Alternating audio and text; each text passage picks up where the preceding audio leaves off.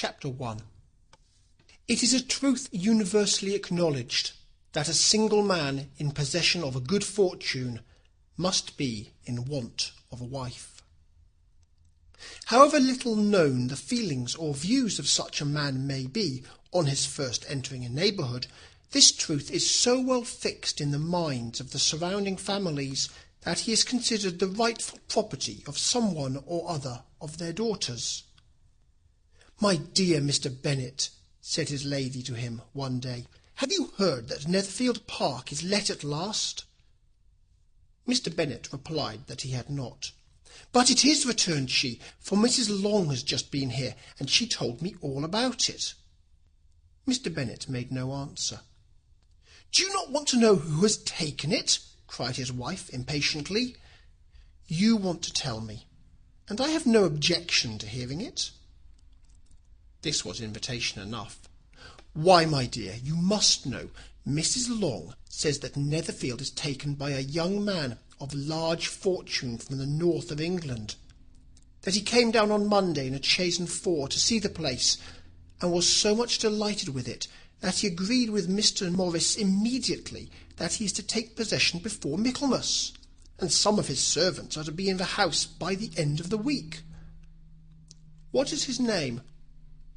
"Bingley." "Is he married or single?"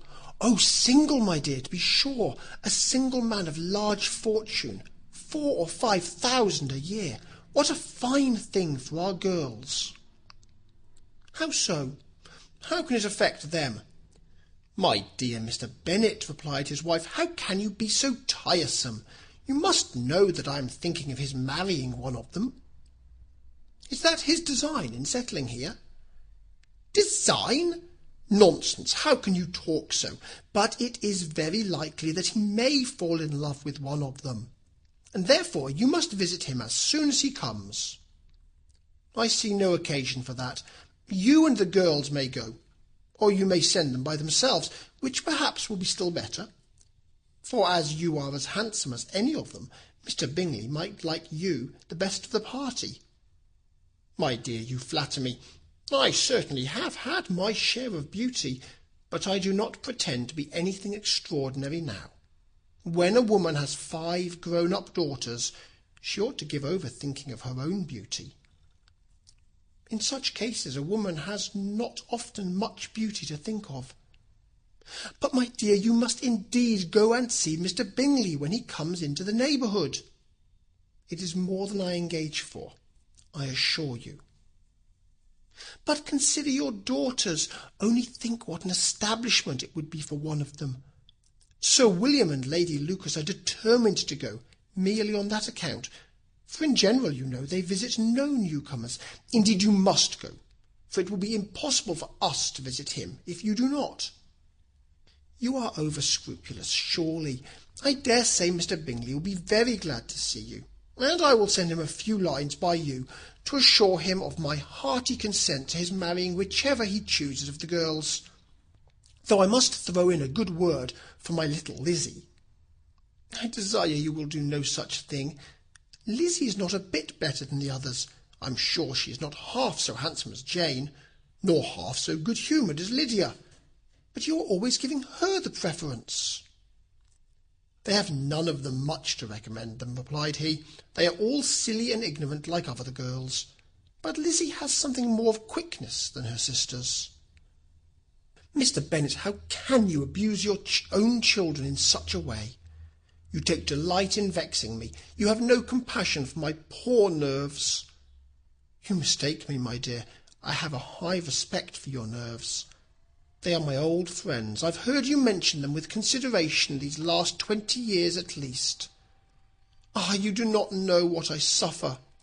But I hope you will get over it, and live to see many young men of 4,000 a year come into the neighbourhood. It will be no use to us if 20 such should come, since you will not visit them." "Depend upon it, my dear, that when there are 20, I will visit them all." Mr. Bennet was so odd a mixture of quick parts, sarcastic humour, reserve, and caprice, that the experience of 23 years had been insufficient to make his wife understand his character.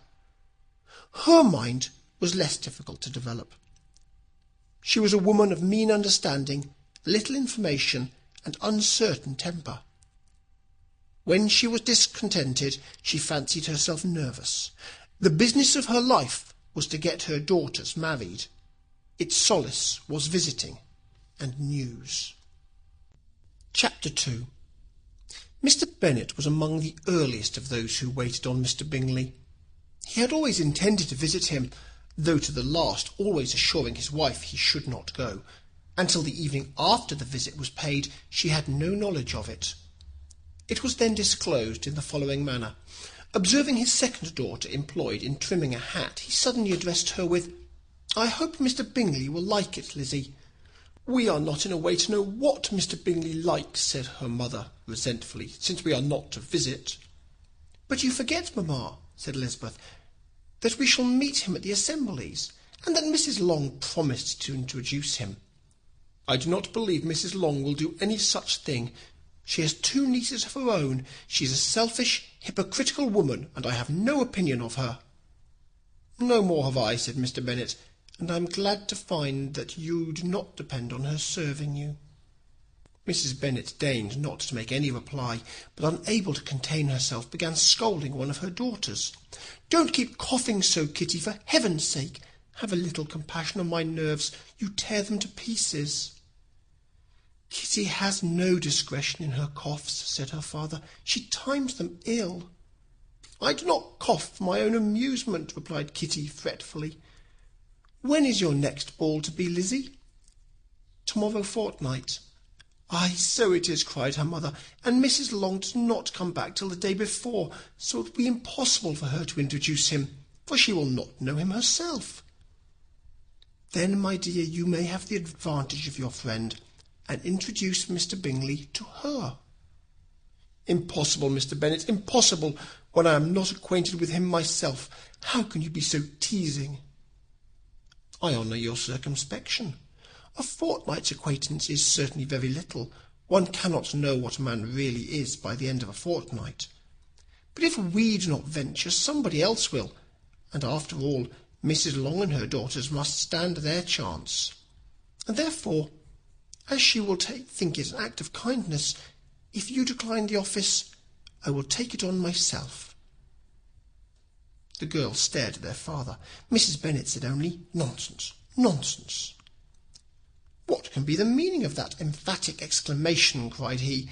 "Do you consider the forms of introduction and the stress that is laid on them as nonsense?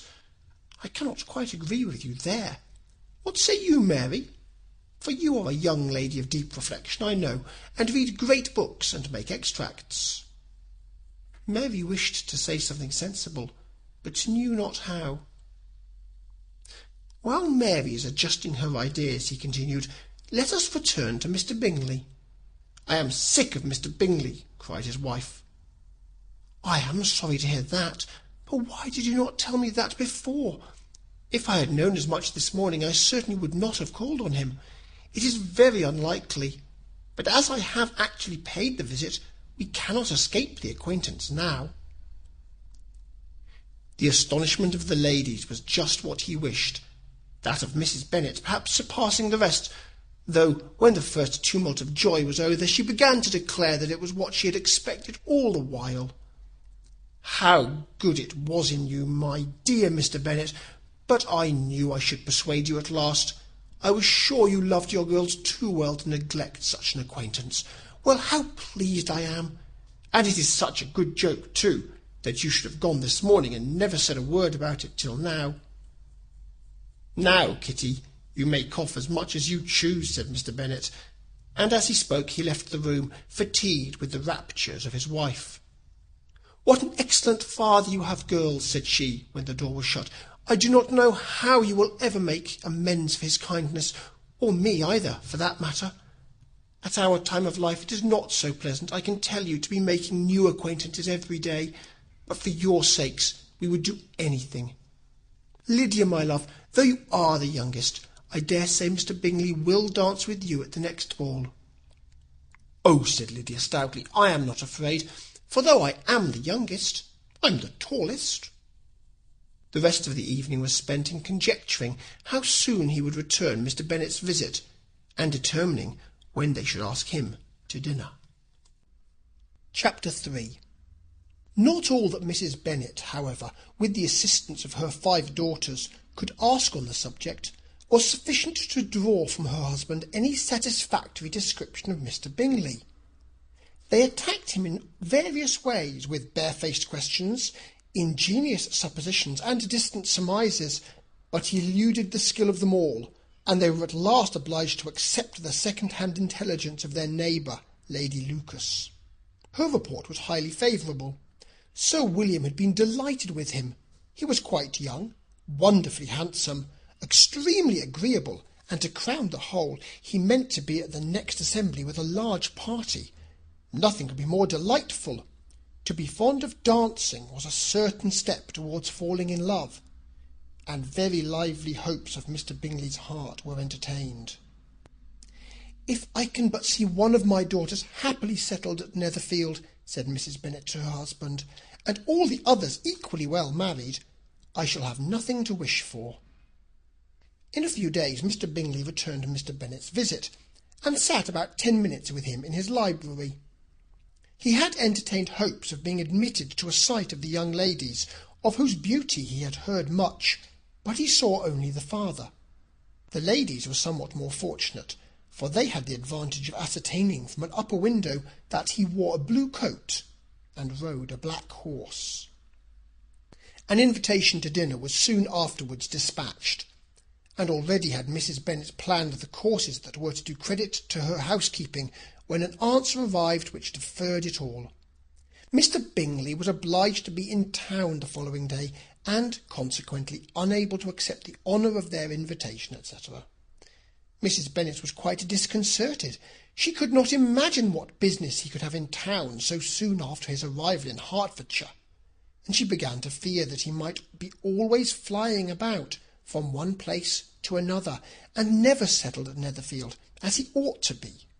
Lady Lucas quieted her fears a little by stating the idea of his being gone to London only to get a large party for the ball, and a report soon followed that Mr. Bingley was to bring 12 ladies and 7 gentlemen with him to the assembly. The girls grieved over such a number of ladies, but were comforted the day before the ball by hearing that instead of 12 he brought only 6 with him from London, his 5 sisters and a cousin. And when the party entered the assembly room, it consisted of only 5 altogether: Mr. Bingley, his 2 sisters, the husband of the eldest, and another young man. Mr. Bingley was good-looking and gentlemanlike. He had a pleasant countenance and easy, unaffected manners. His sisters were fine women, with an air of decided fashion. His brother-in-law, Mr. Hurst, merely looked the gentleman, but his friend Mr. Darcy soon drew the attention of the room by his fine, tall person, handsome features, noble mien, and the report, which was in general circulation within 5 minutes of his entrance, of his having 10,000 a year. The gentleman pronounced him to be a fine figure of a man. The ladies declared he was much handsomer than Mr. Bingley, and he was looked at with great admiration for about half the evening, till his manners gave a disgust which turned the tide of his popularity, for he was discovered to be proud, to be above his company, and above being pleased, and not all his large estate in Derbyshire could then save him from having a most forbidding, disagreeable countenance, and being unworthy to be compared with his friend. Mr. Bingley had soon made himself acquainted with all the principal people in the room. He was lively and unreserved, danced every dance, was angry that the ball closed so early, and talked of giving one himself at Netherfield. Such amiable qualities must speak for themselves. What a contrast between him and his friend! Mr. Darcy danced only once with Mrs. Hurst, and once with Miss Bingley, declined being introduced to any other lady, and spent the rest of the evening in walking about the room, speaking occasionally to one of his own party. His character was decided. He was the proudest, most disagreeable man in the world, and everybody hoped he would never come there again.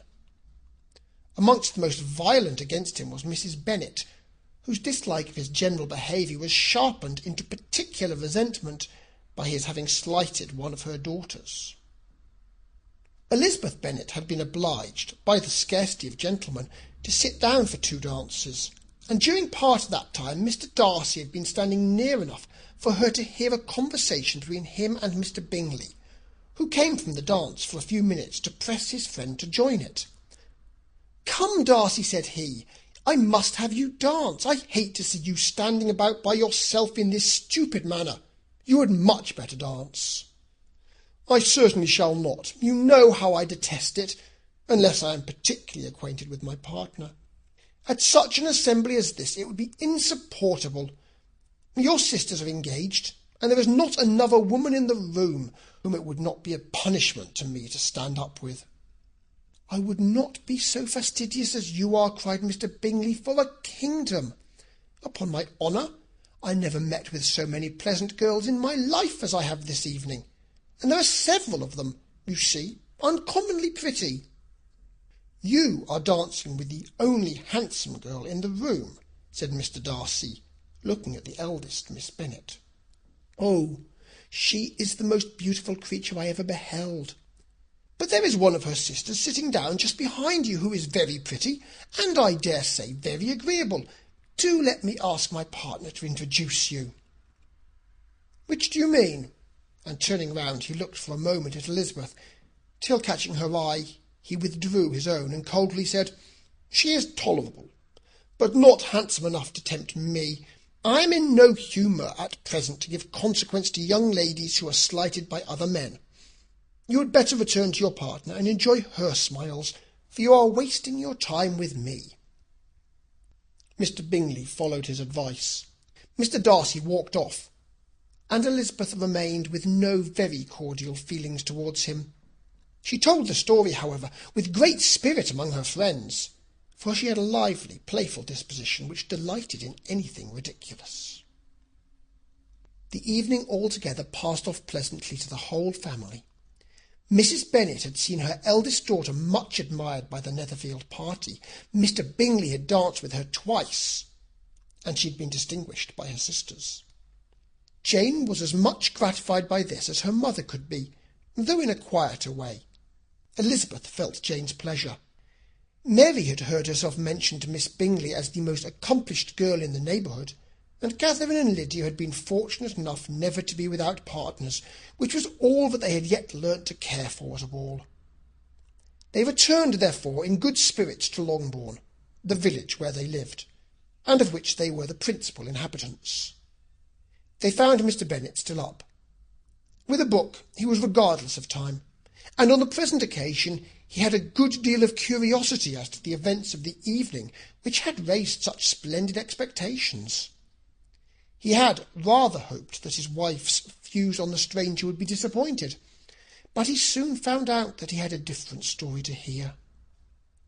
"Oh, my dear Mr. Bennet," as she entered the room, "we have had a most delightful evening, a most excellent ball. I wish you had been there. Jane was so admired, and nothing could be like it. Everybody said how well she looked, and Mr. Bingley thought her quite beautiful, and danced with her twice. Only think of that, my dear. He actually danced with her twice, and she was the only creature in the room that he asked a second time. First of all, he asked Mr. Lucas. I was so vexed to see him stand up with her. But, however, he did not admire her at all. Indeed, nobody can, you know, and he seemed quite struck with Jane as she was going down the dance. So he inquired who she was, and got introduced, and asked her for the next 2. Then the 2/3 he danced with Miss King, and the 2/4 with Maria Lucas, and the 2/5 with Jane again, and the 2/6 with Lizzie, and the boulanger. If he had any compassion for me, cried her husband impatiently, he would not have danced half so much. For God's sake, say no more of his partner. Oh, that he had sprained his ankle in the first place. Oh, my dear, I am quite delighted with him. He is so excessively handsome. And his sisters are charming women. I never in my life saw anything more elegant than their dresses. I dare say the lace upon Mrs. Hurst's gown—" Here she was interrupted again. Mr. Bennet protested against any description of finery. She was therefore obliged to seek another branch of the subject, and related with much bitterness of spirit, and some exaggeration, the shocking rudeness of Mr. Darcy. But I can assure you, she added, that Lizzie does not lose much by not suiting his fancy, for he is a most disagreeable, horrid man, not at all worth pleasing, so high and so conceited that there was no enduring him. He walked here and he walked there, fancying himself so very great, not handsome enough to dance with. I wish you had been there, my dear, to have given him one of your set-downs. I quite detest the man. This is the end of chapter 3. When Jane and Elizabeth were alone, the former, who had been cautious in her praise of Mr. Bingley before, expressed to her sister just how very much she admired him. "He is just what a young man ought to be," said she, "sensible, good-humoured, lively, and I never saw such happy manners, so much ease, with such perfect good breeding." "He is also handsome," replied Elizabeth, "which a young man ought likewise to be if he possibly can. His character is thereby complete." "I was very much flattered by his asking me to dance a second time. I did not expect such a compliment." "Did not you? I did for you. But that is one great difference between us. Compliments always take you by surprise, and me never. What could be more natural than his asking you again? He could not help seeing that you were about 5 times as pretty as every other woman in the room. No thanks to his gallantry for that. Well, he certainly is very agreeable, and I give you leave to like him. You have liked many a stupider person." "Dear Lizzy!" "Oh, you are a good deal too apt, you know, to like people in general. You never see a fault in anybody. All the world are good and agreeable in your eyes. I never heard you speak ill of a human being in your life." "I would not wish to be hasty in censuring any one, but I always speak what I think." "I know you do, and it is that which makes the wonder. With your good sense, to be so honestly blind to the follies and nonsense of others. Affectation of candour is common enough. One meets with it everywhere. But to be candid without ostentation or design, to take the good of everybody's character, and make it still better, and say nothing of the bad, belongs to you alone. And so you like this man's sisters too, do you? Their manners are not equal to his." "Certainly not, at first, but they are very pleasing women when you converse with them. Miss Bingley is to live with her brother and keep his house, and I am much mistaken if we shall not find a very charming neighbour in her." Elizabeth listened in silence, but was not convinced. Their behaviour at the assembly had not been calculated to please in general, and with more quickness of observation and less pliancy of temper than her sister, and with a judgment too unassailed by any attention to herself, she was very little disposed to approve them. They were in fact very fine ladies, not deficient in good humour when they were pleased, nor in the power of making themselves agreeable when they chose it, but proud and conceited.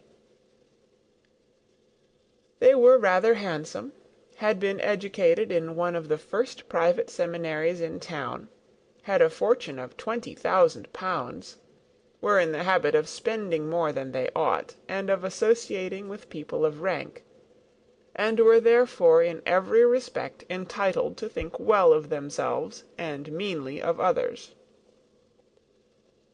They were of a respectable family in the north of England, a circumstance more deeply impressed on their memories than that their brother's fortune and their own had been acquired by trade. Mr. Bingley inherited property to the amount of nearly 100,000 pounds from his father, who had intended to purchase an estate, but did not live to do it.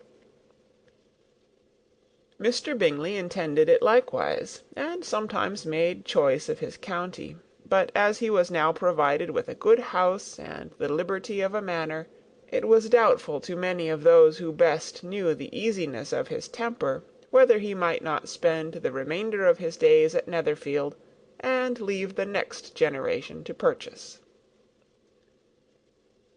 His sisters were anxious for his having an estate of his own; but, though he was now only established as a tenant, Miss Bingley was by no means unwilling to preside at his table, nor was Mrs. Hurst, who had married a man of more fashion than fortune, less disposed to consider his house as her home when it suited her. Mr. Bingley had not been of age 2 years when he was tempted by an accidental recommendation to look at Netherfield House. He did look at it, and into it for half an hour, was pleased with the situation and the principal rooms, satisfied with what the owner said in its praise, and took it immediately. Between him and Darcy there was a very steady friendship, in spite of great opposition of character. Bingley was endeared to Darcy by the easiness, openness, and ductility of his temper, though no disposition could offer a greater contrast to his own, and though with his own he never appeared dissatisfied. On the strength of Darcy's regard Bingley had the firmest reliance, and of his judgment the highest opinion. In understanding, Darcy was the superior. Bingley was by no means deficient, but Darcy was clever. He was at the same time haughty, reserved, and fastidious, and his manners, though well bred, were not inviting.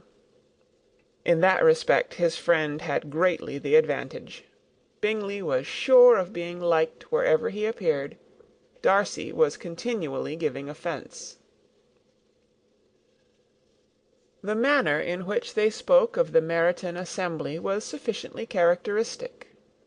Bingley had never met with more pleasant people or prettier girls in his life. Everybody had been most kind and attentive to him. There had been no formality, no stiffness. He had soon felt acquainted with all the room, and as to Miss Bennet, he could not conceive an angel more beautiful. Darcy, on the contrary, had seen a collection of people in whom there was little beauty and no fashion, for none of whom he felt the smallest interest, and from none received either attention or pleasure. Miss Bennet he acknowledged to be pretty, but she smiled too much. Mrs. Hurst and her sister allowed it to be so, but still they admired her, and liked her, and pronounced her to be a sweet girl, and one whom they would not object to know more of. Miss Bennet was therefore established as a sweet girl, and their brother felt authorized by such commendation to think of her as he chose.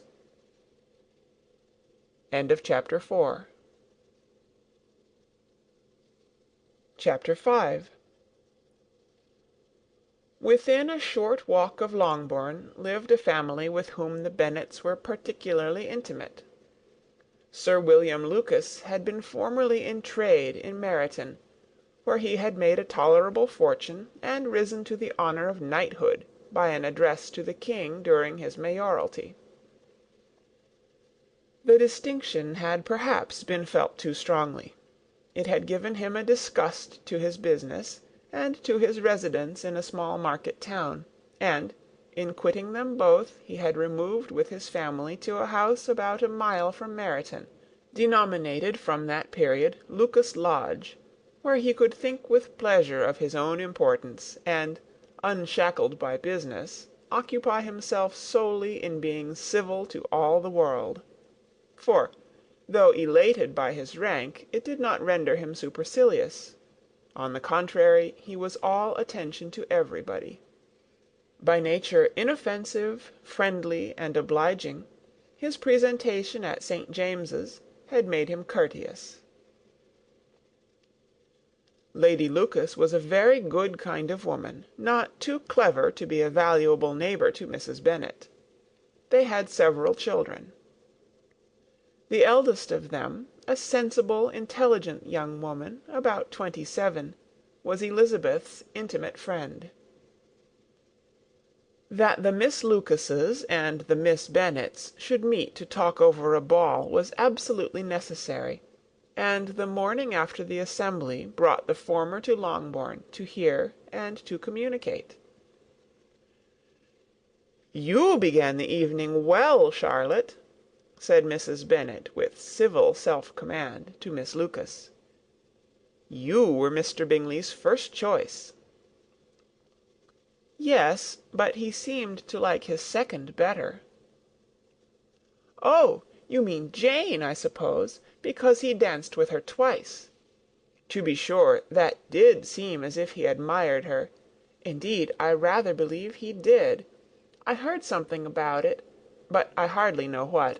Something about Mr. Robinson."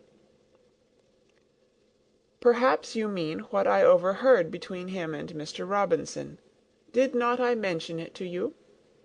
Mr. Robinson's asking him how he liked our Meryton assemblies, and whether he did not think there were a great many pretty women in the room, and which he thought the prettiest, and his answering immediately to the last question, 'Oh, the eldest Miss Bennet, beyond a doubt. There cannot be two opinions on that point.'" "Upon my word! Well, that is very decided indeed. That does seem as if... But, however, it may all come to nothing, you know." "My overhearings were more to the purpose than yours, Eliza," said Charlotte. "Mr. Darcy is not so well worth listening to as his friend, is he? Poor Eliza! To be only just tolerable. I beg you would not put it into Lizzie's head to be vexed by his ill treatment, for he is such a disagreeable man that it would be quite a misfortune to be liked by him. Mrs. Long told me last night that he sat close to her for half an hour, without once opening his lips." "Are you quite sure, ma'am? Is not there a little mistake?" said Jane. "I certainly saw Mr. Darcy speaking to her." "Ay, because she asked him at last how he liked Netherfield, and he could not help answering her; but she said he seemed quite angry at being spoke to." "Miss Bingley told me," said Jane, "that he never speaks much, unless among his intimate acquaintances. With them he is remarkably agreeable." "I do not believe a word of it, my dear. If he had been so very agreeable, he would have talked to Mrs. Long. But I can guess how it was. Everybody says that he is eat up with pride, and I dare say he had heard somehow that Mrs. Long does not keep a carriage, and had come to the ball in a hack chaise. "I do not mind his not talking to Mrs. Long," said Miss Lucas, "but I wish he had danced with Eliza." "Another time, Lizzy," said her mother, "I would not dance with him, if I were you." "I believe, ma'am, I may safely promise you never to dance with him." "His pride," said Miss Lucas, "does not offend me so much as pride often does, because there is an excuse for it.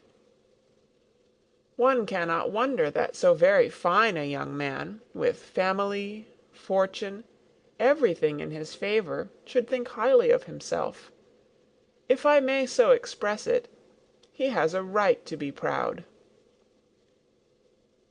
"That is very true," replied Elizabeth, "and I could easily forgive his pride, if he had not mortified mine." "Pride," observed Mary, who piqued herself upon the solidity of her reflections, "is a very common failing, I believe. By all that I have ever read, I am convinced that it is very common indeed; that human nature is particularly prone to it, and that there are very few of us who do not cherish a feeling of self-complacency on the score of some quality or other, real or imaginary. Vanity and pride are different things, though the words are often used synonymously. A person may be proud without being vain. Pride relates more to our opinion of ourselves, vanity to what we would have others think of us.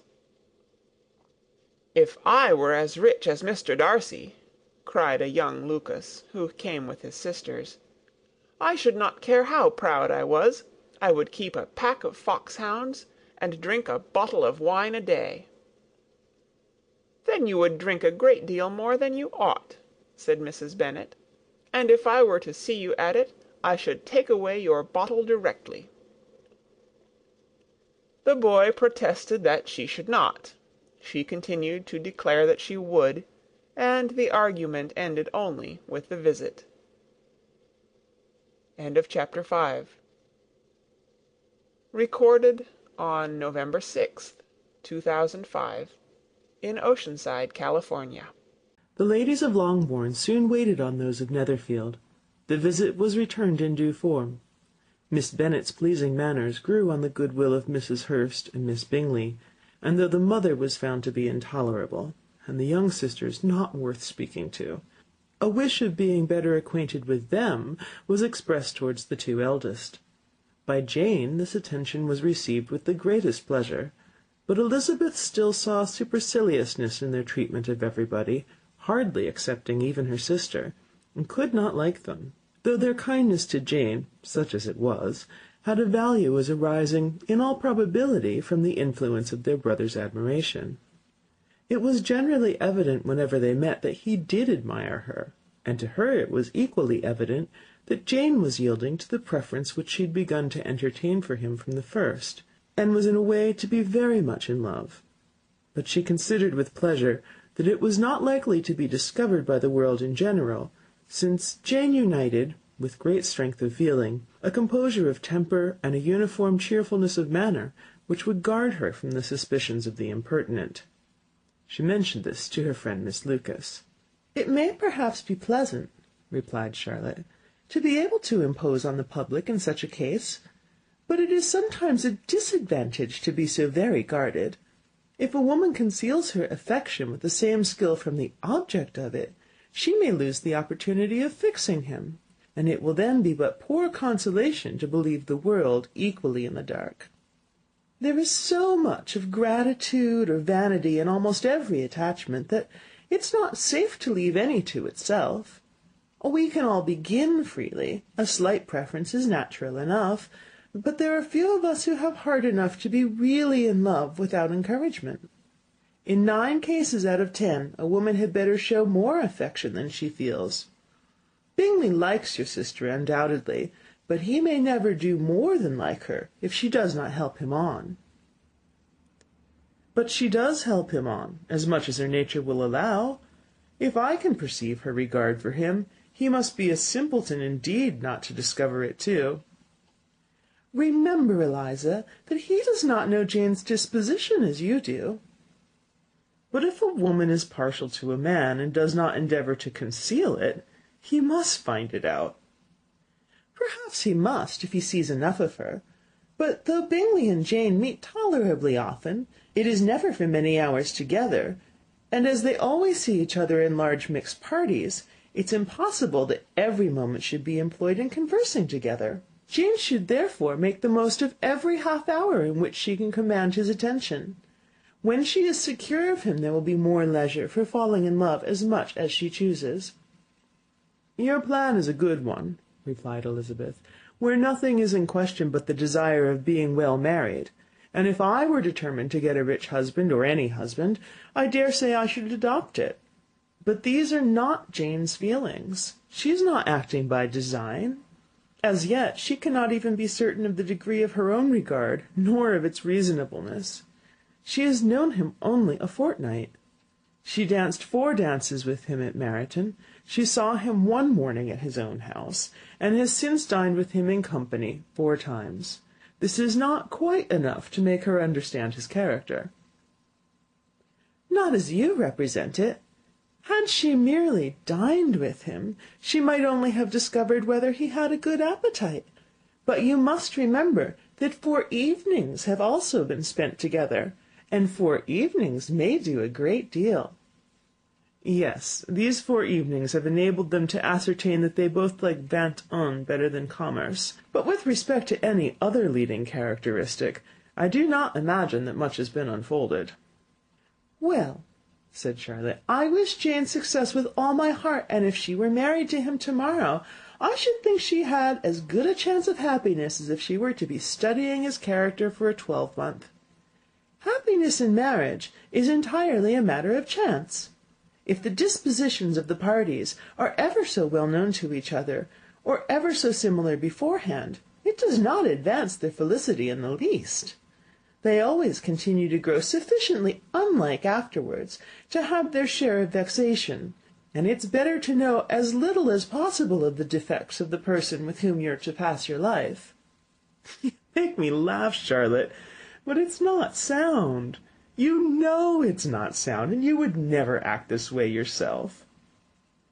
Occupied in observing Mr. Bingley's attentions to her sister, Elizabeth was far from suspecting that she was herself becoming an object of some interest in the eyes of his friend. Mr. Darcy had at first scarcely allowed her to be pretty. He had looked at her without admiration at the ball, and when next they met, he looked at her only to criticize. But no sooner had he made it clear to himself and to his friends that she hardly had a good feature in her face, than he began to find it was rendered uncommonly intelligent by the beautiful expression of her dark eyes. To this discovery succeeded some others equally mortifying. Though he had detected with a critical eye more than one failure of perfect symmetry in her form, he was forced to acknowledge her figure to be light and pleasing, and in spite of his asserting that her manners were not those of the fashionable world, he was caught by their easy playfulness. Of this she was perfectly unaware. To her he was only the man who made himself agreeable nowhere, and who had not thought her handsome enough to dance with. He began to wish to know more of her, and as a step towards conversing with her himself, attended to her conversation with others. His doing so drew her notice. It was at Sir William Lucas's, where a large party were assembled.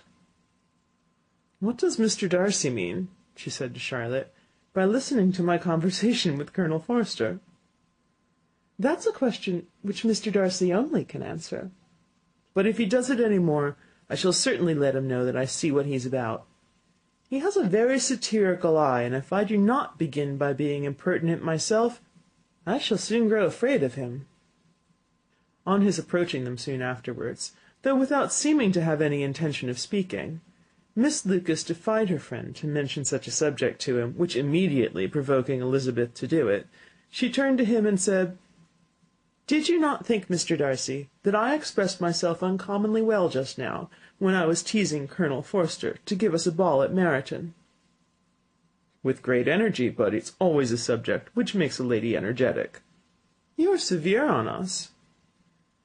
"It will be her turn soon to be teased," said Miss Lucas. "I am going to open the instrument, Eliza, and you know what follows." "You are a strange creature by way of a friend, always wanting me to play and sing before anybody and everybody. If my vanity had taken a musical turn, you would be invaluable, but as it is, I'd really rather not sit down before those who must be in the habit of hearing the very best performers." On Miss Lucas's persevering, however, she added, "Very well, if it must be so, it must," and gravely glancing at Mr. Darcy, "There's a fine old saying, which everybody here is of course familiar with, 'Keep your breath to cool your porridge,' and I shall keep mine to swell my song." Her performance was pleasing, though by no means capital. After a song or two, and before she could reply to entreaties of several that she would sing again, she was eagerly succeeded at the instrument by her sister Mary, who, having, in consequence of being the only plain one in the family, worked hard for knowledge and accomplishments, and was always impatient for display. Mary had neither genius nor taste, and though vanity had given her application, it had given her likewise a pedantic air and conceited manner, which would have injured a higher degree of excellence than she had reached. Elizabeth, easy and unaffected, had been listened to with much more pleasure, though not playing half so well, and Mary, at the end of a long concerto, was glad to purchase praise and gratitude by Scotch and Irish airs, at the request of her younger sisters, who, with some of the Lucases and 2 or 3 officers, joined eagerly in dancing at one end of the room. Mr. Darcy stood near them in silent indignation at such a mode of passing the evening, to the exclusion of all conversation, and was much too engrossed by his thoughts to perceive that Sir William Lucas was his neighbour, till Sir William thus began: "What a charming amusement for young people this is, Mr. Darcy! There's nothing like dancing, after all. I consider it as one of the first refinements of polished society." "Certainly, sir, and it has the advantage also of being in vogue amongst the less polished societies of the world. Every savage can dance." Sir William only smiled. "Your friend performs delightfully," he continued after a pause, on seeing Bingley join the group, "and I doubt not that you are an adept in the science yourself, Mr. Darcy." "You saw me dance at Meryton, I believe, sir?" "Yes, indeed, and received no inconsiderable pleasure from the sight. Do you often dance at St. James's?" "Never, sir." "Do you not think it would be a proper compliment to the place?"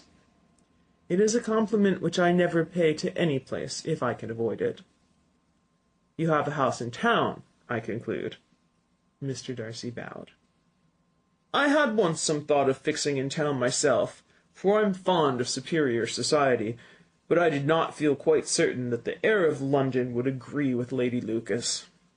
He paused in hopes of an answer, but his companion was not disposed to make any, and Elizabeth, at that instant, moving towards them, he was struck with the action of doing a very gallant thing, and called out to her, "My dear Miss Eliza, why are you not dancing? Mr. Darcy, you must allow me to present this young lady to you as a very desirable partner. You cannot refuse to dance, I am sure, when so much beauty is before you."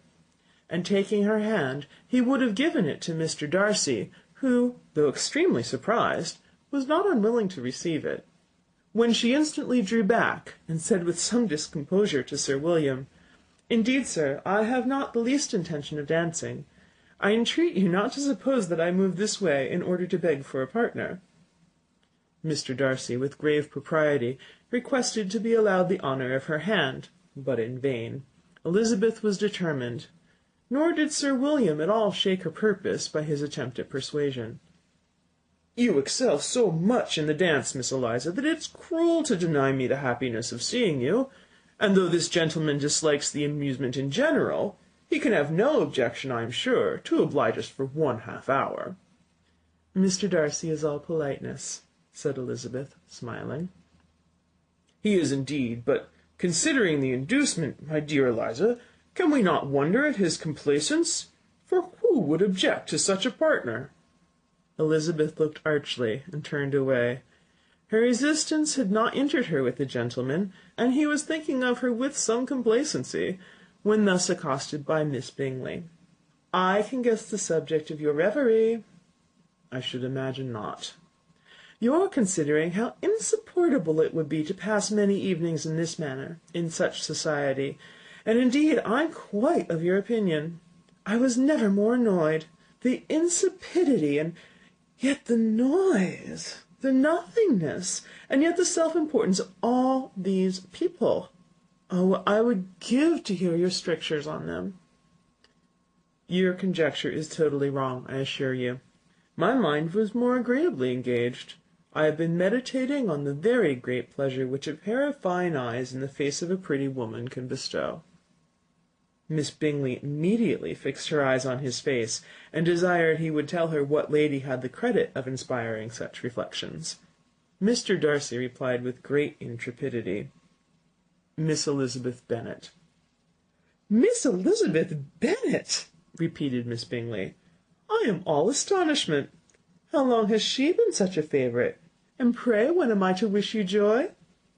"That is exactly the question which I expected you to ask. A lady's imagination is very rapid. It jumps from admiration to love, from love to matrimony, in a moment. I knew you would be wishing me joy."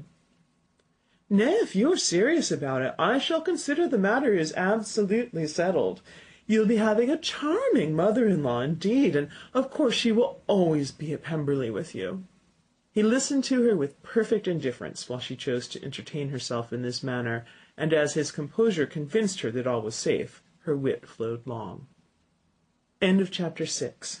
Read by Kristen McQuillan, Tokyo, Japan, November 7th, 2005. Mr. Bennet's property consisted almost entirely in an estate of £2,000 a year, which, unfortunately for his daughters, was entailed, in default of heirs male, on a distant relation; and their mother's fortune, though ample for her situation in life, could but ill supply the deficiency of his. Her father had been an attorney in Meryton, and had left her £4,000. She had a sister married to a Mr. Phillips, who had been a clerk to their father and succeeded him in the business, and a brother settled in London in a respectable line of trade. The village of Longbourn was only 1 mile from Meryton, a most convenient distance for the young ladies, who were usually tempted thither 3 or 4 times a week, to pay their duty to their aunt and to a milliner's shop just over the way. The 2 youngest of the family, Catherine and Lydia, were particularly frequent in these attentions. Their minds were more vacant than their sisters', and when nothing better offered, a walk to Meryton was necessary to amuse their morning hours and furnish conversation for the evening; and however bare of news the country in general might be, they always contrived to learn some from their aunt. At present, indeed, they were well supplied, both with news and happiness, by the recent arrival of a militia regiment in the neighbourhood. It was to remain the whole winter, and Meryton was the headquarters. Their visits to Mrs. Phillips were now productive of the most interesting intelligence. Every day added something to their knowledge of the officers' names and connections. Their lodgings were not long a secret, and at length they began to know the officers themselves. Mr. Phillips visited them all, and this opened to his nieces a store of felicity unknown before. They could talk of nothing but officers, and Mr. Bingley's large fortune, the mention of which gave animation to their mother, was worthless in their eyes when opposed to the regimentals of an ensign. After listening one morning to their effusions on this subject, Mr. Bennet coolly observed, "From all that I can collect by your manner of talking, you must be 2 of the silliest girls in the country. I've suspected it some time, but I am now convinced." Catherine was disconcerted and made no answer, but Lydia, with perfect indifference, continued to express her admiration of Captain Carter, and her hope of seeing him in the course of the day, as he was going the next morning to London. "I am astonished, my dear," said Mrs. Bennet, "that you should be so ready to think your own children silly. If I wish to think slightingly of anybody's children, it should not be of my own, however. If my children are silly, I must hope to be always sensible of it." "Yes, but as it happens, they are all of them very clever." "This is the only point, I flatter myself, on which we do not agree. I had hoped that our sentiments coincided in every particular, but I must so far differ from you as to think our 2 youngest daughters uncommonly foolish." "My dear Mr. Bennet, you must not expect such girls to have the sense of their father and mother. When they get to our age, I dare say they will not think about officers any more than we do. I remember the time when I liked a red coat myself very well, and indeed I still do at my heart. And if a smart young colonel with 5,000 or 6,000 a year should want one of my girls, I shall not say nay to him. And I thought Colonel Forster looked very becoming the other night at Sir William's in his regimentals." "Mamma," cried Lydia, "my aunt says that Colonel Forster and Captain Carter do not go so often to Miss Watson's as they did when they first came. She sees them now very often standing in Clark's library." Mrs. Bennet was prevented from replying by the entrance of the footman with a note for Miss Bennet. It came from Netherfield, and the servant waited for an answer.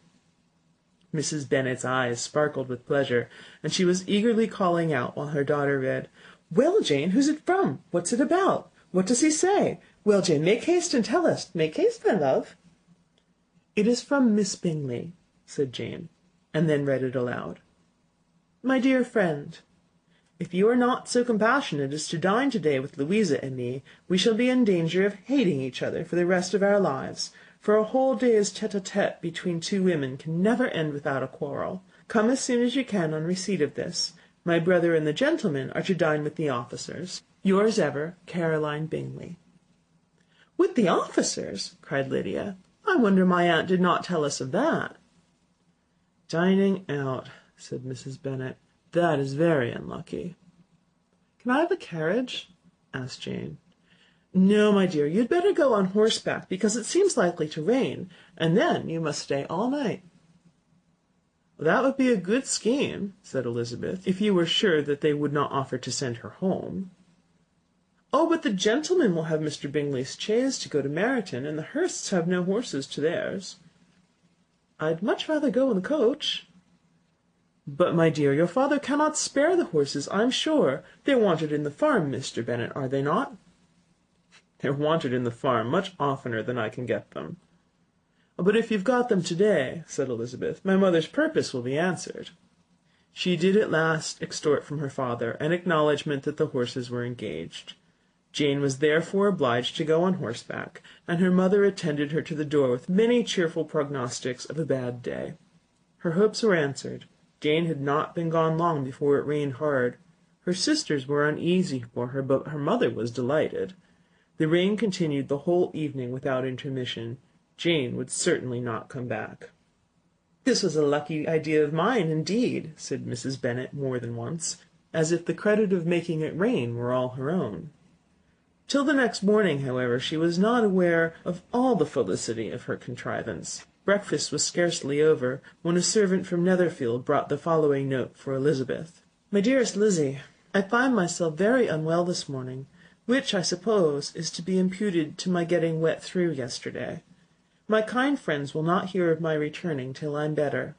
They insist also on my seeing Mr. Jones, therefore do not be alarmed if you should hear of his having been to me. And, excepting a sore throat and a headache, there is not much the matter with me. Yours, etc. Well, my dear, said Mr. Bennet, when Elizabeth had read the note aloud, if your daughter should have a dangerous fit of illness, if she should die, it would be a comfort to know that it was all in pursuit of Mr. Bingley, and under your orders. Oh, I'm not afraid of her dying. People do not die of little trifling colds. She'll be taken good care of. As long as she stays there, it is all very well. I would go and see her if I could have the carriage. Elizabeth, feeling really anxious, was determined to go to her, though the carriage was not to be had, and as she was no horsewoman, walking was her only alternative. She declared her resolution. How can you be so silly, cried her mother, as to think of such a thing in all this dirt? You will not be fit to be seen when you get there. I shall be very fit to see Jane, which is all I want. Is this a hint to me, Lizzie, said her father, to send for the horses? No, indeed, I do not wish to avoid the walk. The distance is nothing when one has a motive, only 3 miles. I shall be back by dinner. I admire the activity of your benevolence, observed Mary, but every impulse of feeling should be guided by reason, and, in my opinion, exertion should always be in proportion to what is required. We will go as far as Meryton with you, said Catherine and Lydia. Elizabeth accepted their company, and the 3 young ladies set off together. If we make haste, said Lydia, as they walked along, perhaps we may see something of Captain Carter before he goes.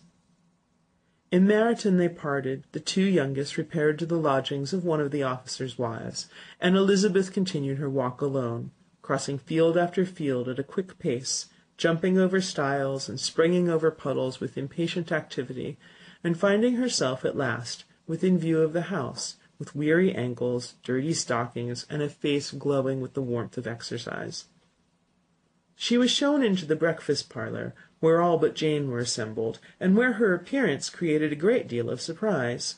That she should have walked 3 miles so early in the day in such dirty weather and by herself was almost incredible to Mrs. Hurst and Miss Bingley, and Elizabeth was convinced that they held her in contempt for it. She was received, however, very politely by them, and in their brother's manners there was something better than politeness. There was good humour and kindness. Mr. Darcy said very little, and Mr. Hurst nothing at all. The former was divided between admiration of the brilliancy which exercise had given to her complexion, and doubt as to the occasions justifying her coming so far alone. The latter was thinking only of his breakfast. Her inquiries after her sister were not very favourably answered. Miss Bennet had slept ill, and though up, was feverish, and not well enough to leave her room. Elizabeth was glad to be taken to her immediately, and Jane, who had only been withheld by the fear of giving alarm or inconvenience from expressing in her note how much she longed for such a visit, was delighted at her entrance. She was not equal, however, to much conversation, and when Miss Bingley left them together, could attempt little besides expressions of gratitude for the extraordinary kindness she was treated with. Elizabeth silently attended her. When breakfast was over, they were joined by the sisters, and Elizabeth began to like them herself when she saw how much affection and solicitude they showed for Jane. The apothecary came, and having examined his patient, said, as might be supposed, that she had caught a violent cold, and that they must endeavour to get the better of it, advised her to return to bed, and promised her some draughts. The advice was followed readily, for the feverish symptoms increased, and her head ached acutely. Elizabeth did not quit her room for a moment, nor were the other ladies often absent. The gentlemen being out, they had, in fact, nothing to do elsewhere. When the clock struck 3, Elizabeth felt that she must go, and very unwillingly said so. Miss Bingley offered her the carriage, and she only wanted a little pressing to accept it, when Jane testified such concern in parting with her that Miss Bingley was obliged to convert the offer of the chaise to an invitation to remain at Netherfield for the present. Elizabeth most thankfully consented, and a servant was dispatched to Longbourn to acquaint the family with her stay, and bring back a supply of clothes. End of Chapter 7. Read by Krista McQuillan, Tokyo, Japan, November 7th, 2005. At 5 o'clock the two ladies retired to dress, and at 6:30 Elizabeth was summoned to dinner. To the civil inquiries which then poured in, and amongst which she had the pleasure of distinguishing the much superior solicitude of Mr. Bingley's, she could not make a very favourable answer. Jane was by no means better. The sisters, on hearing this, repeated 3 or 4 times how much they were grieved, how shocking it was to have a bad cold, and how excessively they disliked being ill themselves, and then thought no more of the matter. And their indifference towards Jane, when not immediately before them, restored Elizabeth to the enjoyment of all her former dislike. Their brother, indeed, was the only one of the party whom she could regard with any complacency. His anxiety for Jane was evident, and his attentions to herself most pleasing, and they prevented her feeling herself so much an intruder as she believed she was considered by the others. She had very little notice from any but him. Miss Bingley was engrossed by Mr. Darcy, her sister scarcely less so. And as for Mr. Hurst, by whom Elizabeth sat, he was an indolent man, who lived only to eat, drink, and play at cards, who, when he found her to prefer a plain dish to a ragout, had nothing to say to her. When dinner was over, she returned directly to Jane, and Miss Bingley began abusing her as soon as she was out of the room. Her manners were pronounced to be very bad indeed, a mixture of pride and impertinence. She had no conversation, no style, no beauty. Mrs. Hurst thought the same, and added, "She has nothing, in short, to recommend her, but being an excellent walker. I shall never forget her appearance this morning. She really looked almost wild." "She did, indeed, Louisa. I could hardly keep my countenance. Very nonsensical to come at all. Why must she be scampering about the country because her sister had a cold? Her hair, so untidy, so blowsy. Yes, and her petticoat. I hope you saw her petticoat. 6 inches deep in mud, I am absolutely certain. And the gown which had been let down to hide it, not doing its office." "Your picture may be very exact, Louisa," said Bingley, "but this was all lost upon me. I thought Miss Elizabeth Bennet looked remarkably well when she came into the room this morning. Her dirty petticoat quite escaped my notice." "You observed it, Mr. Darcy, I am sure," said Miss Bingley, "and I am inclined to think that you would not wish to see your sister make such an exhibition." "Certainly not." "To walk 3 miles, or 4 miles, or 5 miles, or whatever it was, above her ankles in dirt, and alone, quite alone! What could she mean by it? It seems to me to show an abominable sort of conceited independence, a most country town indifference to decorum." "It shows an affection for her sister that is very pleasing," said Bingley. "I am afraid, Mr. Darcy," observed Miss Bingley in a half-whisper, "that this adventure has rather affected your admiration of her fine eyes." "Not at all," he replied. "They were brightened by the exercise." A short pause followed this speech, and Mrs. Hurst began again. "I have an excessive regard for Miss Jane Bennet. She is really a very sweet girl, and I wish with all my heart she were well settled. But with such a father and mother, and such low connections, I am afraid there is no chance of it." "I think I have heard you say that their uncle is an attorney on Meryton." "Yes, and they have another, who lives somewhere near Cheapside." "That is capital," added her sister, and they both laughed heartily. "If they had uncles enough to fill all Cheapside," cried Bingley, "it would not make them one jot less agreeable."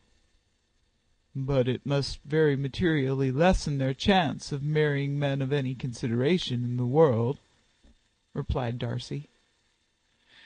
To this speech Bingley made no answer, but his sisters gave it their hearty assent, and indulged their mirth for some time at the expense of their dear friend's vulgar relations. With a renewal of tenderness, however, they returned to her room on leaving the dining-parlour, and sat with her till summoned to coffee. She was still very poorly, and Elizabeth would not quit her at all till late in the evening, when she had the comfort of seeing her sleep, and when it seemed to her rather right than pleasant that she should go downstairs herself. On entering the drawing-room she found the whole party at loo, and was immediately invited to join them, but suspecting them to be playing high, she declined it, and making her sister the excuse, said she would amuse herself for the short time she could stay below with a book. Mr. Hurst looked at her with astonishment. "Do you prefer reading to cards?" said he. "That is rather singular." "Miss Eliza Bennet," said Miss Bingley, "despises cards. She is a great reader, and has no pleasure in anything else." "I deserve neither such praise nor such censure," cried Elizabeth. "I am not a great reader, and I have pleasure in many things." "In nursing your sister I am sure you have pleasure," said Bingley, "and I hope it will soon be increased by seeing her quite well." Elizabeth thanked him from her heart, and then walked toward the table where a few books were lying. He immediately offered to fetch her others, all that his library afforded. "And I wish my collection were larger for your benefit and my own credit. But I am an idle fellow, and though I have not many, I have more than I ever looked into." Elizabeth assured him that she could suit herself perfectly with those in the room.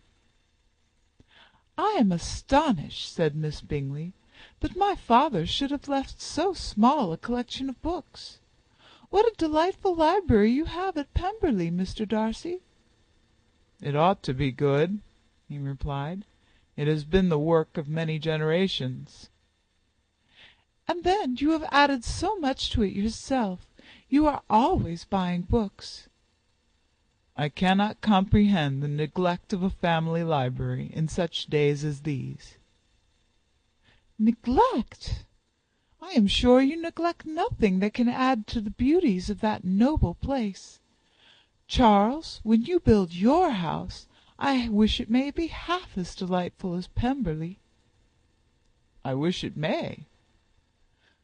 "But I would really advise you to make your purchase in that neighbourhood, and take Pemberley for a kind of model. There is not a finer county in England than Derbyshire." "With all my heart. I will buy Pemberley itself, if Darcy will sell it." "I am talking of possibilities, Charles." "Upon my word, Caroline, I should think it more possible to get Pemberley by purchase than by imitation." Elizabeth was so much caught with what passed as to leave her very little attention for her book, and soon laying it wholly aside, she drew near the card-table and stationed herself between Mr. Bingley and his eldest sister to observe the game.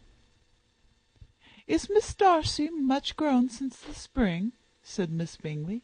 "Will she be as tall as I am?" "I think she will. She is now about Miss Elizabeth Bennet's height, or rather taller." "How I long to see her again! I never met with anybody who delighted me so much. Such a countenance, such manners, and so extremely accomplished for her age. Her performance on the pianoforte is exquisite." "It is amazing to me," said Bingley, "how young ladies can have the patience to be so very accomplished as they all are." "All young ladies accomplished? My dear Charles, what do you mean?" "Yes, all of them, I think. They all paint tables, cover screens, and net purses. I scarcely know anyone who cannot do all this, and I am sure I never heard a young lady spoken of for the first time without being informed that she was very accomplished." "Your list of the common extent of accomplishments," said Darcy, "has too much truth. The word is applied to many a woman who deserves it no otherwise than by netting a purse or covering a screen. But I am very far from agreeing with you in your estimation of ladies in general. I cannot boast of knowing more than half a dozen in the whole range of my acquaintance that are really accomplished." "Nor I am sure," said Miss Bingley. "Then," observed Elizabeth, "you must comprehend a great deal in your idea of an accomplished woman." "Yes, I do comprehend a great deal in it." "Oh, certainly," cried his faithful assistant. "No one can be really esteemed accomplished who does not greatly surpass what is usually met with. A woman must have a thorough knowledge of music, singing, drawing, dancing, and the modern languages, to deserve the word, and besides all this she must possess a certain something in her air and manner of walking, the tone of her voice, her address and expressions, or the word will be but half deserved." "All this she must possess," added Darcy, "and to all this she must yet add something more substantial in the improvement of her mind by extensive reading." "I am no longer surprised at your knowing only 6 accomplished women. I rather wonder now at your knowing any." "Are you so severe upon your own sex as to doubt the possibility of all this?" "I never saw such a woman. I never saw such capacity and taste and application and elegance as you describe united."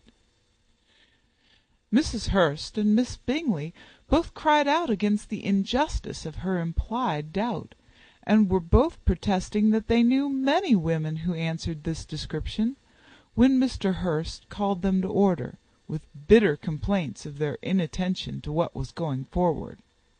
As all conversation was thereby at an end, Elizabeth soon afterwards left the room.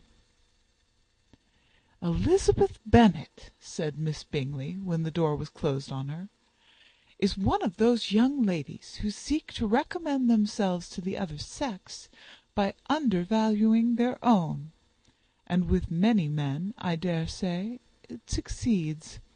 but in my opinion it is a paltry device, a very mean art." "Undoubtedly," replied Darcy, to whom this remark was chiefly addressed. "There is a meanness in all the arts which ladies sometimes condescend to employ for captivation. Whatever bears affinity to cunning is despicable." Miss Bingley was not so entirely satisfied with this reply as to continue the subject. Elizabeth joined them again, only to say that her sister was worse, and that she could not leave her. Bingley urged Mr. Jones being sent for immediately, while his sisters, convinced that no country advice could be of any service, recommended an express to town for one of the most eminent physicians. This she would not hear of, but she was not so unwilling to comply with their brother's proposal, and it was settled that Mr. Jones should be sent for early in the morning, if Miss Bennet were not decidedly better. Bingley was quite uncomfortable. His sisters declared that they were miserable. They solaced their wretchedness, however, by duets after supper, while he could find no better relief to his feelings than by giving his housekeeper directions that every attention might be paid to the sick lady and her sister. End of Chapter 8. Recorded by Maureen O'Brien, Kettering, Ohio, November 14th, 2005. Elizabeth passed the chief of the night in her sister's room, and in the morning had the pleasure of being able to send a tolerable answer to the inquiries which she very early received from Mr. Bingley by a housemaid, and some time afterwards from the two elegant ladies who waited on his sisters. In spite of this amendment, however, she requested to have a note sent to Longbourn, desiring her mother to visit Jane and form her own judgment of her situation. The note was immediately dispatched, and its contents as quickly complied with. Mrs. Bennet, accompanied by her two youngest girls, reached Netherfield soon after the family breakfast.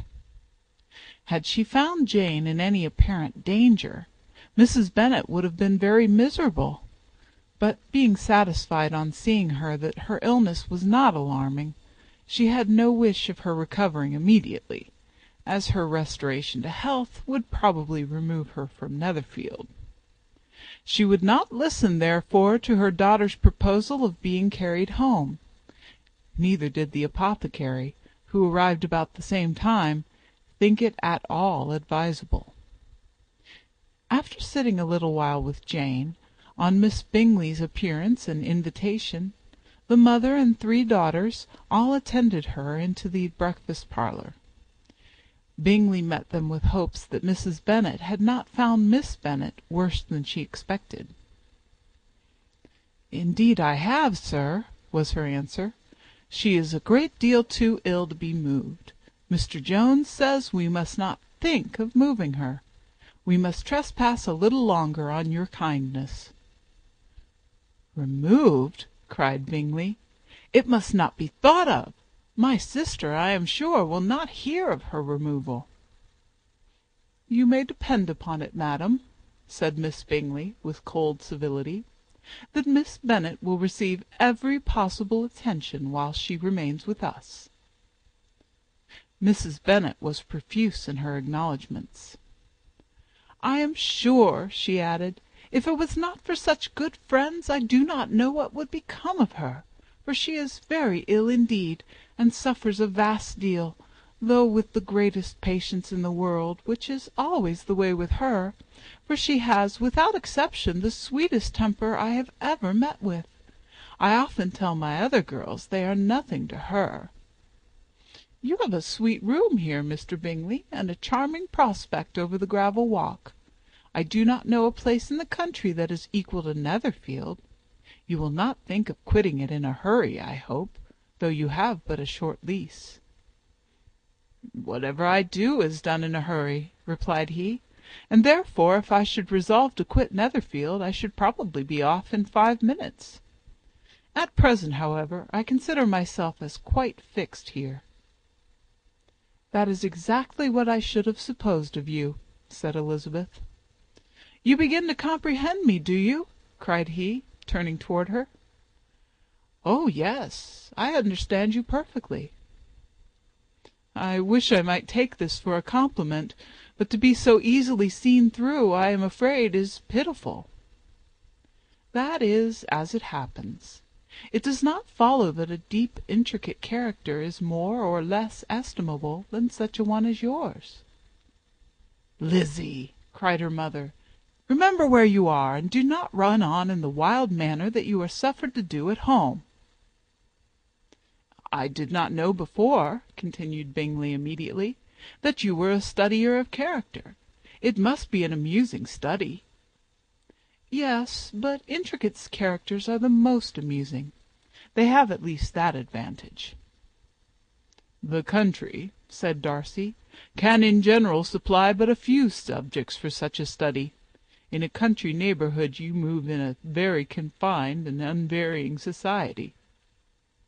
"But people themselves alter so much that there is something new to be observed in them forever." "Yes, indeed," cried Mrs. Bennet, offended by his manner of mentioning a country neighbourhood. "I assure you there is quite as much of that going on in the country as in town." Everybody was surprised, and Darcy, after looking at her for a moment, turned silently away. Mrs. Bennet, who fancied she had gained a complete victory over him, continued her triumph. "I cannot see that London has any great advantage over the country, for my part, except the shops and public places. The country is a vast deal pleasanter, is it not, Mr. Bingley?" "When I am in the country," he replied, "I never wish to leave it, and when I am in town, it is pretty much the same. They have each their advantages, and I can be equally happy in either." "Ay, that is because you have the right disposition. But that gentleman," looking at Darcy, "seemed to think the country was nothing at all." "Indeed, mamma, you are mistaken," said Elizabeth, blushing for her mother. "You quite mistook Mr. Darcy. He only meant that there was not such a variety of people to be met with in the country as in the town, which you must acknowledge to be true." "Certainly, my dear, nobody said there were. But as to not meeting with many people in this neighbourhood, I believe there are few neighbourhoods larger. I know we dine with 24 families." Nothing but concern for Elizabeth could enable Bingley to keep his countenance. His sister was less delicate, and directed her eyes toward Mr. Darcy with a very expressive smile. Elizabeth, for the sake of saying something that might turn her mother's thoughts, now asked her if Charlotte Lucas had been at Longbourn since her coming away. "Yes, she called yesterday with her father. What an agreeable man Sir William is, Mr. Bingley, is not he? So much the man of fashion, so genteel and easy. He had always something to say to everybody. That is my idea of good breeding, and those persons who fancy themselves very important and never open their mouths quite mistake the matter." "Did Charlotte dine with you?" "No, she would go home. I fancy she was wanted about the mince pies. For my part, Mr. Bingley, I always keep servants that can do their own work. My daughters are brought up very differently. But everybody is to judge for themselves, and the Lucases are a very good sort of girls, I assure you. It is a pity they are not handsome. Not that I think Charlotte so very plain, but then she is our particular friend." "She seems a very pleasant young woman." "Oh dear, yes, but you must own she is very plain. Lady Lucas herself has often said so, and envied me Jane's beauty. I do not like to boast of my own child, but to be sure, Jane, one does not often see anybody better looking. It is what everybody says. I do not trust my own partiality. When she was only 15, there was a man at my brother Gardiner's in town so much in love with her that my sister-in-law was sure he would make her an offer before we came away. But, however, he did not. Perhaps he thought her too young. However, he wrote some verses on her, and very pretty they were. And so ended his affection, said Elizabeth impatiently. There has been many a one, I fancy, overcome in the same way. I wonder who first discovered the efficacy of poetry in driving away love. I have been used to consider poetry as the food of love, said Darcy. Of a fine, stout, healthy love, it may. Everything nourishes what is strong already. But if it be only a slight, thin sort of inclination, I am convinced that one good sonnet will starve it entirely away. Darcy only smiled, and the general pause which ensued made Elizabeth tremble lest her mother should be exposing herself again. She longed to speak, but could think of nothing to say, and after a short silence Mrs. Bennet began repeating her thanks to Mr. Bingley for his kindness to Jane, with an apology for troubling him also with Lizzie. Mr. Bingley was unaffectedly civil in his answer, and forced his younger sister to be civil also, and say what the occasion required. She performed her part indeed without much graciousness, but Mrs. Bennet was satisfied, and soon afterwards ordered her carriage. Upon this signal the youngest of her daughters put herself forward. The two girls had been whispering to each other during the whole visit, and the result of it was that the youngest should tax Mr. Bingley with having promised on his first coming into the country to give a ball at Netherfield. Lydia was a stout, well-grown girl of 15, with a fine complexion and a good-humoured countenance, a favourite with her mother, whose affection had brought her into public at an early age. She had high animal spirits, and a sort of natural self-consequence, which the attention of the officers, to whom her uncle's good dinners and her own easy manners recommended her, had increased into assurance. She was very equal, therefore, to address Mr. Bingley on the subject of the ball, and abruptly reminded him of his promise, adding that it would be the most shameful thing in the world if he did not keep it. His answer to this sudden attack was delightful to their mother's ear.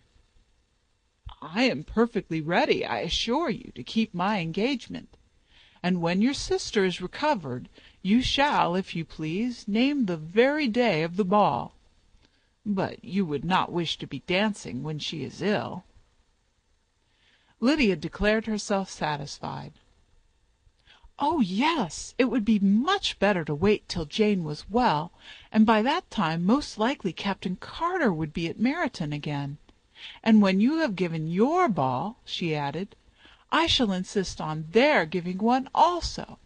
I shall tell Colonel Forster it will be quite a shame if he does not." Mrs. Bennet and her daughters then departed, and Elizabeth returned instantly to Jane, leaving her own and her relations' behaviour to the remarks of the two ladies and Mr. Darcy, the latter of whom, however, could not be prevailed on to join in their censure of her, in spite of all Miss Bingley's witticisms on fine eyes. End of Chapter 9. Recorded in Dayton, Ohio, by Maureen O'Brien, December 30th, 2005. The day passed much as the day before had done. Mrs. Hurst and Miss Bingley had spent some hours of the morning with the invalid, who continued, though slowly, to mend, and in the evening Elizabeth joined their party in the drawing-room. The loo table, however, did not appear. Mr. Darcy was writing, and Miss Bingley, seated near him, was watching the progress of his letter and repeatedly calling off his attention by messages to his sister. Mr. Hurst and Mr. Bingley were at piquet, and Mrs. Hurst was observing their game. Elizabeth took up some needlework, and was sufficiently amused in attending to what passed between Darcy and his companion. The perpetual commendations of the lady, either on his handwriting, or on the evenness of his lines, or on the length of his letter, with the perfect unconcern with which her praises were received, formed a curious dialogue, and was exactly in union with her opinion of each. "How delighted Miss Darcy will be to receive such a letter!" He made no answer. "You write uncommonly fast." "You are mistaken. I write rather slowly." "How many letters you must have occasion to write in the course of a year! Letters of business, too! How odious I should think them! It is fortunate, then, that they fall to my lot instead of yours.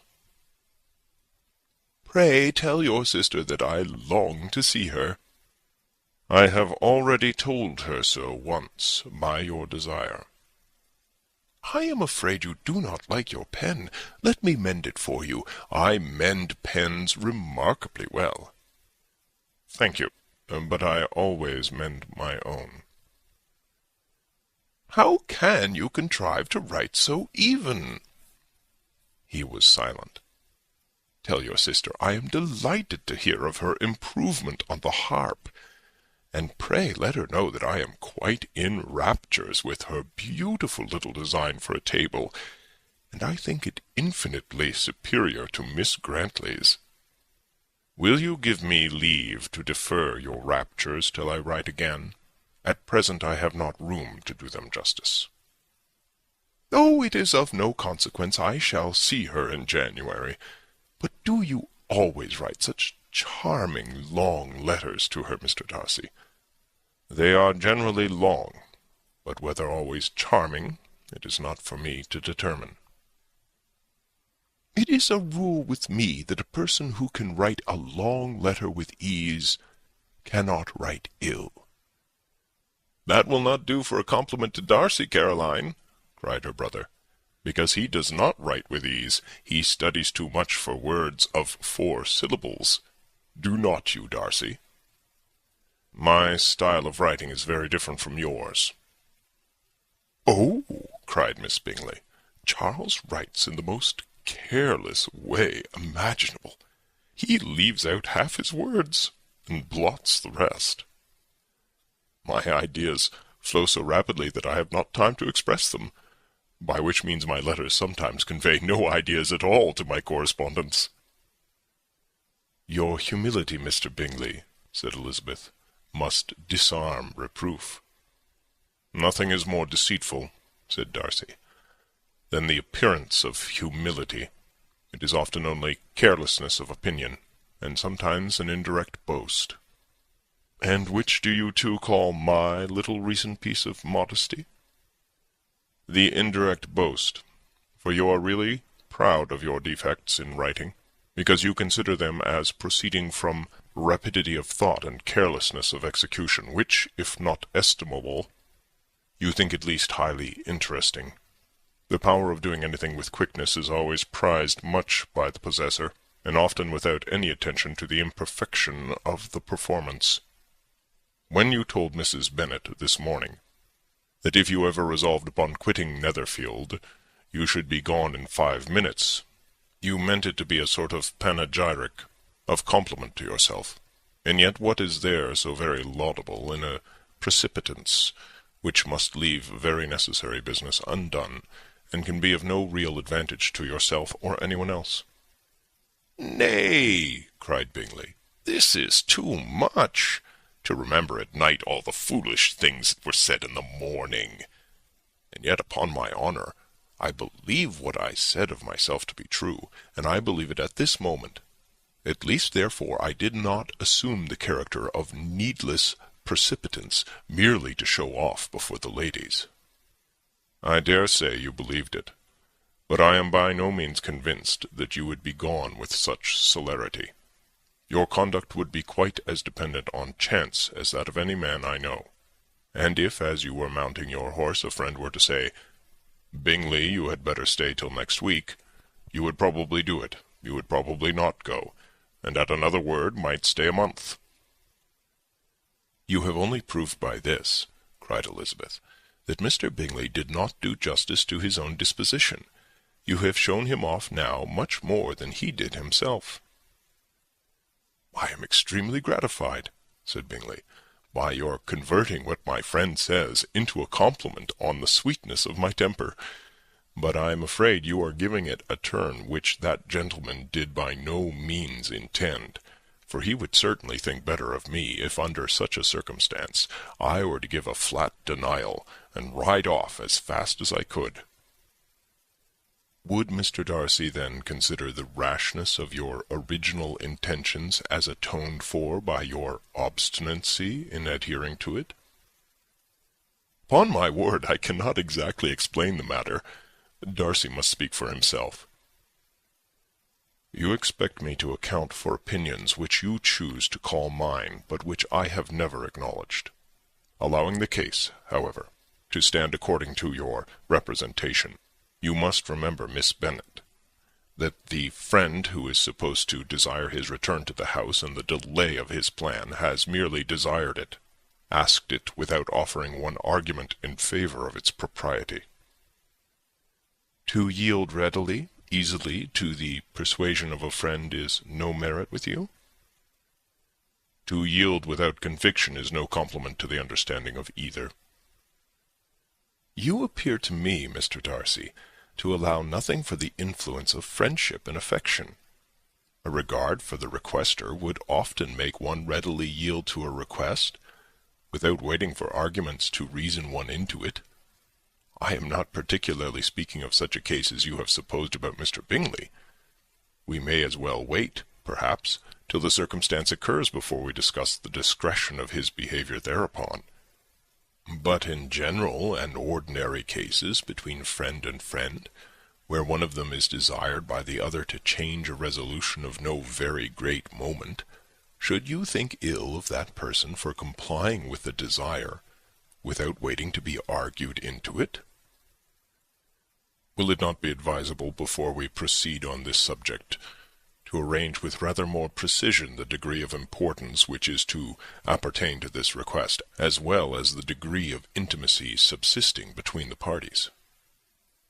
"By all means," cried Bingley. "Let us hear all the particulars, not forgetting their comparative height and size, for that will have more weight in the argument, Miss Bennet, than you may be aware of. I assure you that if Darcy were not such a great tall fellow in comparison with myself, I should not pay him half so much deference. I declare I do not know a more awful object than Darcy, on particular occasions, and in particular places, at his own house especially, and of a Sunday evening, when he has nothing to do." Mr. Darcy smiled, but Elizabeth thought she could perceive that he was rather offended, and therefore checked her laugh.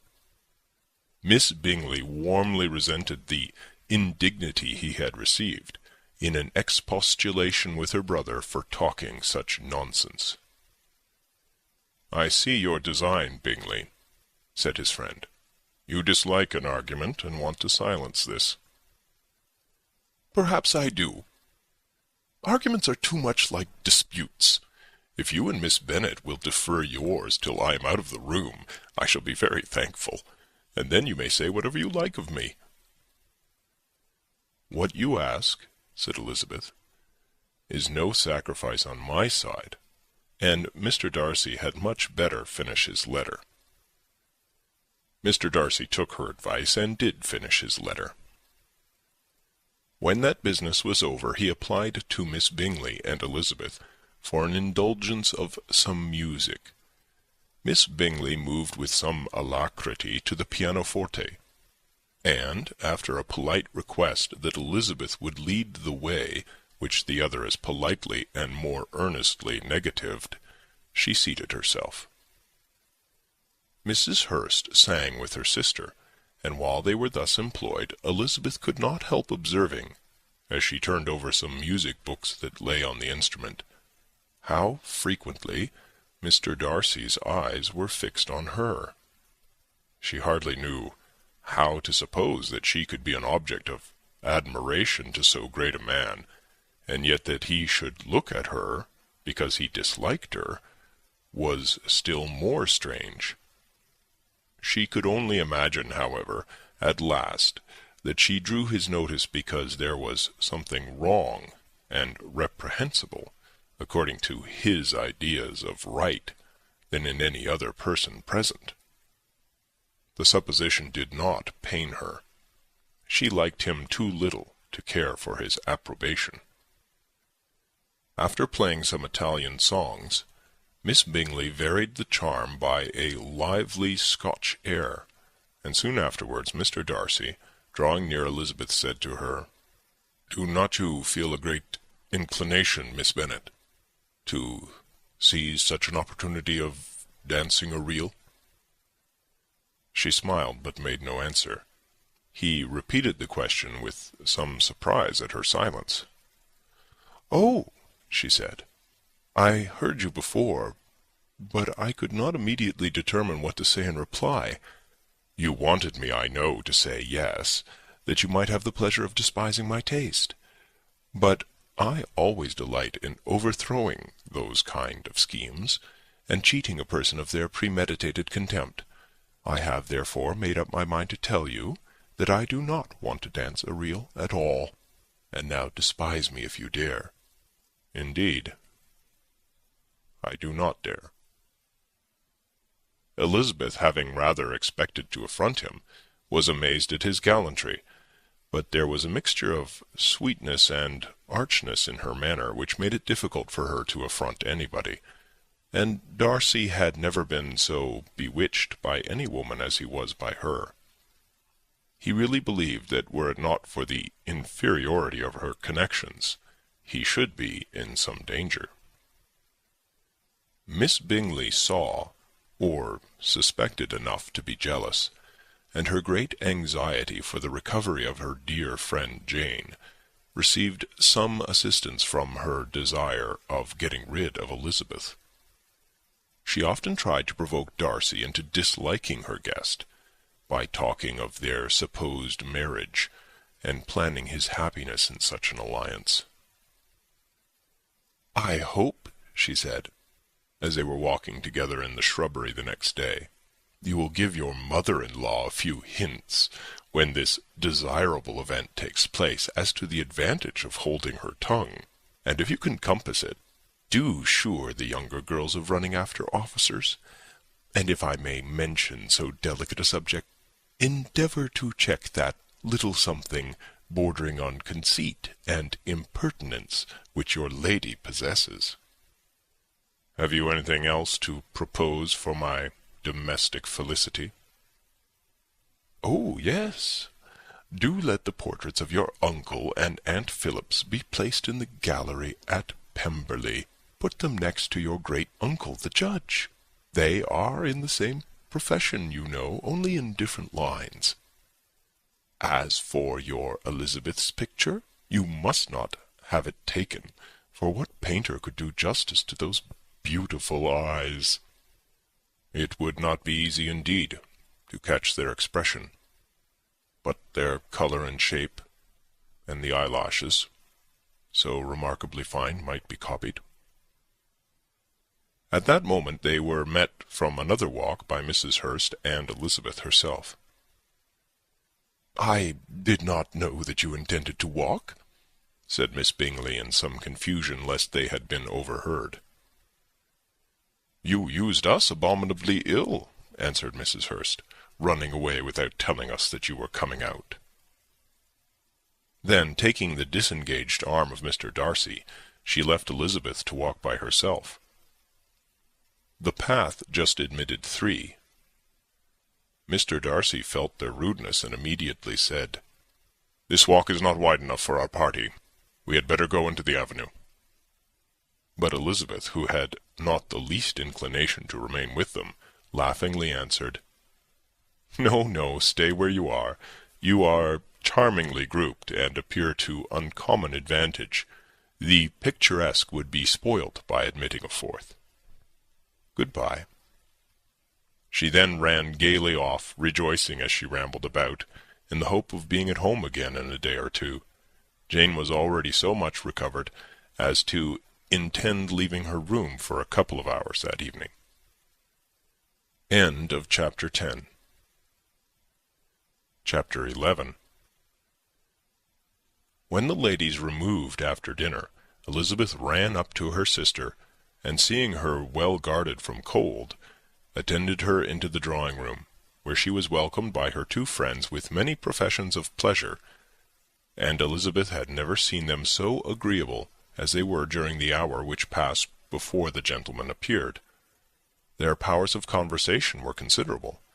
They could describe an entertainment with accuracy, relate an anecdote with humour, and laugh at their acquaintance with spirit. But when the gentlemen entered, Jane was no longer the first object. Miss Bingley's eyes were instantly turned toward Darcy, and she had something to say to him before he had advanced many steps. He addressed himself to Miss Bennet with a polite congratulation. Mr. Hurst also made her a slight bow, and said he was very glad. But diffuseness and warmth remained for Bingley's salutation. He was full of joy and attention. The first half-hour was spent in piling up the fire, lest she should suffer from the change of room, and she removed at his desire to the other side of the fireplace, that she might be further from the door. He then sat down by her, and talked scarcely to anyone else. Elizabeth, at work in the opposite corner, saw it all with great delight. When the tea was over, Mr. Hurst reminded his sister-in-law of the card-table, but in vain. She had obtained private intelligence that Mr. Darcy did not wish for cards, and Mr. Hurst soon found even his open petition rejected. She assured him that no one intended to play, and the silence of the whole party on the subject seemed to justify her. Mr. Hurst had therefore nothing to do but to stretch himself on one of the sofas and go to sleep. Darcy took up a book. Miss Bingley did the same, and Mrs. Hurst, principally occupied in playing with her bracelets and rings, joined now and then in her brother's conversation with Miss Bennet. Miss Bingley's attention was quite as much engaged in watching Mr. Darcy's progress through his book as in reading her own, and she was perpetually either making some inquiry or looking at his page. She could not win him, however, to any conversation. He merely answered her question and read on. At length, quite exhausted by the attempt to be amused with her own book, which she had only chosen because it was the second volume of his, she gave a great yawn and said, "How pleasant it is to spend an evening in this way! I declare, after all, there is no enjoyment like reading.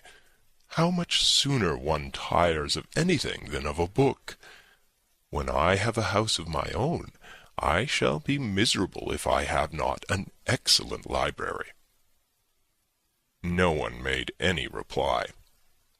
She then yawned again, threw aside her book, and cast her eyes round the room in quest for some amusement, when, hearing her brother mentioning a ball to Miss Bennet, she turned suddenly towards him and said, "By the by, Charles, are you really serious in meditating a dance at Netherfield?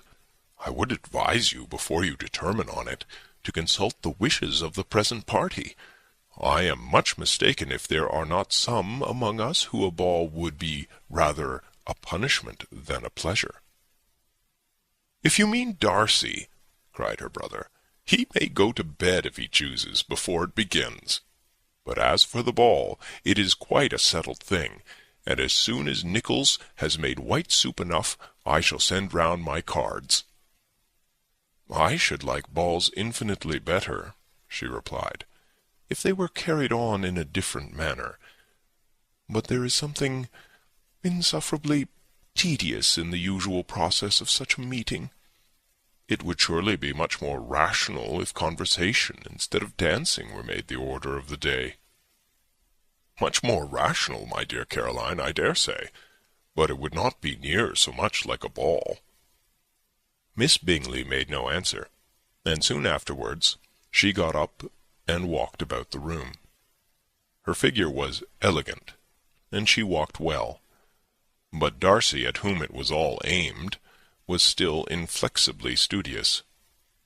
In the desperation of her feelings, she resolved on one effort more, and turning to Elizabeth, said, "Miss Eliza Bennet, let me persuade you to follow my example, and take a turn about the room. I assure you it is very refreshing after sitting so long in one attitude." Elizabeth was surprised, but agreed to it immediately. Miss Bingley succeeded no less in the real object of her civility. Mr. Darcy looked up.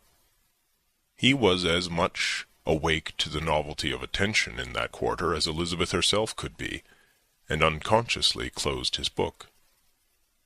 He was directly invited to join their party, but he declined it, observing that he could imagine but two motives for their choosing to walk up and down the room together, with either of which motives his joining them would interfere.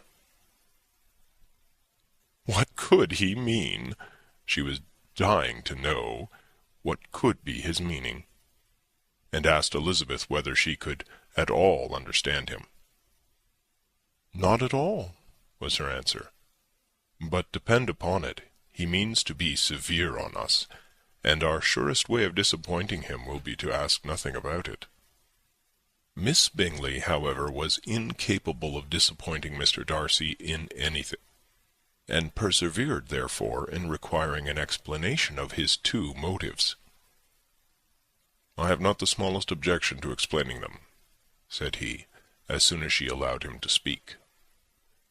"You either choose this method of passing the evening because you are in each other's confidence, and have secret affairs to discuss, or because you are conscious that your figures appear to the greatest advantage in walking.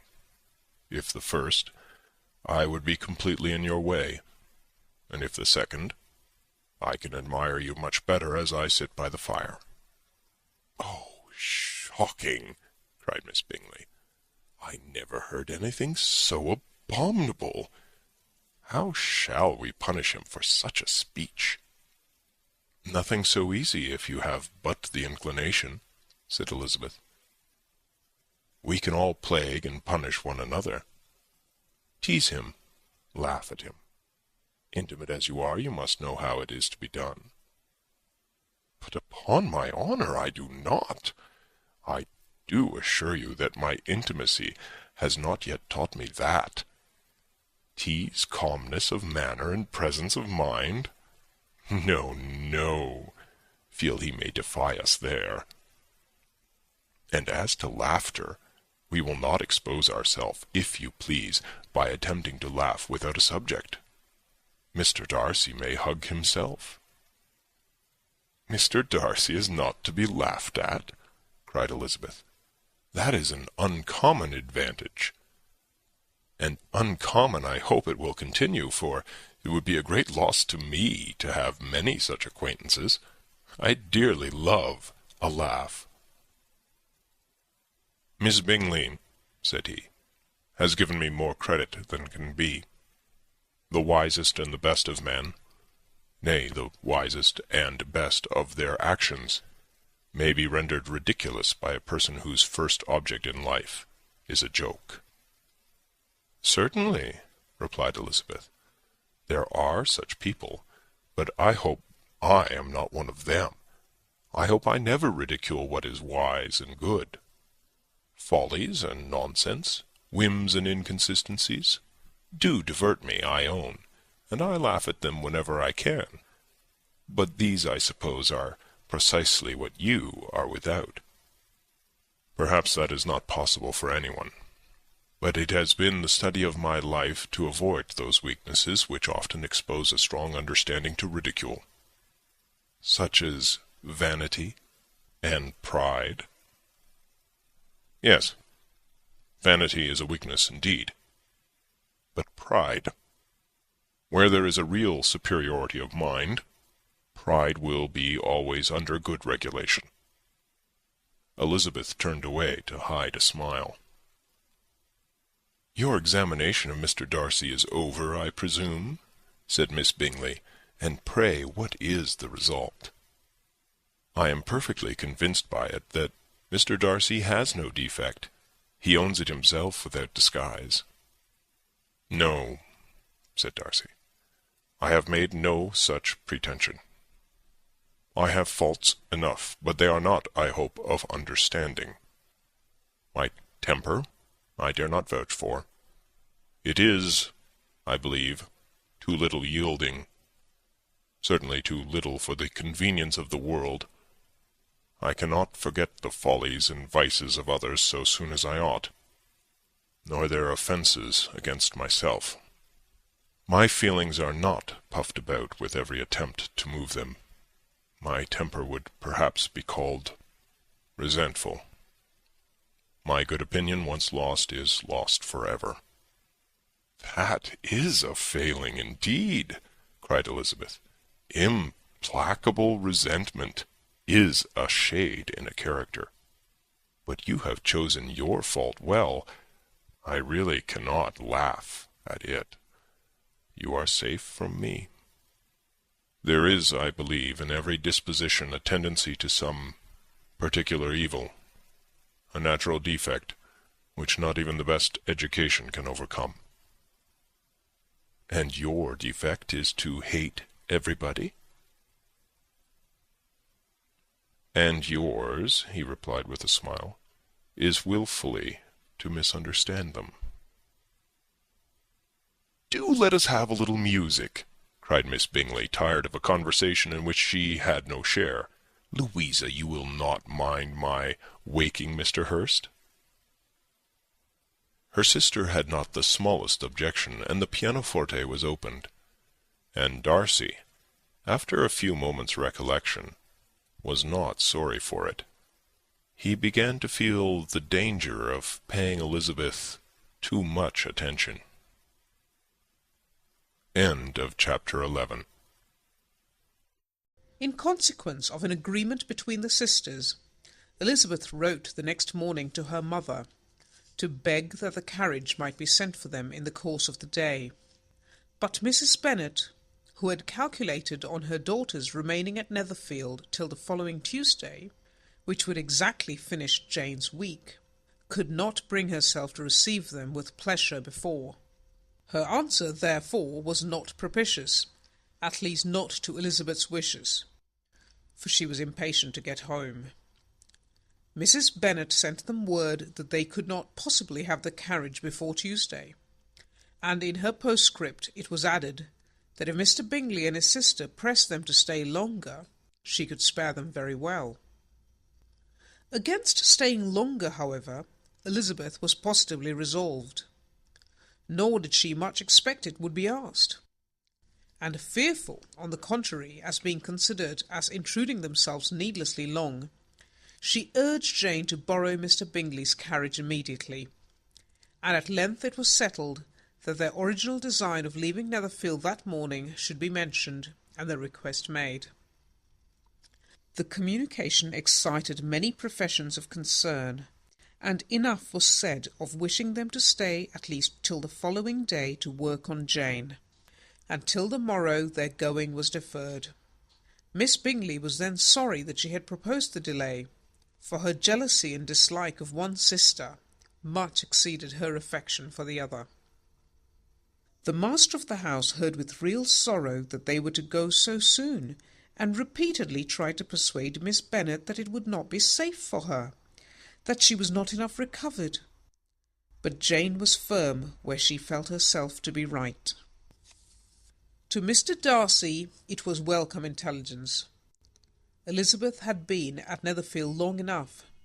She attracted him more than he liked, and Miss Bingley was uncivil to her, and more teasing than usual to himself.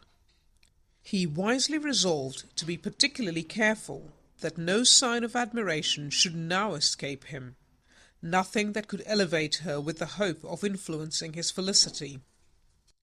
Sensible that if such an idea had been suggested, his behaviour during the last day must have material weight in confirming or crushing it. Steady to his purpose, he scarcely spoke 10 words to her through the whole of Saturday, and though they were at one time left by themselves for half an hour, he adhered most conscientiously to his book, and would not even look at her. On Sunday, after morning service, the separation, so agreeable to almost all, took place. Miss Bingley's civility to Elizabeth increased at last very rapidly, as well as her affection for Jane, and when they parted, after assuring the latter of the pleasure it would always give her to see her either at Longbourn or at Netherfield, and embracing her most tenderly, she even shook hands with the former. Elizabeth took leave of the whole party in the liveliest spirits. They were not welcomed home very cordially by their mother. Mrs. Bennet wondered at their coming, and thought them very wrong to give so much trouble, and was sure Jane would have caught cold again. But their father, though very laconic in his expressions of pleasure, was really glad to see them. He had felt their importance in the family circle. The evening conversation, when they were all assembled, had lost much of its animation, and almost all its sense, by the absence of Jane and Elizabeth. They found Mary, as usual, deep in the study of thorough base and human nature, and had some new extracts to admire, and some new observations of threadbare morality to listen to. Catherine and Lydia had information for them of a different sort. Much had been done, and much had been said in the regiment since the preceding Wednesday. Several of the officers had dined lately with their uncle, a private had been flogged, and it had actually been hinted that Colonel Forster was going to be married. Chapter 13. "I hope, my dear," said Mr. Bennet to his wife, as they were at breakfast the next morning, "that you have ordered a good dinner to-day, because I have reason to expect an addition to our family party." "Who do you mean, my dear? I know of nobody that is coming. I am sure, unless Charlotte Lucas should happen to call in, and I hope my dinners are good enough for her. I do not believe she often sees such at home." "The person of whom I speak is a gentleman and a stranger." Mrs. Bennet's eyes sparkled. "A gentleman and a stranger? It is Mr. Bingley, I'm sure. Why, Jane, you never dropped a word of this, you sly thing. Well, I'm sure I shall be extremely glad to see Mr. Bingley. But, good Lord, how unlucky! There is not a bit of fish to be got to-day. Lydia, my love, ring the bell. I must speak to Hill this moment." "It is not Mr. Bingley," said her husband. "It is a person whom I never saw in the whole course of my life." This roused a general astonishment, and he had the pleasure of being eagerly questioned by his wife and 5 daughters at once. After amusing himself some time with their curiosity, he thus explained: "About a month ago I received this letter, and about a fortnight ago I answered it, for I thought it a case of some delicacy and requiring early attention. It is from my cousin Mr. Collins, who, when I am dead, may turn you all out of this house as soon as he pleases."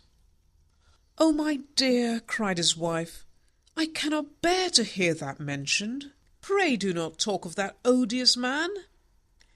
I do think it's the hardest thing in the world that your estate should be entailed away from your own children, and I'm sure if I had been you I should have tried long ago to do something or other about it." Jane and Elizabeth attempted to explain to her the nature of an entail. They had often attempted it before, but it was a subject on which Mrs. Bennet was beyond the reach of reason, and she continued to rail bitterly against the cruelty of settling an estate away from a family of 5 daughters, in favour of a man whom nobody cared anything about. "It certainly is a most iniquitous affair," said Mr. Bennet, "and nothing can clear Mr. Collins from the guilt of inheriting Longbourn. But if you will listen to his letter, you may perhaps be a little softened by his manner of expressing himself." "No, that I am sure I shall not, and I think it was very impertinent of him to write to you at all, and very hypocritical. I hate such false friends. Why could not he keep on quarrelling with you as his father did before him?" "Why, indeed, he does seem to have some filial scruples on that head, as you will hear." "Hunsford, near Westerham, Kent, 15th October. Dear Sir, the disagreement subsisting between yourself and my late honoured father always gave me much uneasiness, and since I have had the misfortune to lose him, I have frequently wished to heal the breach, but for some time I was kept back by my own doubts, fearing lest it might seem disrespectful to his memory for me to be on good terms with any one with whom it had always pleased him to be at variance. There, Mrs. Bennet. My mind, however, is now made up on the subject, for having received ordination at Easter, I have been so fortunate as to be distinguished by the patronage of the Right Honourable Lady Catherine de Bourgh, widow of Sir Lewis de Bourgh, whose bounty and beneficence has preferred me to the valuable rectory of this parish, where it shall be my earnest endeavour to demean myself with grateful respect towards her ladyship, and be ever ready to perform those rites and ceremonies which are instituted by the Church of England. As a clergyman, moreover, I feel it my duty to promote and establish the blessing of peace in all families within the reach of my influence, and on these grounds I flatter myself that my present overtures of goodwill are highly commendable, and that the circumstance of my being next in the entail of Longbourn estate will be kindly overlooked on your side, and not lead you to reject the offered olive branch. I cannot be otherwise than concerned at being the means of injuring your amiable daughters, and beg leave to apologize for it, as well as to assure you of my readiness to make them every possible amends, but of this hereafter. If you should have no objection to receive me into your house, I propose myself the satisfaction of waiting on you and your family Monday, November 18th, by 4 o'clock, and shall probably trespass on your hospitality till the Saturday se'nnight following, which I can do without any inconvenience, as Lady Catherine is far from objecting to my occasional absence on a Sunday, providing that some other clergyman is engaged to do the duty of the day. I remain, dear sir, with respectful compliments to your lady and daughters, your well-wisher and friend, William Collins. At 4 o'clock, therefore, we may expect this peacemaking gentleman, said Mr. Bennet as he folded up the letter. He seems to be a most conscientious and polite young man, upon my word, and I doubt not will prove a valuable acquaintance, especially if Lady Catherine should be so indulgent as to let him come to us again. There is some sense in what he says about the girls, however, and if he is disposed to make them any amends, I shall not be the person to discourage him. Though it is difficult, said Jane, to guess in what way he can mean to make us the atonement he thinks our due. The wish is certainly to his credit.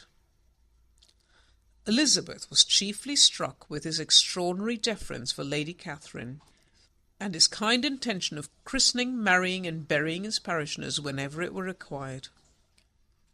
He must be an oddity, I think, said she. I cannot make him out.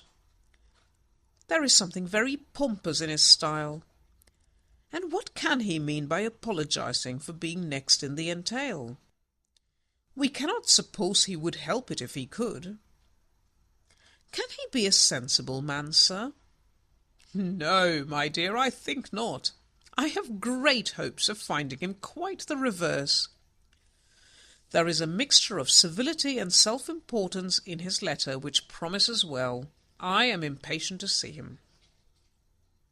"In point of composition," said Mary, "his letter does not seem defective. The idea of the olive branch, perhaps, is not wholly new, yet I think it is well expressed." To Catherine and Lydia, neither the letter nor its writer were in any degree interesting. It was next to impossible that their cousin should come in a scarlet coat, and it was now some weeks since they had received pleasure from the society of a man in any other colour. As for their mother, Mr. Collins's letter had done away with much of her ill will, and she was preparing to see him with a degree of composure which astonished her husband and daughters. Mr. Collins was punctual to his time, and was received with great politeness by the whole family.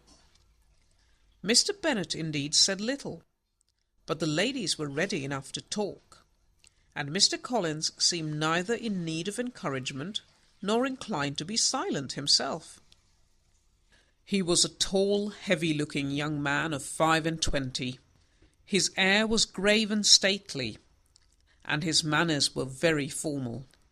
He had not been seated long before he complimented Mrs. Bennet on having so fine a family of daughters, said he had heard much of their beauty, but that in this instance fame had fallen short of the truth, and added that he did not doubt her seeing them all in due time well disposed of in marriage.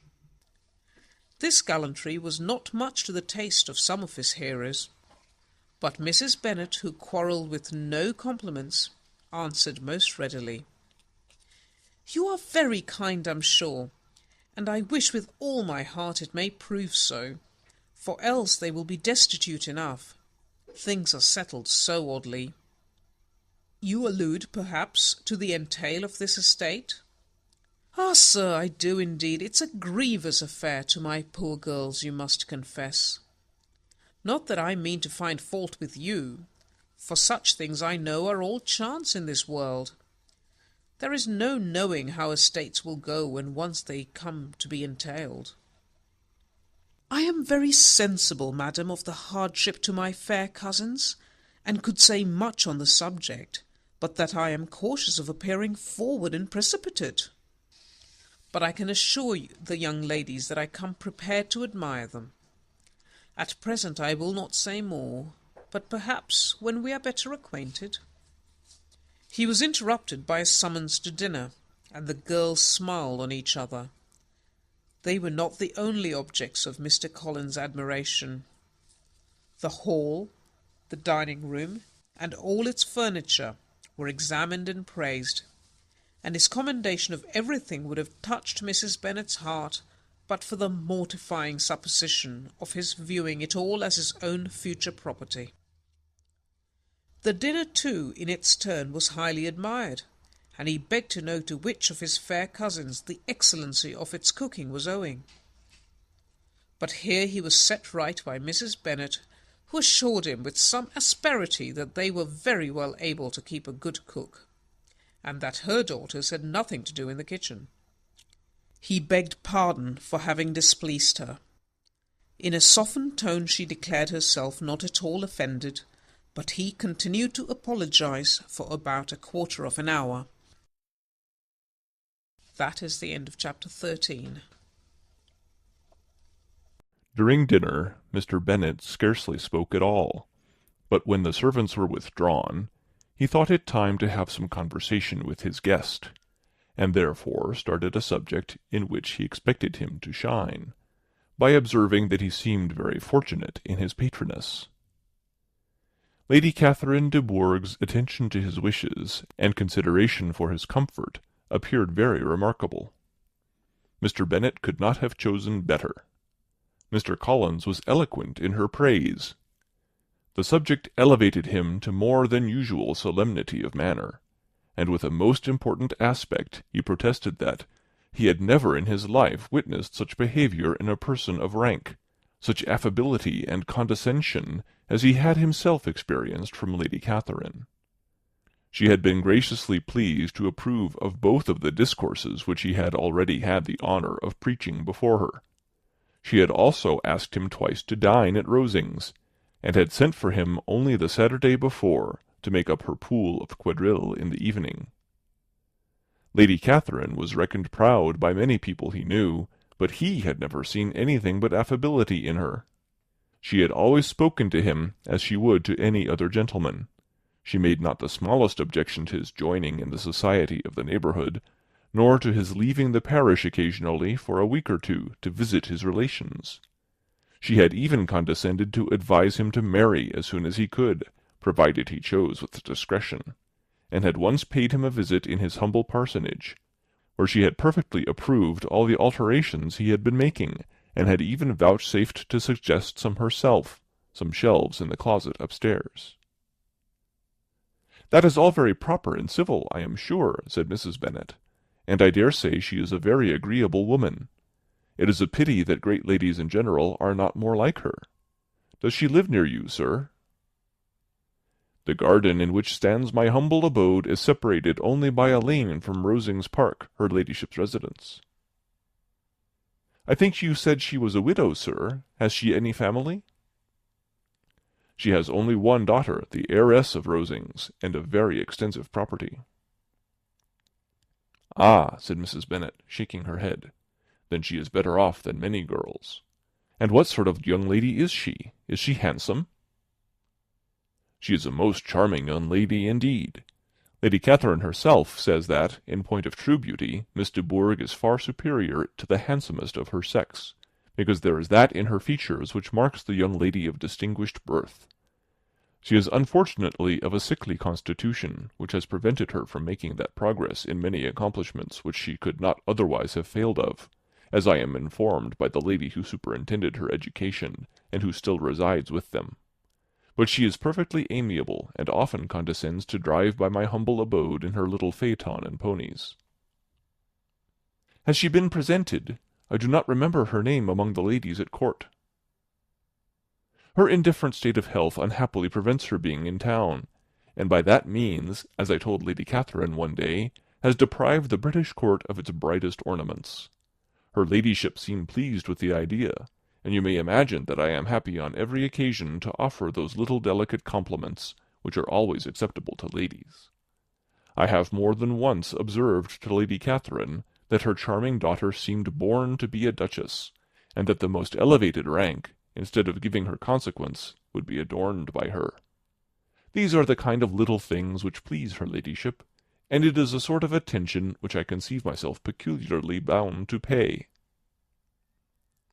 "You judge very properly," said Mr. Bennet, "and it is happy for you that you possess the talent of flattering with delicacy. May I ask whether these pleasing attentions proceed from the impulse of the moment, or are the result of previous study?" "They arrive chiefly from what is passing at the time, and though I sometimes amuse myself with suggesting and arranging such little elegant compliments as may be adapted to ordinary occasions, I always wish to give them as unstudied an air as possible." Mr. Bennet's expectations were fully answered. His cousin was as absurd as he had hoped, and he listened to him with the keenest enjoyment, maintaining at the same time the most resolute composure of countenance, and, except in an occasional glance at Elizabeth, requiring no partner in his pleasure. By tea-time, however, the dose had been enough, and Mr. Bennet was glad to take his guest into the drawing-room again, and, when tea was over, glad to invite him to read aloud to the ladies. Mr. Collins readily assented, and a book was produced, but, on beholding it, for everything announced it to be from a circulating library, he started back, and, begging pardon, protested that he never read novels. Kitty stared at him, and Lydia exclaimed. Other books were produced, and after some deliberation he chose Fordyce's Sermons.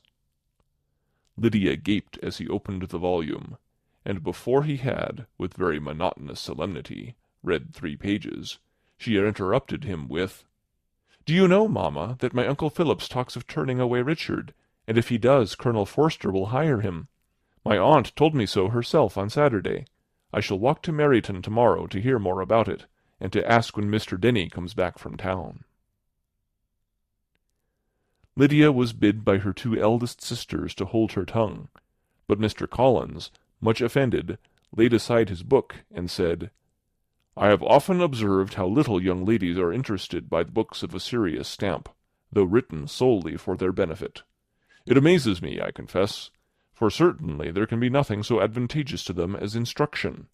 But I will no longer importune my young cousin." Then, turning to Mr. Bennet, he offered himself as his antagonist at backgammon. Mr. Bennet accepted the challenge, observing that he acted very wisely in leaving the girls to their own trifling amusements. Mrs. Bennet and her daughters apologized most civilly for Lydia's interruption, and promised that it should not occur again if he would resume his book. But Mr. Collins, after assuring them that he bore his young cousin no ill will, and should never resent her behaviour as any affront, seated himself at another table with Mr. Bennet, and prepared for backgammon. Chapter 15. Mr. Collins was not a sensible man, and the deficiency of nature had been but little assisted by education or society, the greatest part of his life having been spent under the guidance of an illiterate and miserly father, and though he belonged to one of the universities, he had merely kept the necessary terms, without forming at it any useful acquaintance. The subjection in which his father had brought him up had given him originally great humility of manner, but it was now a good deal counteracted by the self-conceit of a weak head, living in retirement, and the consequential feelings of early and unexpected prosperity. A fortunate chance had recommended him to Lady Catherine de Bourgh when the living of Hunsford was vacant, and the respect which he felt for her high rank, and his veneration for her as his patroness, mingling with a very good opinion of himself, of his authority as a clergyman, and his right as a rector, made him altogether a mixture of pride and obsequiousness, self-importance and humility. Having now a good house and a very sufficient income, he intended to marry, and in seeking a reconciliation with the Longbourn family he had a wife in view, as he meant to choose one of the daughters, if he found them as handsome and amiable as they were represented by common report. This was his plan of amends, of atonement, for inheriting their father's estate, and he thought it an excellent one, full of eligibility and suitableness, and excessively generous and disinterested on his own part. His plan did not vary on seeing them. Miss Bennet's lovely face confirmed his views, and established all his strictest notions of what was due to seniority, and for the first evening she was his settled choice. The next morning, however, made an alteration, for in a quarter of an hour's tete-a-tete with Mrs. Bennet before breakfast, a conversation beginning with his parsonage house, and leading naturally to the avowal of his hopes that a mistress might be found for it at Longbourn, produced from her, amid very complaisant smiles and general encouragement, a caution against the very Jane he had fixed on. As to her younger daughters, she could not take it upon her to say, she could not positively answer, but she did not know of any prepossession. Her eldest daughter, she must just mention, she felt it incumbent on her to hint, was likely to be very soon engaged. Mr. Collins had only to change from Jane to Elizabeth, and it was soon done while Mrs. Bennet was stirring the fire. Elizabeth, equally next to Jane in birth and beauty, succeeded her, of course.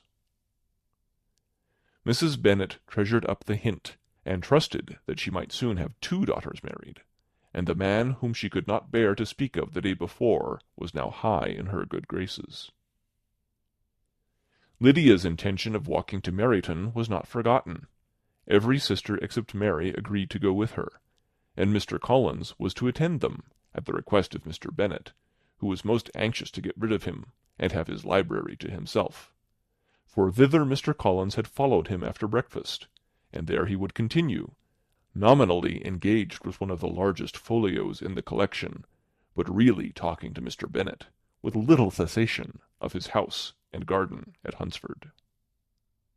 Such doings discomposed Mr. Bennet exceedingly. In his library he had been always sure of leisure and tranquillity, and though prepared, as he told Elizabeth, to meet with folly and conceit in every other room of the house, he was used to be free from them there.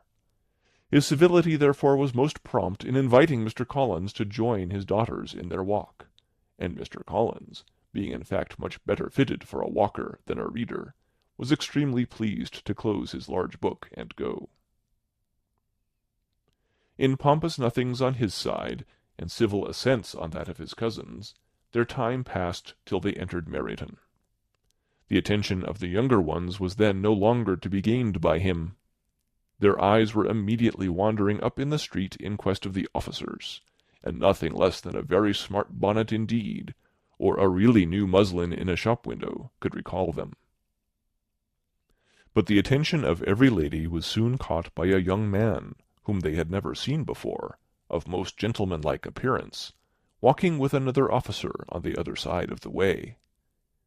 The officer was the very Mr. Denny concerning whose return from London Lydia came to inquire, and he bowed as they passed.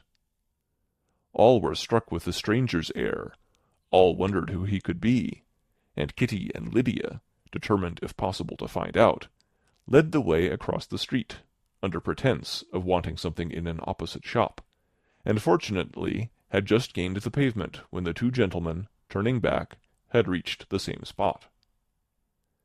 Mr. Denny addressed them directly, and entreated permission to introduce his friend, Mr. Wickham, who had returned with him the day before from town, and, he was happy to say, had accepted a commission in their corps.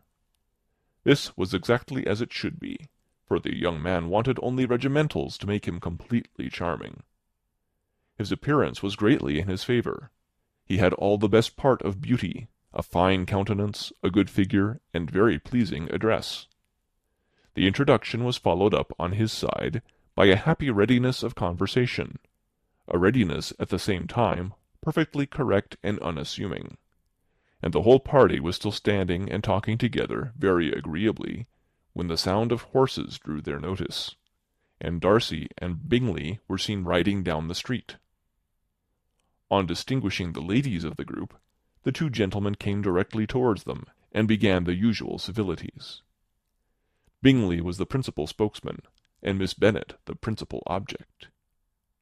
He was then, he said, on his way to Longbourn on purpose to inquire after her. Mr. Darcy corroborated it with a bow, and was beginning to determine not to fix his eyes on Elizabeth, when they were suddenly arrested by the sight of the stranger, and Elizabeth, happening to see the countenance of both as they looked at each other, was all astonishment at the effect of the meeting. Both changed colour. One looked white, the other red. Mr. Wickham, after a few moments, touched his hat, a salutation which Mr. Darcy just deigned to return. What could be the meaning of it?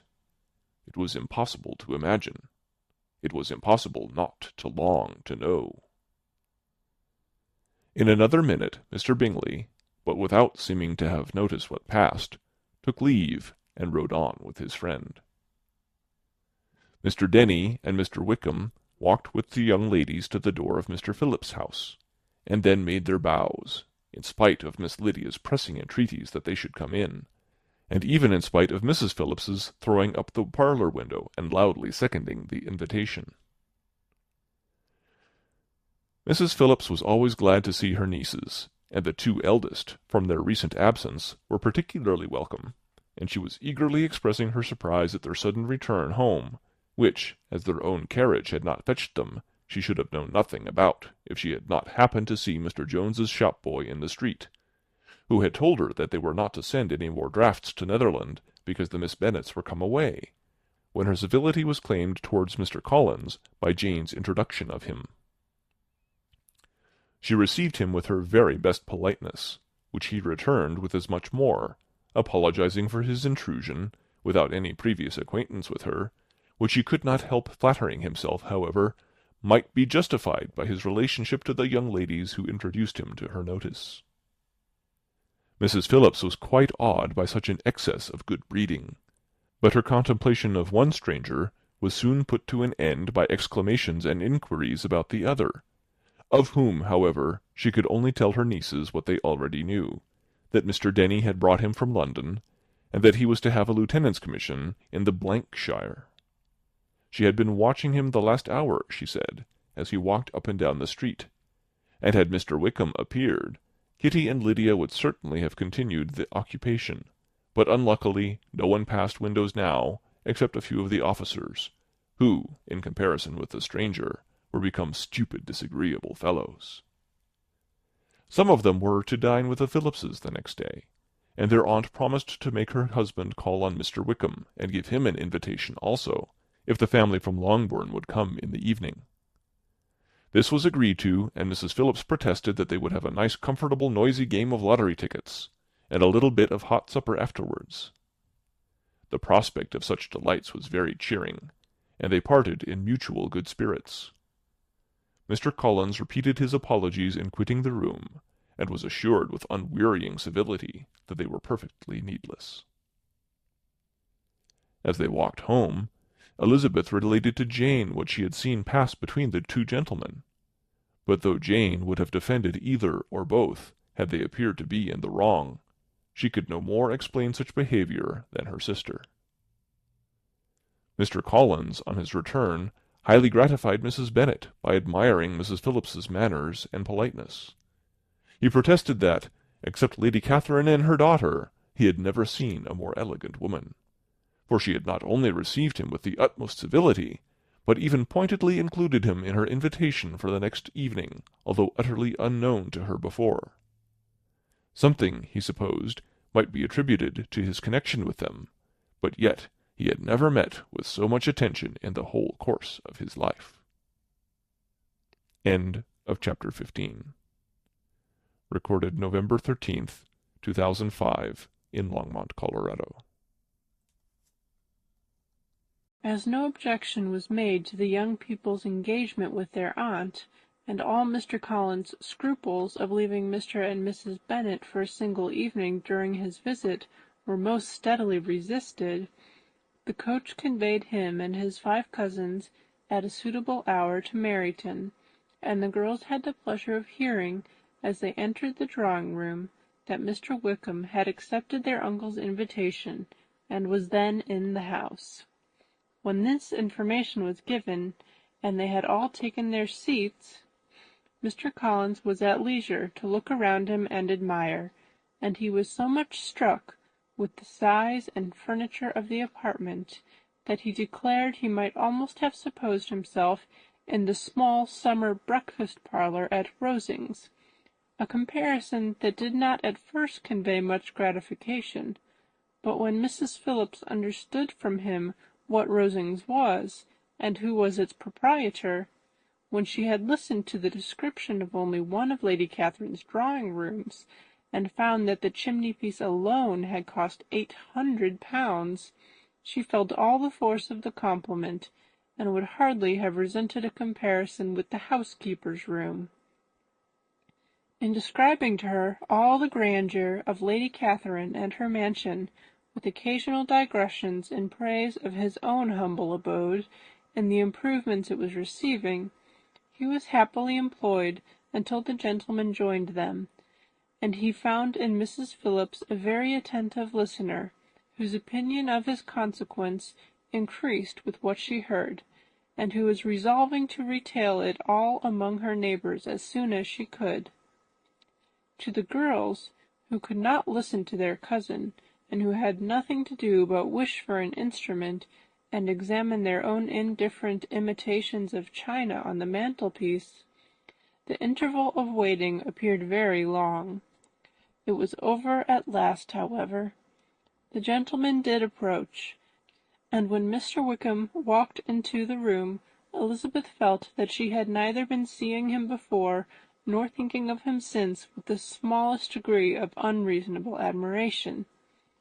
The officers of the shire were in general a very creditable, gentlemanlike set, and the best of them were of the present party, but Mr. Wickham was as far beyond them all in person, countenance, air, and walk, as they were superior to the broad-faced, stuffy Uncle Phillips, breathing port wine, who followed them into the room. Mr. Wickham was the happy man towards whom almost every female eye was turned, and Elizabeth was the happy woman by whom he finally seated himself, and the agreeable manner in which he immediately fell into conversation, though it was only on its being a wet night, made her feel that the commonest, dullest, most threadbare topic might be rendered interesting by the skill of the speaker. With such rivals for the notice of the fair as Mr. Wickham and the officers, Mr. Collins seemed to sink into insignificance. To the young ladies he certainly was nothing, but he had still at intervals a kind listener in Mrs. Phillips, and was by her watchfulness most abundantly supplied with coffee and muffin. When the card tables were placed, he had the opportunity of obliging her in turn, by sitting down to whist. "I know little of the game at present," said he, "but I shall be glad to improve myself, for in my situation in life—" Mrs. Phillips was very glad for his compliance, but could not wait for his reason. Mr. Wickham did not play at whist, and with ready delight was he received at the other table between Elizabeth and Lydia. At first there seemed danger of Lydia's engrossing him entirely, for she was a most determined talker, but being likewise extremely fond of lottery tickets, she soon grew too much interested in the game, too eager in making bets and exclaiming after prizes, to have attention for anyone in particular. Allowing for the common demands of the game, Mr. Wickham was therefore at leisure to talk to Elizabeth, and she was very willing to hear him, though what she chiefly wished to hear she could not hope to be told, the history of his acquaintance with Mr. Darcy. She dared not even mention that gentleman. Her curiosity, however, was unexpectedly relieved. Mr. Wickham began the subject himself. He inquired how far Netherfield was from Meryton, and, after receiving her answer, asked in a hesitating manner how long Mr. Darcy had been staying there. "About a month," said Elizabeth, and then, unwilling to let the subject drop, added, "He is a man of very large property in Derbyshire, I understand." "Yes," replied Mr. Wickham, "his estate there is a noble one. A clear 10,000 per annum. You could not have met with a person more capable of giving you certain information on that head than myself, for I have been connected with his family in a particular manner from my infancy." Elizabeth could not but look surprised. "You may well be surprised, Miss Bennet, at such an assertion, after seeing, as you probably might, the very cold manner of our meeting yesterday. Are you much acquainted with Mr. Darcy?" "As much as I ever wish to be," cried Elizabeth very warmly. "I have spent 4 days in the same house with him, and I think him very disagreeable." "I have no right to give my opinion," said Wickham, "as to his being agreeable or otherwise. I am not qualified to form one. I have known him too long and too well to be a fair judge. It is impossible for me to be impartial, but I believe your opinion of him would in general astonish, and perhaps you would not express it quite so strongly anywhere else. Here you are in your own family." "Upon my word, I say no more here than I might say in any house in the neighbourhood, except Netherfield. He is not at all liked in Hertfordshire. Everybody is disgusted with his pride. You will not find him more favourably spoken of by anyone."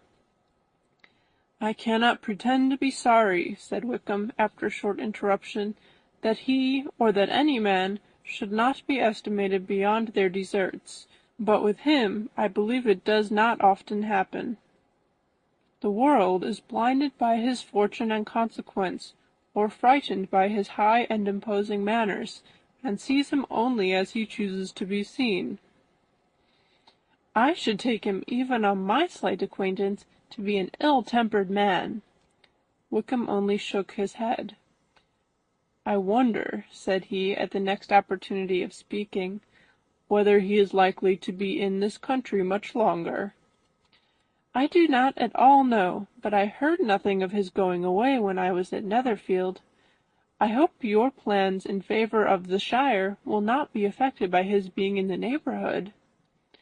"Oh, no, it is not for me to be driven away by Mr. Darcy. If he wishes to avoid seeing me, he must go. We are not on friendly terms, and it always gives me pain to meet him, but I have no reason for avoiding him, but what I might proclaim before all the world, a sense of very great ill-usage, and most painful regrets at his being what he is. His father, Miss Bennet, the late Mr. Darcy, was one of the best men that ever breathed, and the truest friend I ever had, and I can never be in company with this Mr. Darcy without being grieved to the soul by 1,000 tender recollections. His behaviour to myself has been scandalous, but I verily believe I could forgive him anything and everything, rather than his disappointing the hopes and disgracing the memory of his father." Elizabeth found the interest of the subject increase, and listened with all her heart, but the delicacy of it prevented further inquiry. Mr. Wickham began to speak on more general topics, Meryton, the neighbourhood, the society, appearing highly pleased with all that he had yet seen, and speaking of the latter with gentle but very intelligible gallantry. "It was the prospect of constant society, and good society," he added, "which was my chief inducement to enter the shire. I knew it to be a most respectable, agreeable corps, and my friend Denny tempted me further by his account of their present quarters, and the very great attentions and excellent acquaintances Meryton had procured them. Society, I own, is necessary to me. I have been a disappointed man, and my spirits will not bear solitude. I must have employment and society. A military life is not what I was intended for, but circumstances have now made it eligible. The church ought to have been my profession. I was brought up for the church, and I should at this time have been in possession of a most valuable living, had it pleased the gentleman we were speaking of just now."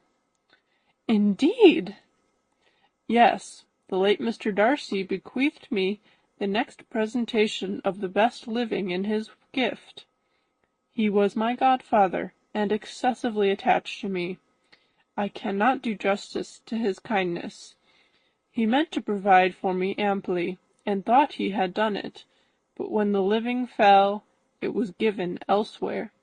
"Good heavens!" cried Elizabeth. "But how could that be? How could his will be disregarded? Why did you not seek legal redress?" "There was just such an informality in the terms of the bequest as to give me no hope from law. A man of honour could not have doubted the intention, but Mr. Darcy chose to doubt it, or to treat it as a merely conditional recommendation, and to assert that I had forfeited all claim to it by extravagance, imprudence, in short, anything or nothing. Certain it is that the living became vacant 2 years ago, exactly as I was of an age to hold it, and that it was given to another man, and no less certain is it that I cannot accuse myself of having really done anything to deserve to lose it. I have a warm, unguarded temper, and I may have spoken my opinion of him and to him too freely. I can recall nothing worse, but the fact is that we are very different sort of men, and that he hates me." "This is quite shocking. He deserves to be publicly disgraced." "Some time or other he will be, but it shall not be by me. Till I can forget his father, I can never defy or expose him." Elizabeth honoured him for such feelings, and thought him handsomer than ever as he expressed them. "But what," she said after a pause, "could have been his motive? What could have induced him to behave so cruelly?" a thorough, determined dislike of me, a dislike which I cannot but attribute in some measure to jealousy. Had the late Mr. Darcy liked me less, his son might have borne with me better. But his father's uncommon attachment to me irritated him, I believe, very early in life. He had not a temper to bear the sort of competition in which we stood, the sort of preference which was often given me. I had not thought Mr. Darcy so bad as this, though I have never liked him. I had not thought so very ill of him. I had supposed him to be despising his fellow creatures in general, but did not suspect him of descending to such malicious revenge, such injustice, such inhumanity as this. After a few minutes' reflection, however, she continued, I do remember his boasting one day at Netherfield of the implacability of his resentments, of his having an unforgiving temper. His disposition must be dreadful. I will not trust myself on this subject, replied Wickham. I can hardly be just to him. Elizabeth was again deep in thought, and after a time exclaimed, to treat in such a manner the godson, the friend, the favourite of his father! She could have added, a young man too, like you, whose very countenance may vouch for your being amiable. But she contented herself with, and one too who had probably been his companion from childhood, connected together, as I think you said, in the closest manner.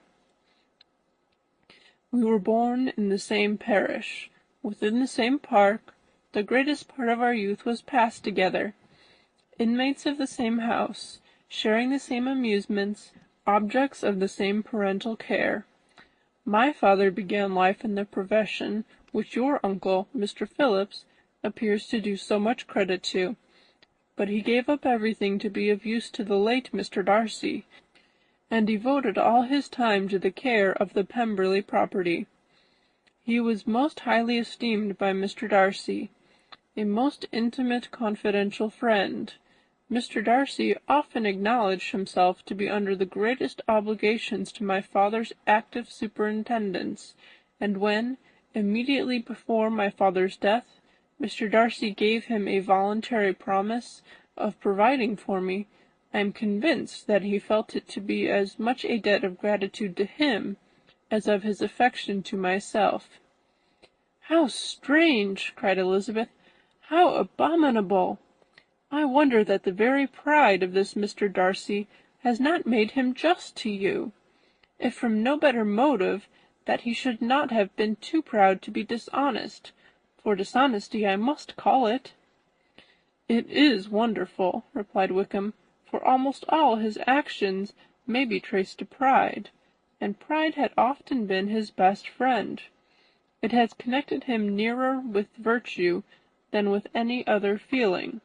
But we are none of us consistent, and in his behaviour to me there were stronger impulses even than pride.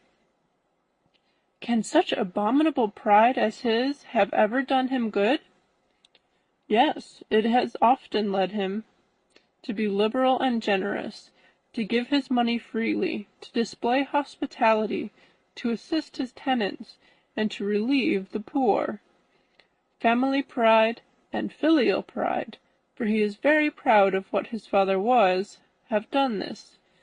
Not to appear to disgrace the family, to degenerate from the popular qualities, or lose the influence of the Pemberley house, is a powerful motive. He has also brotherly pride, which, with some brotherly affection, makes him a very kind and careful guardian of his sister, and you will hear him generally cried up as the most attentive and best of brothers. What sort of girl is Miss Darcy? He shook his head. I wish I could call her amiable. It gives me pain to speak ill of a Darcy, but she is too much like her brother, very, very proud. As a child she was affectionate and pleasing, and extremely fond of me, and I have devoted hours and hours to her amusement. But she is nothing to me now. She is a handsome girl, about 15 or 16, and, I understand, highly accomplished. Since her father's death, her home has been London, where a lady lives with her and superintends her education. After many pauses and many trials of other subjects, Elizabeth could not help reverting once more to the first, and saying, "I am astonished at his intimacy with Mr. Bingley. How can Mr. Bingley, who seems good humour itself, and is, I really believe, truly amiable, be in friendship with such a man? How can they suit each other? Do you know Mr. Bingley?" "Not at all." "He is a sweet-tempered, amiable, charming man. He cannot know what Mr. Darcy is." "Probably not. But Mr. Darcy can please where he chooses.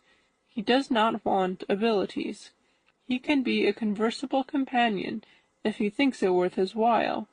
Among those who are at all his equals in consequence, he is a very different man from what he is to the less prosperous.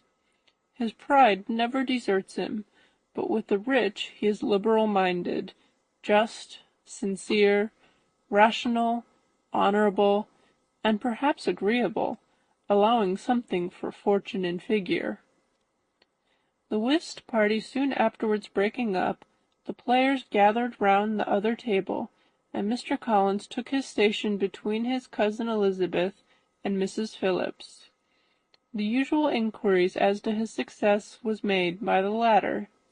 It had not been very great. He had lost every point, but when Mrs. Phillips began to express her concern thereupon, he assured her with much earnest gravity that it was not of the least importance, that he considered the money as a mere trifle, and begged that she would not make herself uneasy.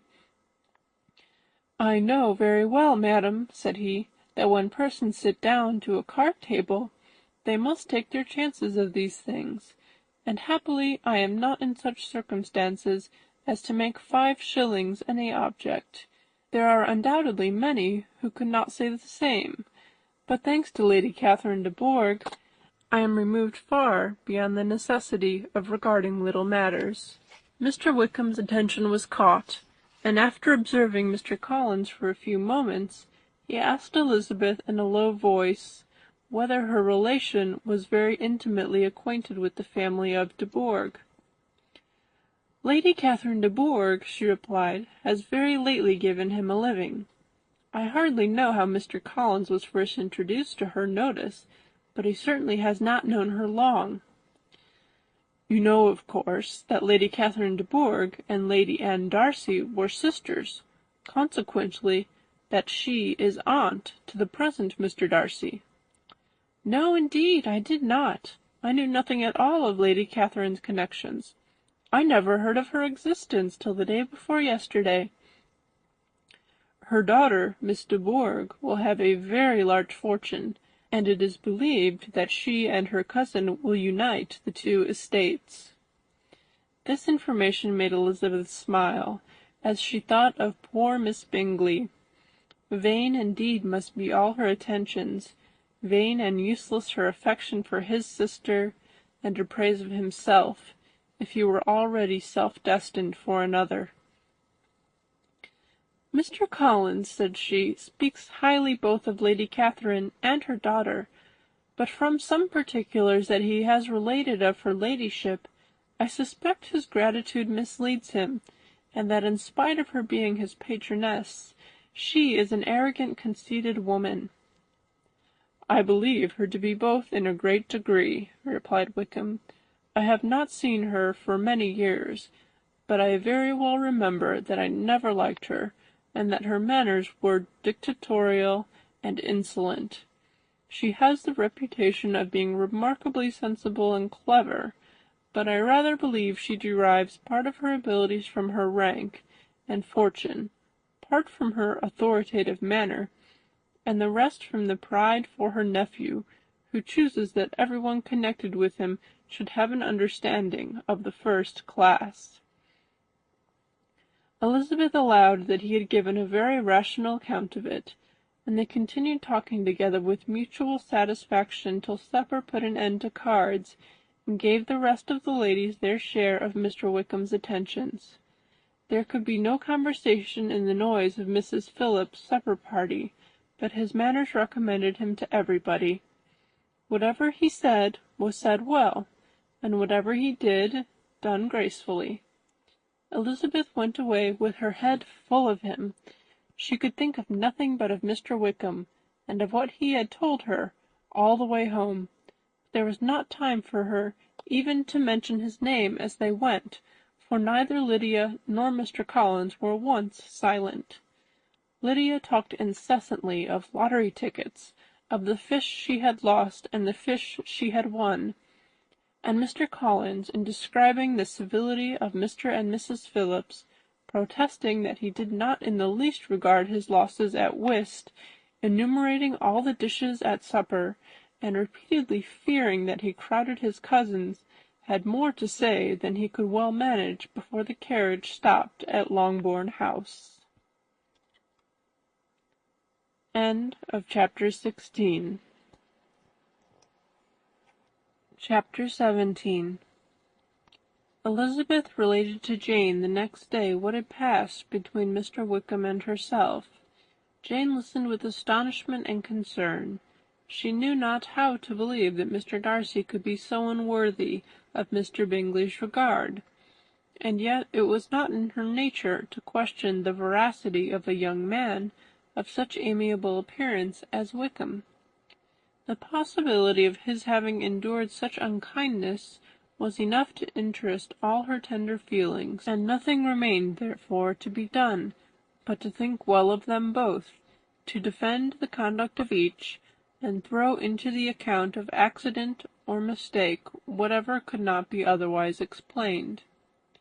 "They have both," said she, "been deceived, I dare say, in some way or other, of which we can form no idea.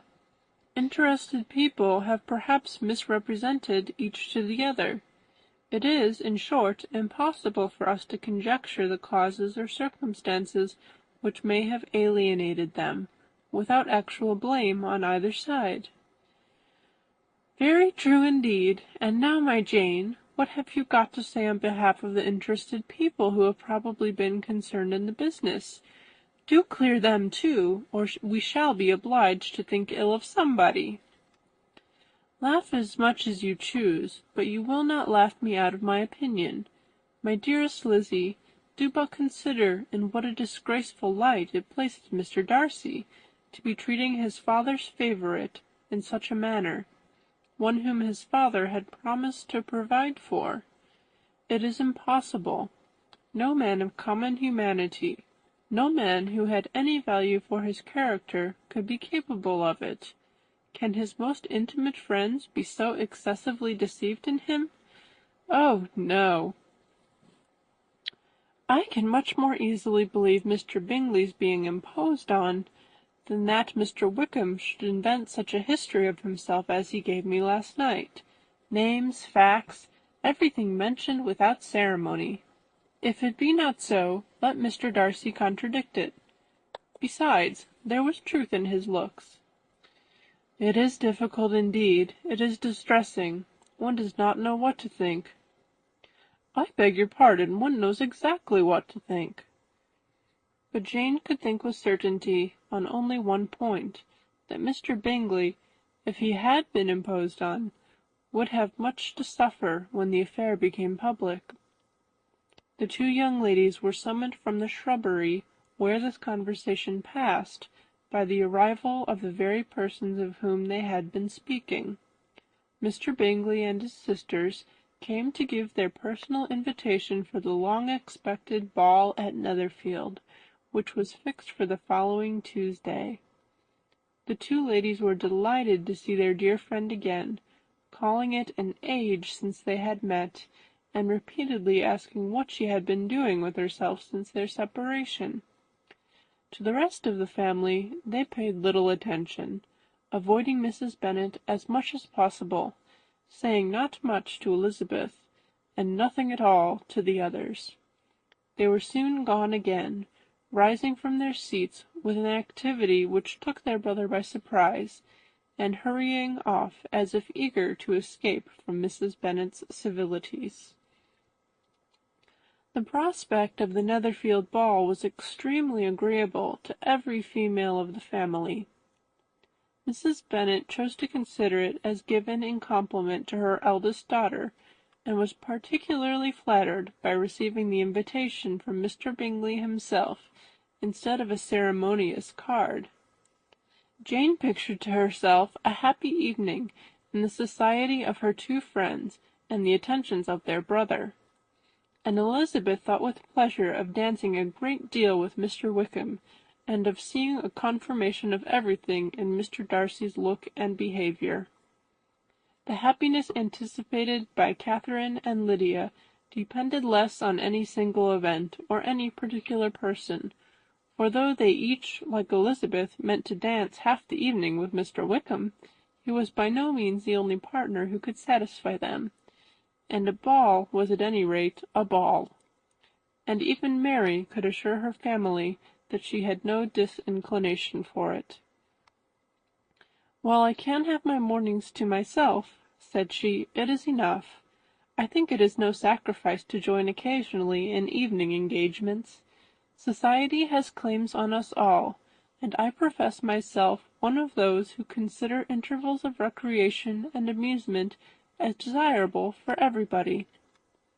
Elizabeth's spirits were so high on this occasion that though she did not often speak unnecessarily to Mr. Collins, she could not help but asking him whether he intended to accept Mr. Bingley's invitation, and if he did, whether he would think it proper to join in the evening's amusement, and she was rather surprised to find that he entertained no scruple whatever on that head, and was very far from dreading a rebuke either from the Archbishop or Lady Catherine de Bourgh by venturing to dance. "I am by no means of the opinion, I assure you," said he, "that a ball of this kind, given by a young man of character to respectable people, can have any evil tendency, and I am so far from objecting to dancing myself, that I shall hope to be honoured with the hands of all my fair cousins in the course of the evening, and I take this opportunity of soliciting yours, Miss Elizabeth, for the first two dances especially, a preference which I trust my cousin Jane will attribute to the right cause, and not to any disrespect for her." Elizabeth felt herself completely taken in. She had fully proposed being engaged by Mr. Wickham for those very dances, and to have Mr. Collins instead, her liveliness had never been worse timed. There was no help for it, however. Mr. Wickham's happiness and her own were perforce delayed a little longer, and Mr. Collins' proposal accepted with as good a grace as she could. She was not the better pleased with his gallantry from the idea it suggested of something more. It now first struck her that she was selected from among her sisters as worthy of being mistress of Hunsford Parsonage, and of assisting to form a quadrille table at Rosings, in the absence of more eligible visitors. The idea soon reached to conviction as she observed his increasing civilities toward herself, and heard his frequent attempt at a compliment on her wit and vivacity. And though more astonished than gratified herself by this effect of her charms, it was not long before her mother gave her to understand that the probability of their marriage was extremely agreeable to her. Elizabeth, however, did not choose to take the hint, being well aware that a serious dispute must be the consequence of any reply. Mr. Collins might never make the offer, and till he did, it was useless to quarrel about him. If there had not been a Netherfield ball to prepare for and talk of, the younger Miss Bennets would have been in a very pitiable state at this time, for from the day of the invitation to the day of the ball there was such a succession of rain as prevented their walking to Meryton once. No aunt, no officers, no news could be sought after. The very shoe roses for Netherfield were got by proxy. Even Elizabeth might have found some trial of her patience in weather which totally suspended the improvement of her acquaintance with Mr. Wickham, and nothing less than a dance on Tuesday could have made such a Friday, Saturday, Sunday, and Monday endurable to Kitty and Lydia. End of chapter 17.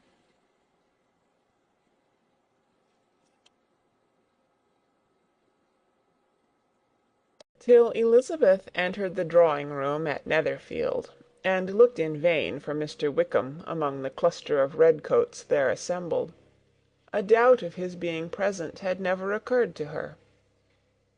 The certainty of meeting him had not been checked by any of those recollections that might not unreasonably have alarmed her. She had dressed with more than usual care, and prepared in the highest spirits for the conquest of all that remained unsubdued in his heart, trusting that it was not more than might be won in the course of the evening. But in an instant arose the dreadful suspicion of his being purposely omitted for Mr. Darcy's pleasure in the Bingleys' invitation to the officers; and though this was not exactly the case, the absolute fact of his absence was pronounced by his friend Denny, to whom Lydia eagerly applied, and who told them that Wickham had been obliged to go to town on business the day before, and was not yet returned, adding, with a significant smile, "I do not imagine his business would have called him away just now, if he had not wanted to avoid a certain gentleman here." This part of his intelligence, though unheard by Lydia, was caught by Elizabeth; and as it assured her that Darcy was not less answerable for Wickham's absence than if her first surmise had been just, every feeling of displeasure against the former was so sharpened by immediate disappointment, that she could hardly reply with tolerable civility to the polite inquiries which he directly afterwards approached to make. Attendance, forbearance, patience with Darcy was injury to Wickham. She was resolved against any sort of conversation with him, and turned away with a degree of ill humour which she could not wholly surmount even in speaking to Mr. Bingley, whose blind partiality provoked her. But Elizabeth was not formed for ill humour, and though every prospect of her own was destroyed for the evening, it could not dwell long on her spirits; and having told all her griefs to Charlotte Lucas, whom she had not seen for a week, she was soon able to make a voluntary transition to the oddities of her cousin, and to point him out to her particular notice. The first two dances, however, brought a return of distress. They were dances of mortification. Mr. Collins, awkward and solemn, apologizing instead of attending, and often moving wrong without being aware of it, gave her all the shame and misery which a disagreeable partner for a couple of dances can give. The moment of her release from him was ecstasy. She danced next with an officer, and had the refreshment of talking of Wickham, and of hearing that he was universally liked. When those dances were over, she returned to Charlotte Lucas, and was in conversation with her, when she found herself suddenly addressed by Mr. Darcy, who took her so much by surprise in his application for her hand, that, without knowing what she did, she accepted him. He walked away again immediately, and she was left to fret over her own want of presence of mind. Charlotte tried to console her. "I dare say you will find him very agreeable." "Heaven forbid! That would be the greatest misfortune of all, to find a man agreeable whom one is determined to hate. Do not wish me such an evil." When the dancing recommenced, however, and Darcy approached to claim her hand, Charlotte could not help cautioning her in a whisper not to be a simpleton, and allow her fancy for Wickham to make her appear unpleasant in the eyes of a man 10 times his consequence. Elizabeth made no answer, and took her place in the set, amazed at the dignity to which she was arrived in being allowed to stand opposite Mr. Darcy, and reading in her neighbours' looks their equal amazement in beholding it. They stood for some time without speaking a word, and she began to imagine that their silence was to last through the 2 dances, and at first was resolved not to break it, till suddenly fancying that it would be the greater punishment to her partner to oblige him to talk, she made some slight observation on the dance. He replied, and was again silent. After a pause of some minutes, she addressed him a second time with, "It is your turn to say something now, Mr. Darcy. I talked about the dance, and you ought to make some sort of remark on the size of the room or the number of couples." He smiled, and assured her that whatever she wished him to say should be said. "Very well. That reply will do for the present. Perhaps by and by I may observe that private balls are much pleasanter than public ones. But now we may be silent. Do you talk by rule, then, while you are dancing?" "Sometimes. One must speak a little, you know. It would look odd to be entirely silent for half an hour together, and yet for the advantage of some, conversation ought to be so arranged as that they may have the trouble of saying as little as possible. Are you consulting your own feelings in the present case, or do you imagine that you are gratifying mine?" "Both," replied Elizabeth archly, "for I have always seen a great similarity in the turn of our minds. We are each of an unsocial, taciturn disposition, unwilling to speak unless we expect to say something that will amaze the whole room, and be handed down to posterity with all the éclat of a proverb." "This is no very striking resemblance of your own character, I am sure," said he. "How near it may be to mine I cannot pretend to say. You think it a faithful portrait, undoubtedly." "I must not decide on my own performance." He made no answer, and they were again silent till they had gone down the dance, when he asked her if she and her sisters did not very often walk to Meryton. She answered in the affirmative, and, unable to resist the temptation, added, "When you met us there the other day, we had just been forming a new acquaintance." The effect was immediate. A deeper shade of hauteur overspread his features, but he said not a word, and Elizabeth, though blaming herself for her own weakness, could not go on.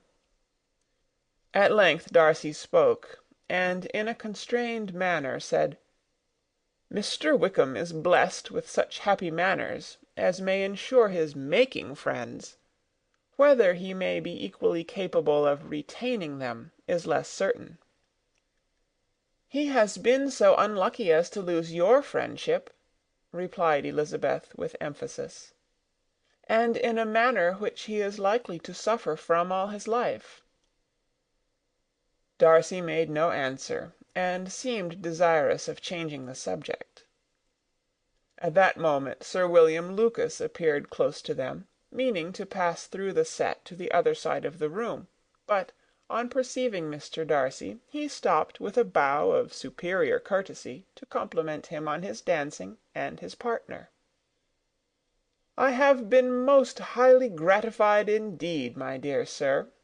Such very superior dancing is not often seen. It is evident that you belong to the first circles. Allow me to say, however, that your fair partner does not disgrace you, and that I must hope to have this pleasure often repeated, especially when a certain desirable event, my dear Eliza," glancing at her sister and Bingley, "shall take place. What congratulations will then flow in! I appeal to Mr. Darcy. But let me not interrupt you, sir. You will not thank me for detaining you from the bewitching converse of that young lady, whose bright eyes are also upbraiding me." The latter part of this address was scarcely heard by Darcy, but Sir William's allusion to his friend seemed to strike him forcibly, and his eyes were directed with a very serious expression towards Bingley and Jane, who were dancing together. Recovering himself, however, shortly, he turned to his partner and said, "Sir William's interruption has made me forget what we were talking of." "I do not think we were speaking at all. Sir William could not have interrupted two people in the room who had less to say for themselves. We have tried 2 or 3 subjects already without success, and what we are to talk of next I cannot imagine." "What think you of books?" said he, smiling. "Books? Oh, no. I am sure we never read the same, or not with the same feelings." "I am sorry you think so, but if that be the case, there can at least be no want of subject. We may compare our different opinions." "No, I cannot talk of books in a ball-room. My head is always full of something else." "The present always occupies you in such scenes, does it?" said he, with a look of doubt. "Yes, always," she replied, without knowing what she said, for her thoughts had wandered far from the subject, as soon afterwards appeared by her suddenly exclaiming, "I remember hearing you once say, Mr. Darcy, that you hardly ever forgave, that your resentment once created was unappeasable. You are very cautious, I suppose, as to its being created." "I am," said he, with a firm voice. "And never allow yourself to be blinded by prejudice?" "I hope not." It is particularly incumbent on those who never change their opinion to be secure of judging properly at first. "May I ask to what these questions tend?" "Merely to the illustration of your character," said she, endeavouring to shake off her gravity. "I am trying to make it out." "And what is your success?" She shook her head. "I do not get on at all. I hear such different accounts of you as puzzle me exceedingly." "I can readily believe," answered he gravely, "that reports may vary greatly with respect to me, and I could wish, Miss Bennet, that you were not to sketch my character at the present moment, as there is reason to fear that the performance would reflect no credit on either. But if I do not take your likeness now, I may never have another opportunity." "I would by no means suspend any pleasure of yours," he coldly replied. She said no more, and they went down the other dance, and parted in silence, and on each side dissatisfied, though not to an equal degree. For in Darcy's breast there was a tolerable powerful feeling towards her, which soon procured her pardon, and directed all his anger against another. They had not long separated when Miss Bingley came towards her, and with an expression of civil disdain accosted her. "So, Miss Eliza, I hear you are quite delighted with George Wickham. Your sister has been talking to me about him, and asking me 1,000 questions; and I find that the young man quite forgot to tell you, among his other communication, that he was the son of old Wickham, the late Mr. Darcy's steward. Let me recommend you, however, as a friend, not to give implicit confidence to all his assertions; for as to Mr. Darcy's using him ill, it is perfectly false; for, on the contrary, he has always been remarkably kind to him, though George Wickham has treated Mr. Darcy in a most infamous manner. I do not know the particulars, but I know very well that Mr. Darcy is not in the least to blame, that he cannot bear to hear George Wickham mentioned, and that though my brother thought that he could not well avoid including him in his invitation to the officers, he was excessively glad to find that he has taken himself out of the way. His coming into the country at all is a most insolent thing, indeed, and I wonder how he could presume to do it. I pity you, Miss Eliza, for this discovery of your favourite's guilt, but really, considering his descent, one could not expect much better." "His guilt and his descent appear by your account to be the same," said Elizabeth angrily, "for I have heard you accuse him of nothing worse than of being the son of Mr. Darcy's steward, and of that, I can assure you, he informed me himself." "I beg your pardon," replied Miss Bingley, turning away with a sneer. "Excuse my interference. It was kindly meant." "Insolent girl," said Elizabeth to herself. "You are much mistaken if you expect to influence me by such a paltry attack as this. I see nothing in it but your own wilful ignorance and the malice of Mr. Darcy." She then sought her eldest sister, who had undertaken to make inquiries on the same subject of Bingley. Jane met her with a smile of such sweet complacency, a glow of such happy expression, as sufficiently marked how well she was satisfied with the occurrences of the evening. Elizabeth instantly read her feelings, and at that moment solicitude for Wickham, resentment against his enemies, and everything else, gave way before the hope of Jane's being in the fairest way for happiness. "I want to know," said she, with a countenance no less smiling than her sister's, "what you have learnt about Mr. Wickham. But perhaps you have been too pleasantly engaged to think of any third person, in which case you may be sure of my pardon." "No," replied Jane, "I have not forgotten him, but I have nothing satisfactory to tell you. Mr. Bingley does not know the whole of his history, and is quite ignorant of the circumstances which have principally offended Mr. Darcy; but he will vouch for the good conduct, the probity, and honour of his friend, and is perfectly convinced that Mr. Wickham has deserved much less attention from Mr. Darcy than he has received. And I am sorry to say, by his account as well as his sister's, Mr. Wickham is by no means a respectable young man.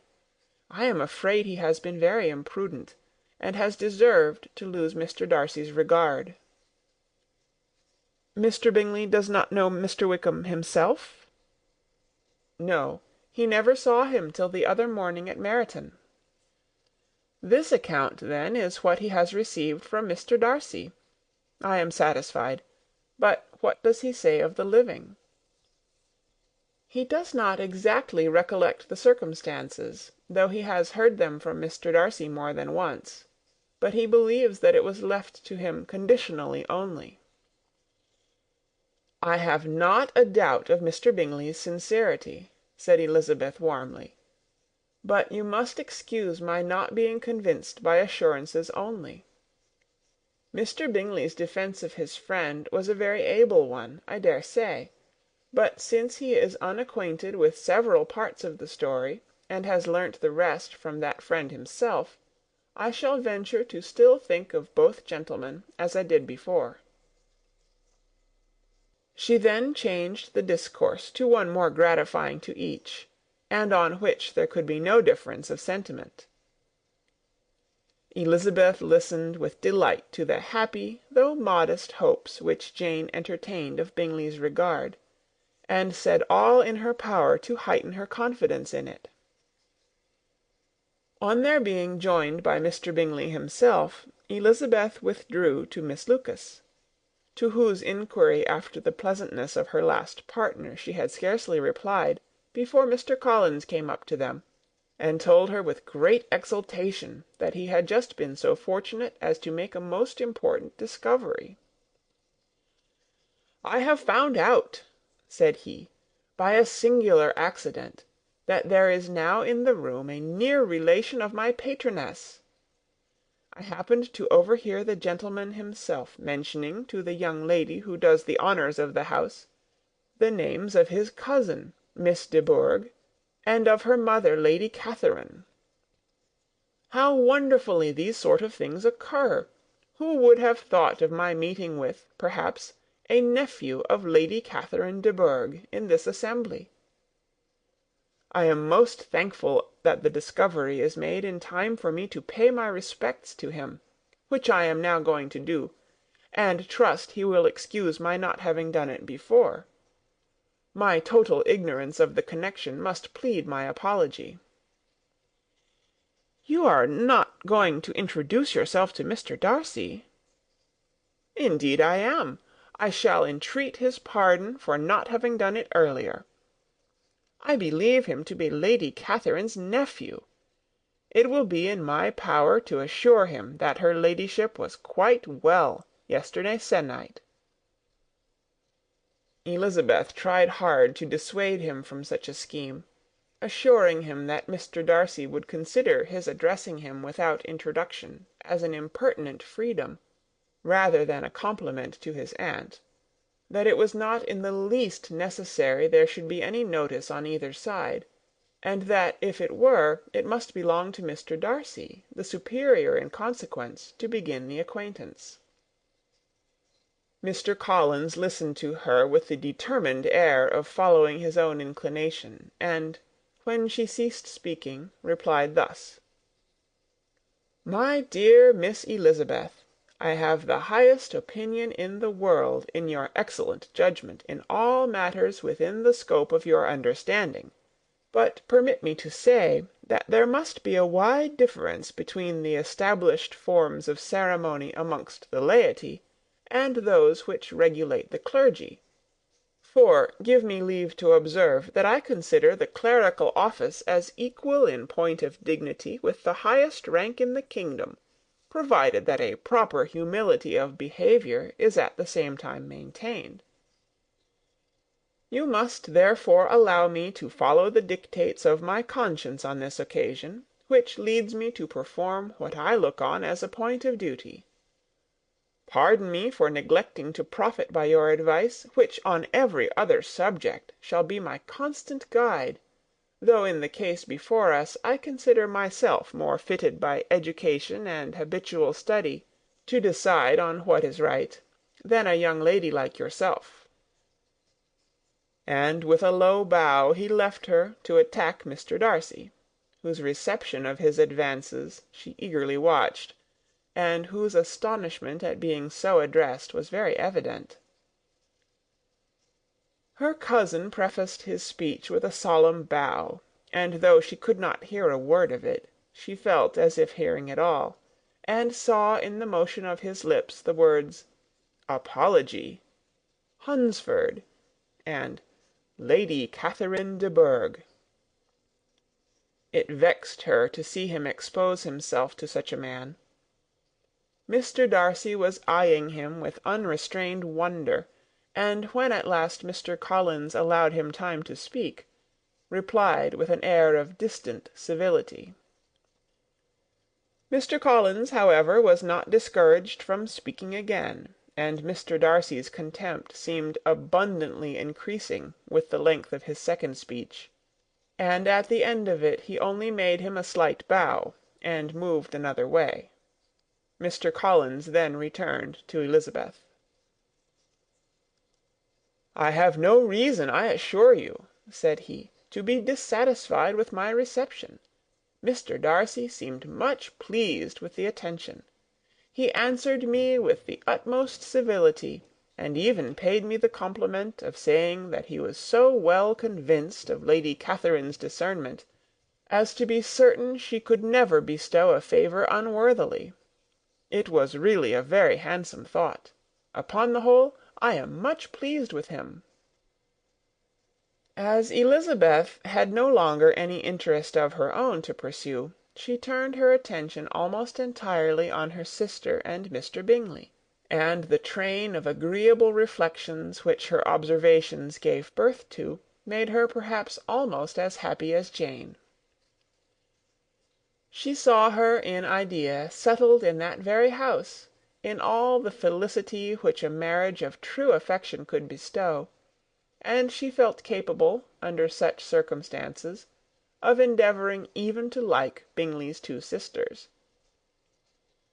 Her mother's thoughts, she plainly saw, were bent the same way, and she determined not to venture near her, lest she might hear too much. When they sat down to supper, therefore, she considered it a most unlucky perverseness which placed them within one of each other, and deeply was she vexed to find that her mother was talking to that one person, Lady Lucas, freely, openly, and of nothing else but her expectation that Jane would soon be married to Mr. Bingley. It was an animating subject, and Mrs. Bennet seemed incapable of fatigue while enumerating the advantages of the match. His being such a charming young man, and so rich, and living but 3 miles from them, were the first points of self-gratulation. And then it was such a comfort to think how fond the two sisters were of Jane, and to be certain that they must desire the connection as much as she could do. It was, moreover, such a promising thing for her younger daughters, as Jane's marrying so greatly must throw them in the way of other rich men. And lastly, it was so pleasant at her time of life to be able to consign her single daughters to the care of their sister, that she might not be obliged to go into company more than she liked. It was necessary to make this circumstance a matter of pleasure, because on such occasions it is the etiquette, but no one was less likely than Mrs. Bennet to find comfort in staying home at any period of her life. She concluded with many good wishes that Lady Lucas might soon be equally fortunate, though evidently and triumphantly believing there was no chance of it. In vain did Elizabeth endeavour to check the rapidity of her mother's words, or persuade her to describe her felicity in a less audible whisper, for to her inexpressible vexation she could perceive that the chief of it was overheard by Mr. Darcy, who sat opposite to them. Her mother only scolded her for being nonsensical. "What is Mr. Darcy to me, pray, that I should be afraid of him? I am sure we owe him no such particular civility as to be obliged to say nothing he may not like to hear." "For heaven's sake, madam, speak lower. What advantage can it be for you to offend Mr. Darcy? You will never recommend yourself to his friend by so doing." Nothing that she could say, however, had any influence. Her mother would talk of her views in the same intelligible tone. Elizabeth blushed, and blushed again with shame and vexation. She could not help frequently glancing her eye at Mr. Darcy, though every glance convinced her of what she dreaded; for though he was not always looking at her mother, she was convinced that his attention was invariably fixed by her. The expression of his face changed gradually from indignant contempt to a composed and steady gravity. At length, however, Mrs. Bennet had no more to say, and Lady Lucas, who had been long yawning at the repetition of delights which she saw no likelihood of sharing, was left to the comforts of cold ham and chicken. Elizabeth now began to revive, but not long was the interval of tranquillity, for when supper was over singing was talked of, and she had the mortification of seeing Mary, after very little entreaty, preparing to oblige the company. By many significant looks and silent entreaties did she endeavour to prevent such a proof of complaisance, but in vain. Mary would not understand them. Such an opportunity of exhibiting was delightful to her, and she began her song.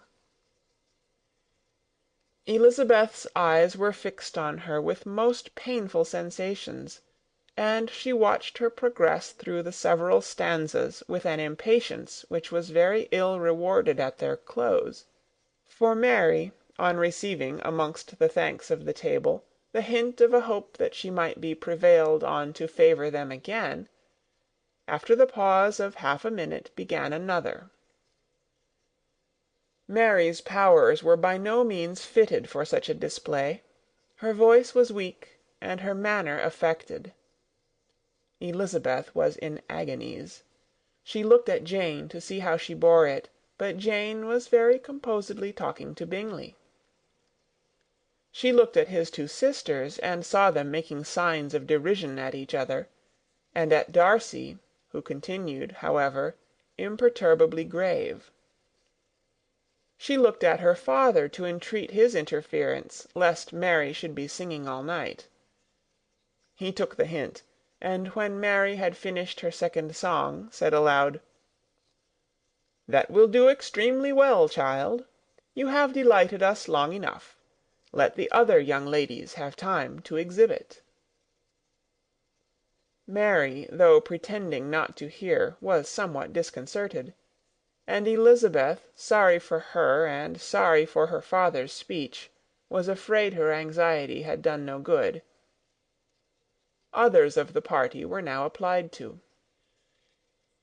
"If I," said Mr. Collins, "were so fortunate as to be able to sing, I should have great pleasure, I am sure, in obliging the company with an air; for I consider music as a very innocent diversion, and perfectly compatible with the profession of a clergyman. I do not mean, however, to assert that we can be justified in devoting too much of our time to music, for there are certainly other things to be attended to. The rector of a parish has much to do. In the first place, he must make such an agreement for tithes as may be beneficial to himself and not offensive to his patron. He must write his own sermons, and the time that remains will not be too much for his parish duties, and the care and improvement of his dwelling, which he cannot be excused from making as comfortable as possible. And I do not think it of light importance that he should have attentive and conciliatory manner towards everybody, especially towards those to whom he owes his preferment. I cannot acquit him of that duty, nor could I think well of the man who should omit an occasion of testifying his respect towards anybody connected with the family." And with a bow to Mr. Darcy, he concluded his speech, which had been spoken so loud as to be heard by half the room. Many stared, many smiled, but no one looked more amused than Mr. Bennet himself, while his wife seriously commended Mr. Collins for having spoken so sensibly, and observed in a half whisper to Lady Lucas that he was a remarkably clever, good kind of young man. To Elizabeth it appeared that, had her family made an agreement to expose themselves as much as they could during the evening, it would have been impossible for them to play their parts with more spirit or finer success; and happy did she think it for Bingley and her sister that some of the exhibition had escaped his notice, and that his feelings were not of a sort to be much distressed by the folly which he must have witnessed. That his two sisters and Mr. Darcy, however, should have such an opportunity of ridiculing her relations was bad enough, and she could not determine whether the silent contempt of the gentlemen or the insolent smiles of the ladies were more intolerable. The rest of the evening brought her little amusement. She was teased by Mr. Collins, who continued most perseveringly by her side, and though he could not prevail on her to dance with him again, put it out of her power to dance with others. In vain did she entreat him to stand up with somebody else, and offer to introduce him to any young lady in the room. He assured her that as to dancing he was perfectly indifferent to it; that his chief object was by delicate attentions to recommend himself to her, and that he should therefore make a point of remaining close to her the whole evening. There was no arguing upon such a project. She owed her greatest relief to her friend Miss Lucas, who often joined them, and good-naturedly engaged Mr. Collins's conversation to herself. She was at least free from the offence of Mr. Darcy's further notice, though often standing within a very short distance of her, quite disengaged, he never came near enough to speak. She felt it to be the probable consequence of her allusions to Mr. Wickham, and rejoiced in it. The Longbourn party were the last of all the company to depart, and, by a manoeuvre of Mrs. Bennet, had to wait for their carriage a quarter of an hour after everybody else was gone, which gave them time to see how heartily they were wished away by some of the family. Mrs. Hurst and her sister scarcely opened their mouths, except to complain of fatigue, and were evidently impatient to have the house to themselves. They repulsed every attempt of Mrs. Bennet at conversation, and by so doing threw a languor over the whole party, which was very little relieved by the long speeches of Mr. Collins, who was complimenting Mr. Bingley and his sisters on the elegance of their entertainment, and the hospitality and politeness which had marked their behaviour to their guests. Darcy said nothing at all. Mr. Bennet, in equal silence, was enjoying the scene. Mr. Bingley and Jane were standing together, a little detached from the rest, and talked only to each other. Elizabeth preserved as steady a silence as either Mrs. Hurst or Miss Bingley, and even Lydia was too much fatigued to utter more than the occasional exclamation of "Lord, how tired I am!" accompanied by a violent yawn.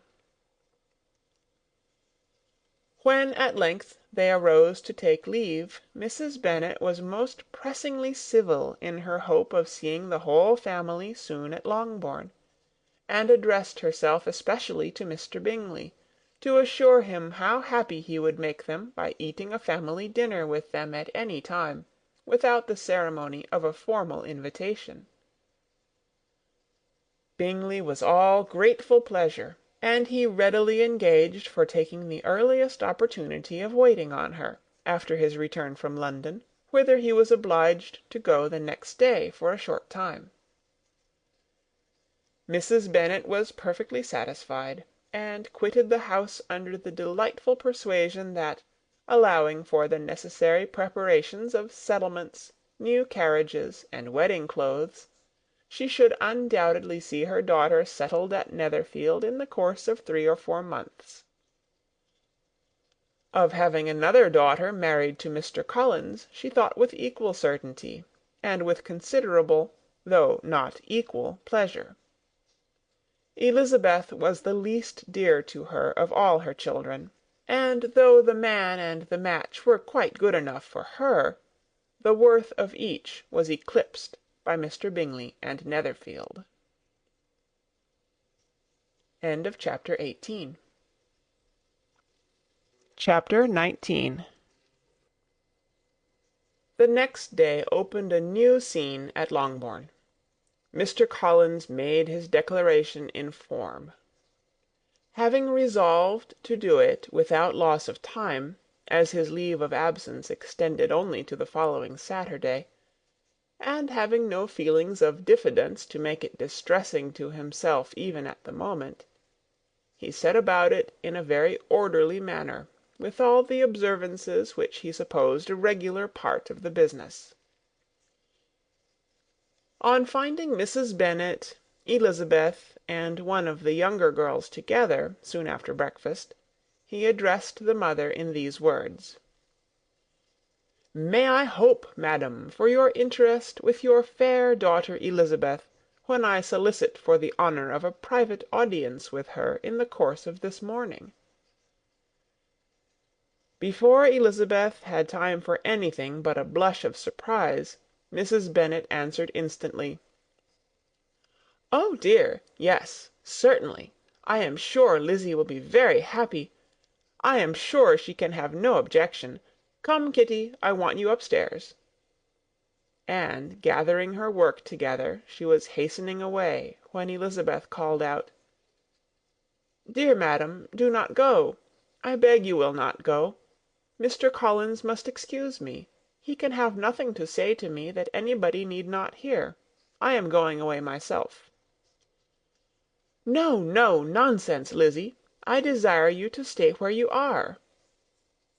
And upon Elizabeth's seeming really, with vexed and embarrassed looks, about to escape, she added, "Lizzy, I insist upon your staying and hearing Mr. Collins." Elizabeth would not oppose such an injunction, and a moment's consideration making her also sensible that it would be wisest to get it over as soon and as quietly as possible, she sat down again and tried to conceal, by incessant employment, the feelings which were divided between distress and diversion. Mrs. Bennet and Kitty walked off, and as soon as they were gone, Mr. Collins began. "Believe me, my dear Miss Elizabeth, that your modesty, so far from doing you any disservice, rather adds to your other perfections.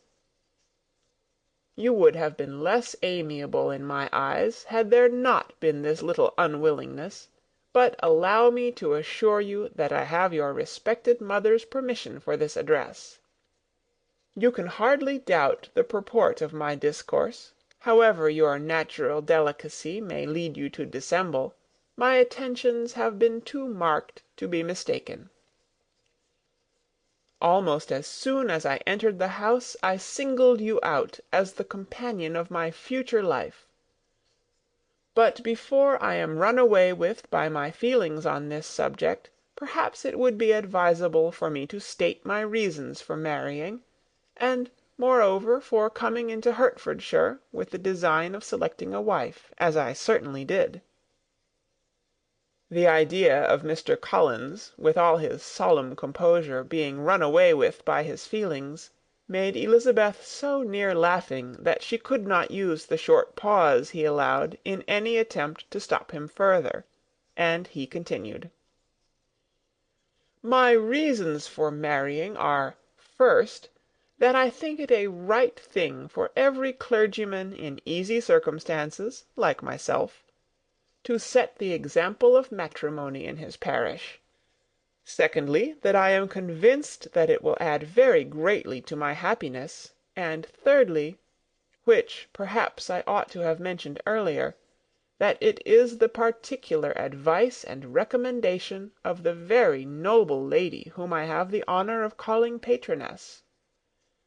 Twice has she condescended to give me her opinion, unasked too, on this subject, and it was but the very Saturday night before I left Hunsford, between our pools at quadrille, while Mrs. Jenkinson was arranging Miss de Bourgh's footstool, that she said, "Mr. Collins, you must marry.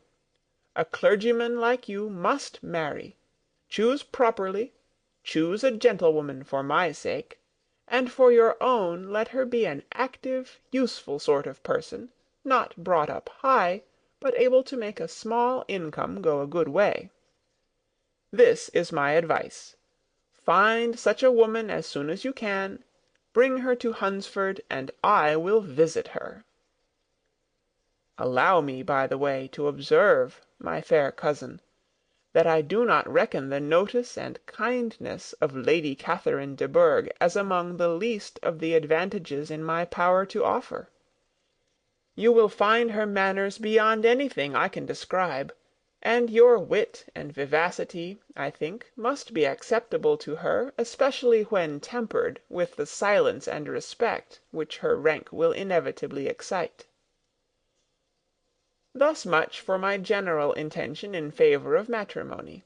It remains to be told why my views were directed towards Longbourn, instead of my own neighbourhood, where I can assure you there are many amiable young women. But the fact is, that being, as I am, to inherit this estate after the death of your honoured father, who, however, may live many years longer, I could not satisfy myself without resolving to choose a wife from among his daughters, that the loss to them might be as little as possible when the melancholy event takes place, which, however, as I have already said, may not be for several years. This has been my motive, my fair cousin, and I flatter myself it will not sink me in your esteem. And now nothing remains but for me to assure you in the most animated language of the violence of my affection.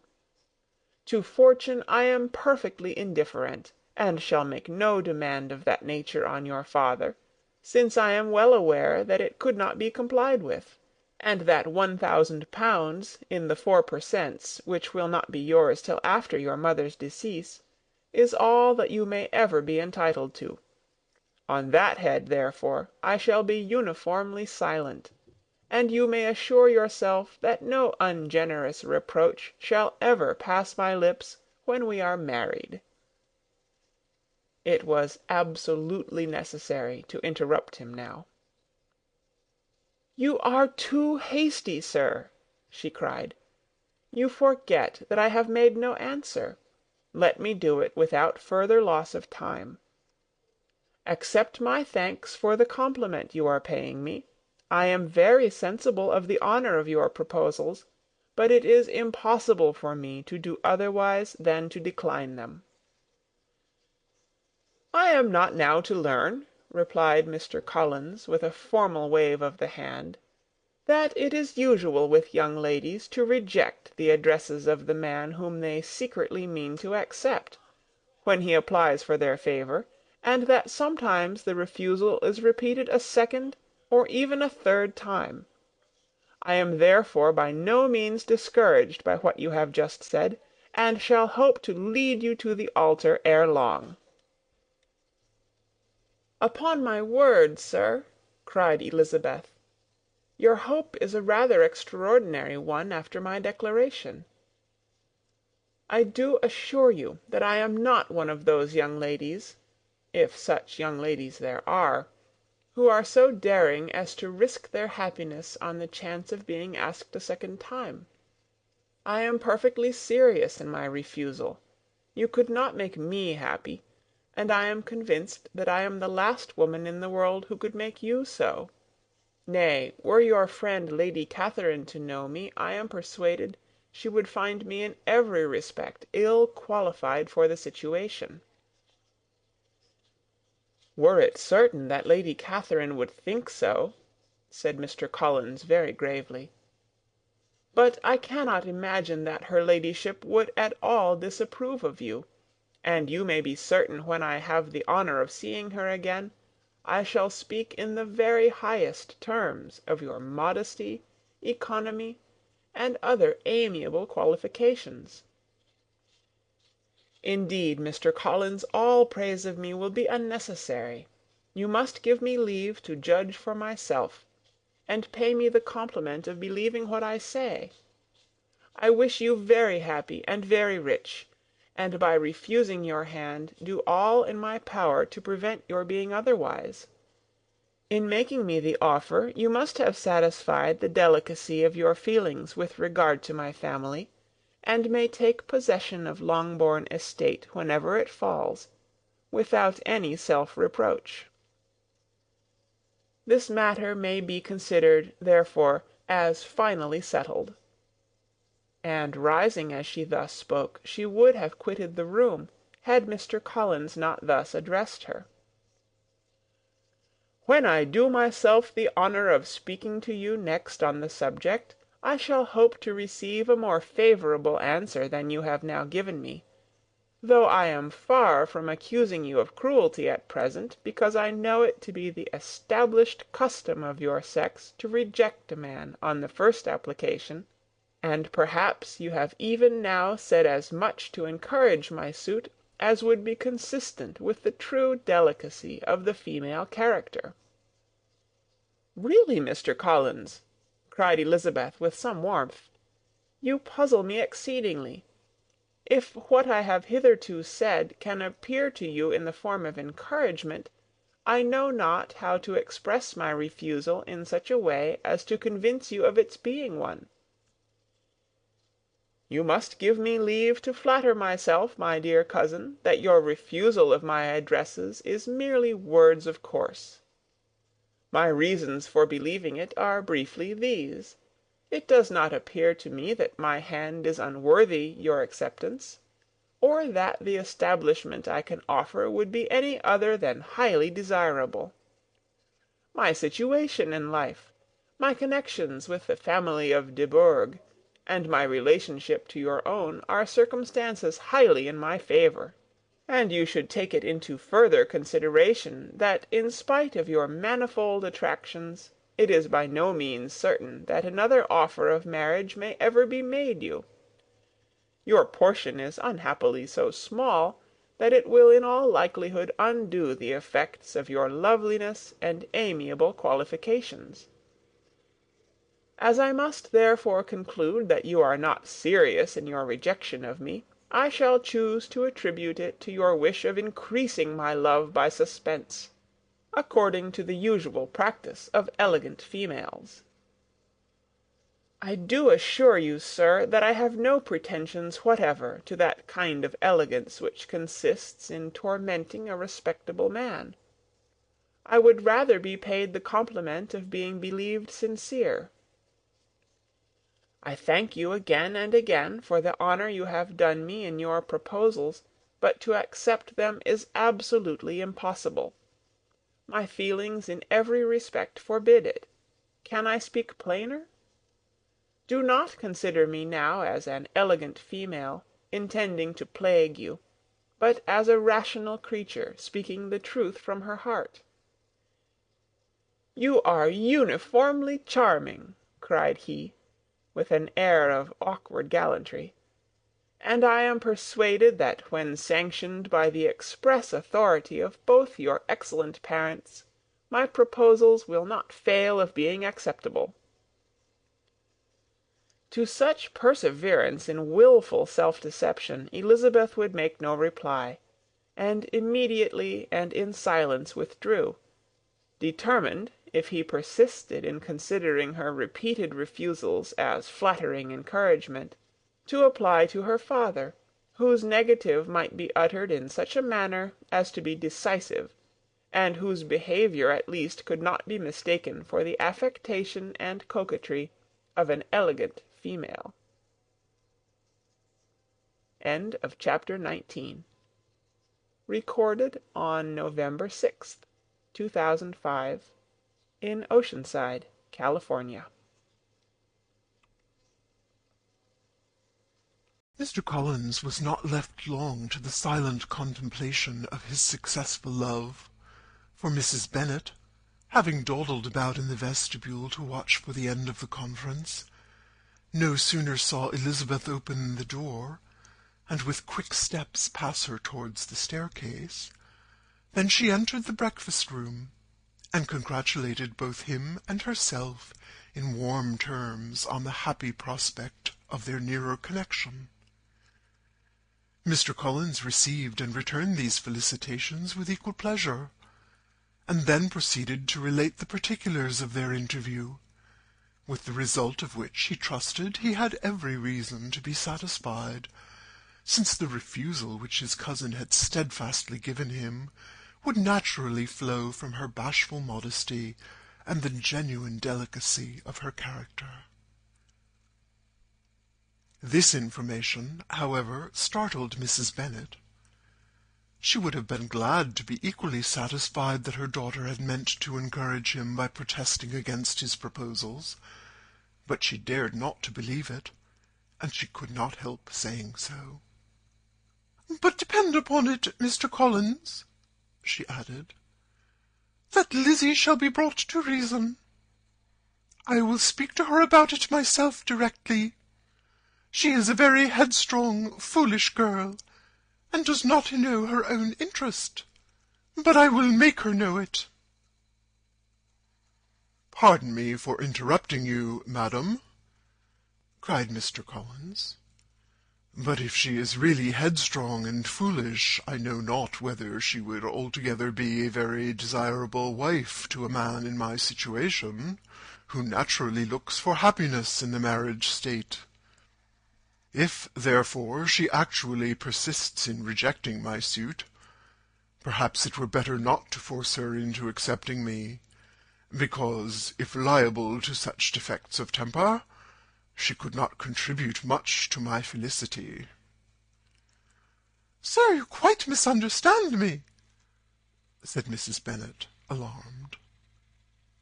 "Lizzie is only headstrong in such matters as these. In everything else she is as good-natured a girl as ever lived.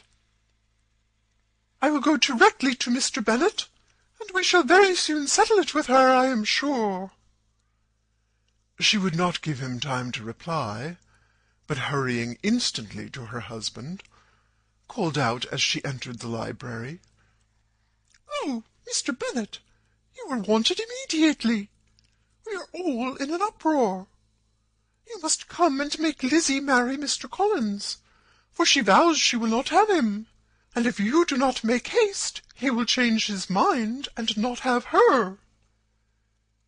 Mr. Bennet raised his eyes from his book as she entered, and fixed them on her face with a calm unconcern, which was not in the least altered by her communication. "I have not the pleasure of understanding you," said he, when she had finished her speech. "Of what are you talking?" "Of Mr. Collins and Lizzie. Lizzie declares she will not have Mr. Collins, and Mr. Collins begins to say that he will not have Lizzie." "And what am I to do on this occasion? It seems a hopeless business." "Speak to Lizzie about it yourself. Tell her that you insist upon her marrying him." "Let her be called down. She shall hear my opinion." Mrs. Bennet rang the bell, and Miss Elizabeth was summoned to the library. "Come here, child," cried her father as she appeared. "I have sent for you on an affair of importance. I understand that Mr. Collins has made you an offer of marriage. Is it true?" Elizabeth replied that it was. "Very well.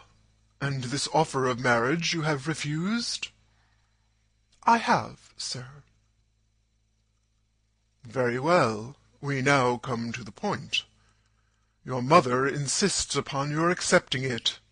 Is it not so, Mrs. Bennet?" "Yes, or I will never see her again." "An unhappy alternative is before you, Elizabeth.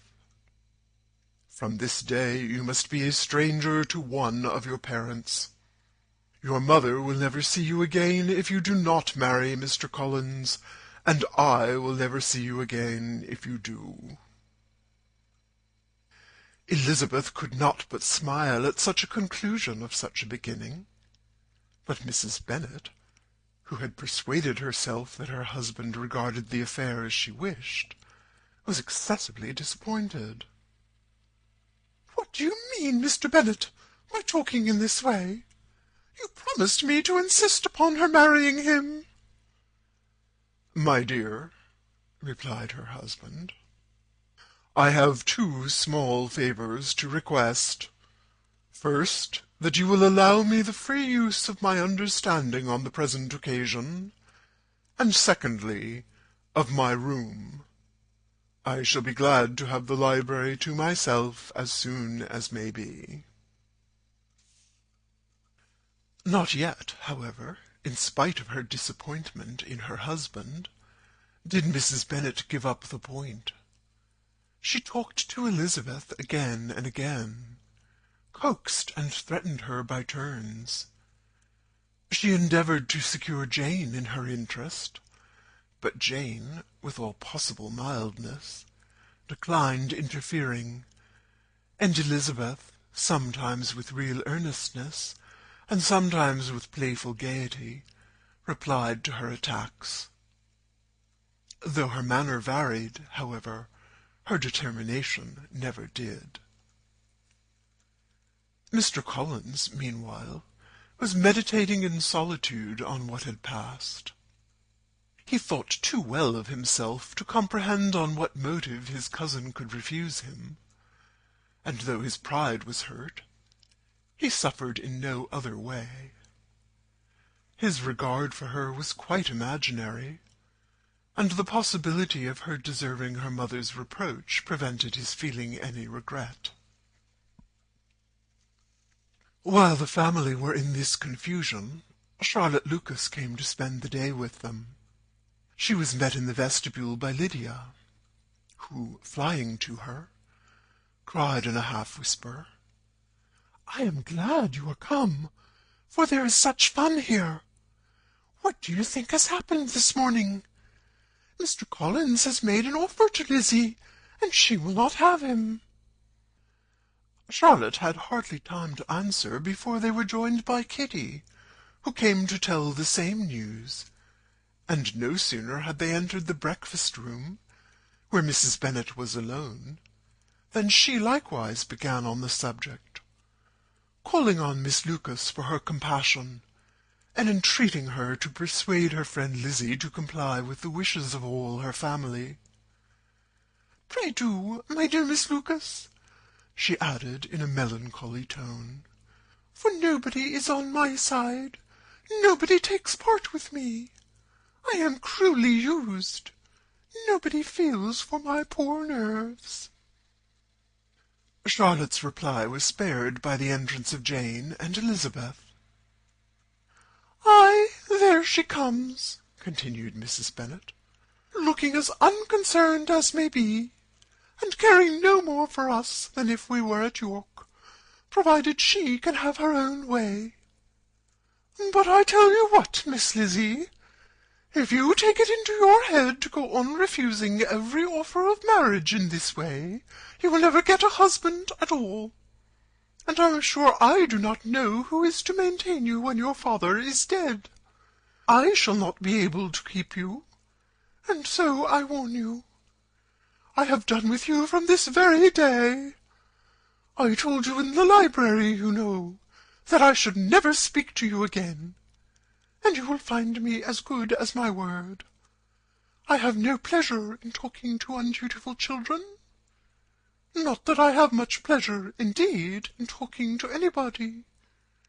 People who suffer as I do from nervous complaints can have no great inclination for talking. Nobody can tell what I suffer. But it is always so. Those who do not complain are never pitied." Her daughters listened in silence to this effusion, sensible that any attempt to reason with or soothe her would only increase the irritation. She talked on, therefore, without interruption from any of them, till they were joined by Mr. Collins, who entered with an air more stately than usual, and on perceiving whom, she said to the girls, "Now I do insist upon it that you, all of you, hold your tongues, and let Mr. Collins and me have a little conversation together." Elizabeth passed quietly out of the room. Jane and Kitty followed, but Lydia stood her ground, determined to hear all she could, and Charlotte, detained first by the facility of Mr. Collins, whose inquiries after herself and all her family were very minute, and then by a little curiosity, satisfied herself with walking to the window and pretending not to hear. In a doleful voice, Mrs. Bennet thus began the projected conversation. "Oh, Mr. Collins!" "My dear madam," replied he, "let us be for ever silent on this point. Far be it from me," he presently continued, in a voice that marked his displeasure, "to resent the behaviour of your daughter. Resignation to inevitable evils is the duty of us all, the peculiar duty of a young man who has been so fortunate, as I have been, in early preferment. and I trust I am resigned. Perhaps the not less so from feeling a doubt of my positive happiness, had my fair cousin honoured me with her hand. For I have often observed that resignation is never so perfect as when the blessing denied begins to lose somewhat of its value in our estimation. You will not, I hope, consider me as showing any disrespect to your family, my dear madam, by thus withdrawing my pretensions to your daughter's favour, without having paid yourself and Mr. Bennet the compliment of requesting you to interpose your authority in my behalf. My conduct may, I fear, be objectionable in having accepted my dismission from your daughter's lips instead of your own, but we are all liable to error. I have certainly meant well through the whole affair. My object has been to secure an amiable companion for myself, with due consideration for the advantage of all your family. And if my manner has been at all reprehensible, I here beg leave to apologize. End of chapter 20. The discussion of Mr. Collins's offer was now nearly at an end, and Elizabeth had only to suffer from the uncomfortable feelings necessarily attending it, and occasionally from some peevish allusion of her mother. As for the gentleman himself, his feelings were chiefly expressed, not by embarrassment or dejection, or by trying to avoid her, but by stiffness of manner and resentful silence. He scarcely ever spoke to her, and the assiduous attentions which he had been so sensible of himself were transferred for the rest of the day to Miss Lucas, whose civility in listening to him was a seasonable relief to them all, and especially to her friend. The morrow produced no abatement of Mrs. Bennet's ill-humour or ill-health. Mr. Collins was also in the same state of angry pride. Elizabeth had hoped that his resentment might shorten his visit, but his plan did not appear in the least affected by it. He was always to have gone on Saturday, and to Saturday he still meant to stay. After breakfast, the girls walked to Meryton to inquire if Mr. Wickham were returned, and to lament over his absence from the Netherfield ball. He joined them on their entering the town, and attended them to their aunt's, where his regret and vexation, and the concern of everybody, were well talked over. To Elizabeth, however, he voluntarily acknowledged that the necessity of his absence had been self-imposed. "I found," said he, as the time drew near, "that I had better not meet Mr. Darcy, that to be in the same room, the same party with him, for so many hours together, might be more than I could bear, and that scenes might arise unpleasant to more than myself." She highly approved his forbearance, and they had leisure for a full discussion of it, and for all the commendation which they civilly bestowed on each other, as Wickham and another officer walked back with them to Longbourn, and during the walk he particularly attended to her. His accompanying them was a double advantage. She felt all the compliment it offered to herself, and it was most acceptable as an occasion of introducing him to her father and mother. Soon after their return, a letter was delivered to Miss Bennet. It came from Netherfield, and was opened immediately. The envelope contained a sheet of elegant little hot-pressed paper, well covered with a lady's fair flowing hand. and Elizabeth saw her sister's countenance change as she read it, and saw her dwelling intently on some particular passages. Jane recollected herself soon, and putting the letter away, tried to join with her usual cheerfulness in the general conversation.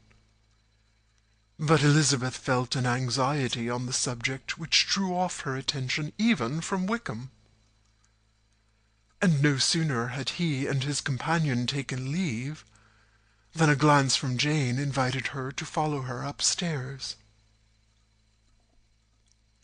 When they had gained their own room, Jane, taking out her letter, said, "This is from Caroline Bingley. What it contains has surprised me a good deal.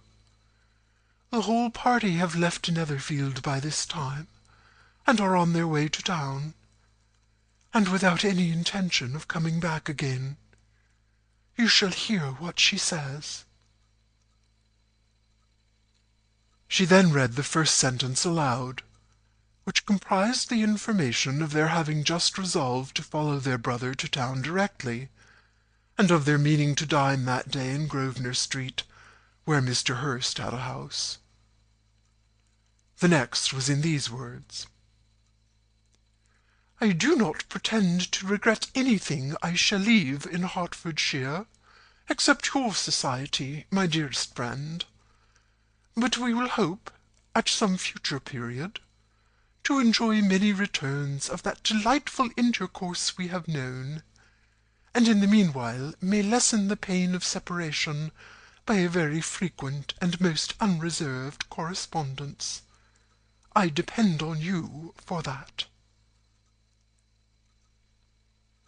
To these high-flown expressions Elizabeth listened with all the insensibility of distrust, and though the suddenness of their removal surprised her, she saw nothing in it really to lament. It was not to be supposed that their absence from Netherfield would prevent Mr. Bingley's being there, and as to the loss of their society, she was persuaded that Jane must soon cease to regard it in the enjoyment of his. "It is unlucky," said she, after a short pause, "that you should not be able to see your friends before they leave the country. But may we not hope that the period of future happiness, to which Miss Bingley looks forward, may arrive earlier than she is aware, and that the delightful intercourse you have known as friends will be renewed with yet greater satisfaction as sisters? Mr. Bingley will not be detained in London by them." "Caroline decidedly says that none of the party will return into Hertfordshire this winter. I will read it to you. When my brother left us yesterday, he imagined that the business which took him to London might be concluded in 3 or 4 days.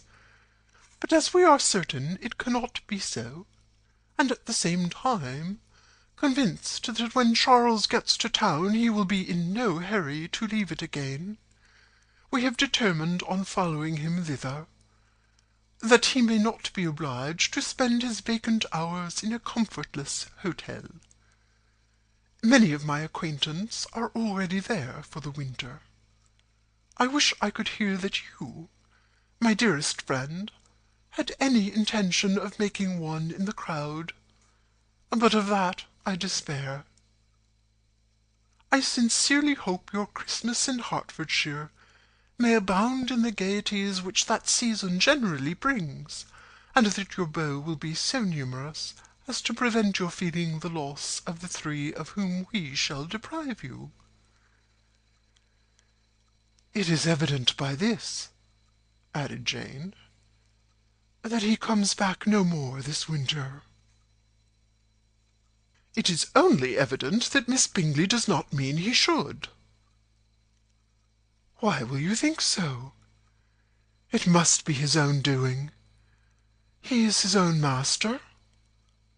But you do not know all. I will read you the passage which particularly hurts me. I will have no reserves from you. Mr. Darcy is impatient to see his sister, and to confess the truth, we are scarcely less eager to meet her again. I really do not think Georgiana Darcy has her equal for beauty, elegance, and accomplishments, and the affection she inspires in Louisa and myself is heightened into something still more interesting, from the hope we dare to entertain of her being hereafter our sister. I do not know whether I ever before mentioned to you my feelings on this subject, but I will not leave the country without confiding them, and I trust you will not esteem them unreasonable. My brother greatly admires her already. He will have frequent opportunity now of seeing her on the most intimate footing. Her relations all wish the connection as much as his own, and a sister's partiality is not misleading me, I think, when I call Charles most capable of engaging any woman's heart. With all these circumstances to favour an attachment, and nothing to prevent it, am I wrong, my dearest Jane, in indulging the hope of an event which will secure the happiness of so many? What think you of this sentence, my dear Lizzie? Said Jane as she finished it. Is it not clear enough? Does it not expressly declare that Caroline neither expects nor wishes me to be her sister, that she is perfectly convinced of her brother's indifference, and that if she suspects the nature of my feelings for him, she means, most kindly, to put me on my guard? Can there be any other opinion on the subject? Yes, there can, for mine is totally different. Will you hear it? Most willingly. You shall have it in a few words. Miss Bingley sees that her brother is in love with you, and wants him to marry Miss Darcy. She follows him to town in the hope of keeping him there, and tries to persuade you that he does not care about you. Jane shook her head. Indeed, Jane, you ought to believe me. No one who has ever seen you together can doubt his affection. Miss Bingley, I am sure, cannot. She is not such a simpleton. Could she have seen half as much love in Mr. Darcy for herself, she would have ordered her wedding clothes. But the case is this. We are not rich enough or grand enough for them, and she is the more anxious to get Miss Darcy for her brother from the notion that when there has been one intermarriage, she may have less trouble in achieving a second, in which there is certainly some ingenuity, and I dare say it would succeed if Miss de Bourgh were out of the way. But, my dearest Jane, you cannot seriously imagine that because Miss Bingley tells you her brother greatly admires Miss Darcy, he is in the smallest degree less sensible of your merit than when he took leave of you on Tuesday, or that it will be in her power to persuade him that instead of being in love with you, he is very much in love with her friend. If we thought alike of Miss Bingley, replied Jane, your representation of all this might make me quite easy, but I know the foundation is unjust. Caroline is incapable of wilfully deceiving anyone, and all that I can hope for in this case is that she is deceived herself. That is right. You could not have stated a more happy idea, since you will not take comfort in mine. Believe her to be deceived by all means. You have now done your duty by her, and must fret no longer. But, my dearest sister, can I be happy, even supposing the best, in accepting a man whose sisters and friends are all wishing him to marry elsewhere? You must decide for yourself, said Elizabeth. And if, upon mature deliberation, you find that the misery of disobliging his two sisters is more than equivalent to the happiness of being his wife, I advise you by all means to refuse him." "How can you talk so?" said Jane, faintly smiling. "You must know that though I should be exceedingly grieved at their disapprobation, I could not hesitate." "I did not think you would, and that being the case, I cannot consider your situation with much compassion. But if he returns no more this winter, my choice will never be required. 1,000 things may arise in 6 months." The idea of his returning no more Elizabeth treated with the utmost contempt. It appeared to her merely the suggestion of Caroline's interested wishes, and she could not for a moment suppose that those wishes, however openly or artfully spoken, could influence a young man so totally independent of everyone. She represented to her sister as forcibly as possible what she felt on the subject, and had soon the pleasure of seeing its happy effect. Jane's temper was not desponding, and she was gradually led to hope, though the diffidence of affection sometimes overcame the hope, that Bingley would return to Netherfield, and answer every wish of her heart. They agreed that Mrs. Bennet should only hear of the departure of the family, without being alarmed on the score of the gentleman's conduct. But even this partial communication gave her a great deal of concern, and she bewailed it as exceedingly unlucky that the ladies should happen to go away, just as they were all getting so intimate together. After lamenting it, however, at some length, she had the consolation of thinking Mr. Bingley would be soon down again, and soon dining at Longbourn, and the conclusion of all was the comfortable declaration that though he had been invited only to a family dinner, she would take care to have 2 full courses. End of chapter 21. Chapter 22. The Bennets were engaged to dine with the Lucases, and again during the chief of the day was Miss Lucas so kind as to listen to Mr. Collins. Elizabeth took an opportunity of thanking her.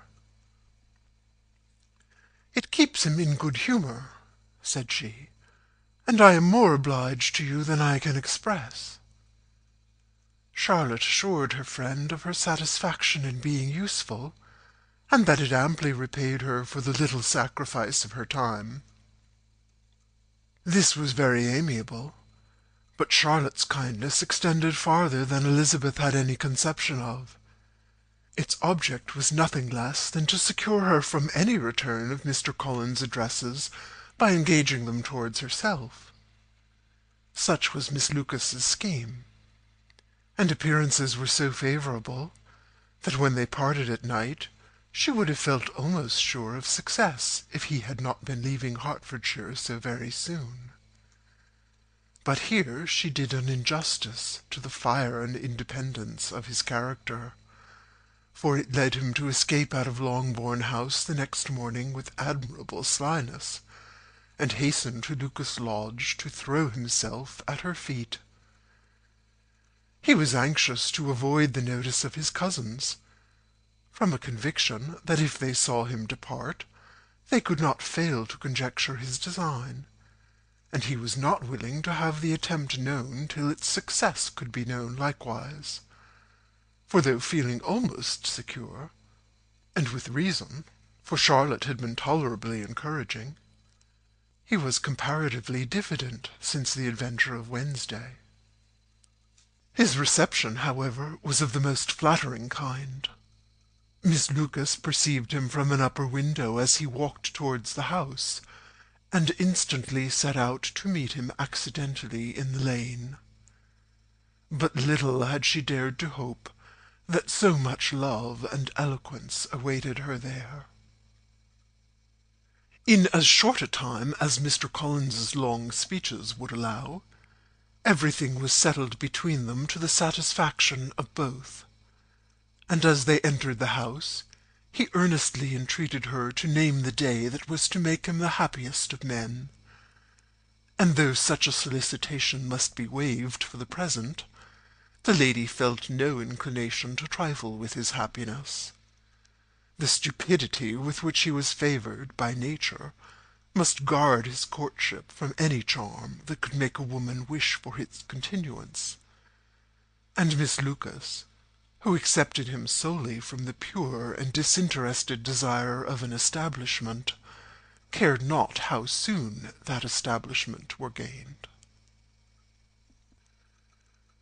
Sir William and Lady Lucas were speedily applied to for their consent, and it was bestowed with a most joyful alacrity. Mr. Collins's present circumstances made it a most eligible match for their daughter, to whom they could give little fortune, and his prospects of future wealth were exceedingly fair. Lady Lucas began directly to calculate, with more interest than the matter had ever excited before, how many years longer Mr. Bennet was likely to live, and Sir William gave it as his decided opinion that whenever Mr. Collins should be in possession of the Longbourn estate, it would be highly expedient that both he and his wife should make their appearance at St. James's. The whole family, in short, were properly overjoyed on the occasion. The younger girls formed hopes of coming out a year or two sooner than they might otherwise have done, and the boys were relieved from their apprehension of Charlotte's dying an old maid. Charlotte herself was tolerably composed. She had gained her point, and had time to consider of it. Her reflections were in general satisfactory. Mr. Collins, to be sure, was neither sensible nor agreeable. His society was irksome, and his attachment to her must be imaginary. But still he would be her husband. Without thinking highly either of men or matrimony, marriage had always been her object. It was the only honourable provision for well-educated young women of small fortune, and however uncertain of giving happiness, must be their pleasantest preservative from want. This preservative she had now obtained, and at the age of 27, without having ever been handsome, she felt all the good luck of it. The least agreeable circumstance in the business was the surprise it must occasion to Elizabeth Bennet, whose friendship she valued beyond that of any other person. Elizabeth would wonder, and probably would blame her, and though her resolution was not to be shaken, her feelings must be hurt by such disapprobation. She resolved to give her the information herself, and therefore charge Mr. Collins, when he returned to Longbourn to dinner, to drop no hint of what had passed before any of the family. A promise of secrecy was of course very dutifully given, but it could not be kept without difficulty, for the curiosity excited by his long absence burst forth in such very direct questions on his return as required some ingenuity to evade, and he was at the same time exercising great self-denial, for he was longing to publish his prosperous love. As he was to begin his journey too early on the morrow to see any of the family, the ceremony of leave-taking was performed when the ladies moved for the night, and Mrs. Bennet, with great politeness and cordiality, said how happy they should be to see him at Longbourn again, whenever his other engagements might allow him to visit them. "My dear madam," he replied, This invitation is particularly gratifying, because it is what I have been hoping to receive, and you may be very certain that I shall avail myself of it as soon as possible." They were all astonished, and Mr. Bennet, who could by no means wish for so speedy a return, immediately said, "But is there not danger of Lady Catherine's disapprobation here, my good sir? You had better neglect your relations than run the risk of offending your patroness." "My dear sir," replied Mr. Collins, "I am particularly obliged to you for this friendly caution, and you may depend upon my not taking so material a step without her ladyship's concurrence. You cannot be too much on your guard. Risk anything rather than her displeasure, and if you find it likely to be raised by your coming to us again, which I should think exceedingly probable, stay quietly at home, and be satisfied that we shall take no offence. Believe me, my dear sir, my gratitude is warmly excited by such affectionate attention, and depend upon it you will speedily receive from me a letter of thanks for this, as well as for every other mark of your regard during my stay in Hertfordshire. As for my fair cousins, though my absence may not be long enough to render it necessary, I shall take the liberty of wishing them health and happiness, not excepting my cousin Elizabeth." With proper civilities the ladies then withdrew, all of them equally surprised to find that he meditated a quick return. Mrs. Bennet wished to understand by it that he thought of paying his addresses to one of her younger girls, and Mary might have been prevailed on to accept him. She rated his abilities much higher than any of the others. There was a solidity in his reflections which often struck her, and though by no means so clever as herself, she thought that if encouraged to read and improve himself by such an example as hers, he might become a very agreeable companion. But on the following morning every hope of this kind was done away. Miss Lucas called soon after breakfast, and in a private conference with Elizabeth related the event of the day before. The possibility of Mr. Collins fancying himself in love with her friend had once occurred to Elizabeth within the last day or two, but that Charlotte could encourage him seemed almost as far from possibility as that she could encourage him herself, and her astonishment was consequently so great as to overcome at first the bounds of decorum, and she could not help crying out, "Engaged to Mr. Collins? My dear Charlotte! Impossible!"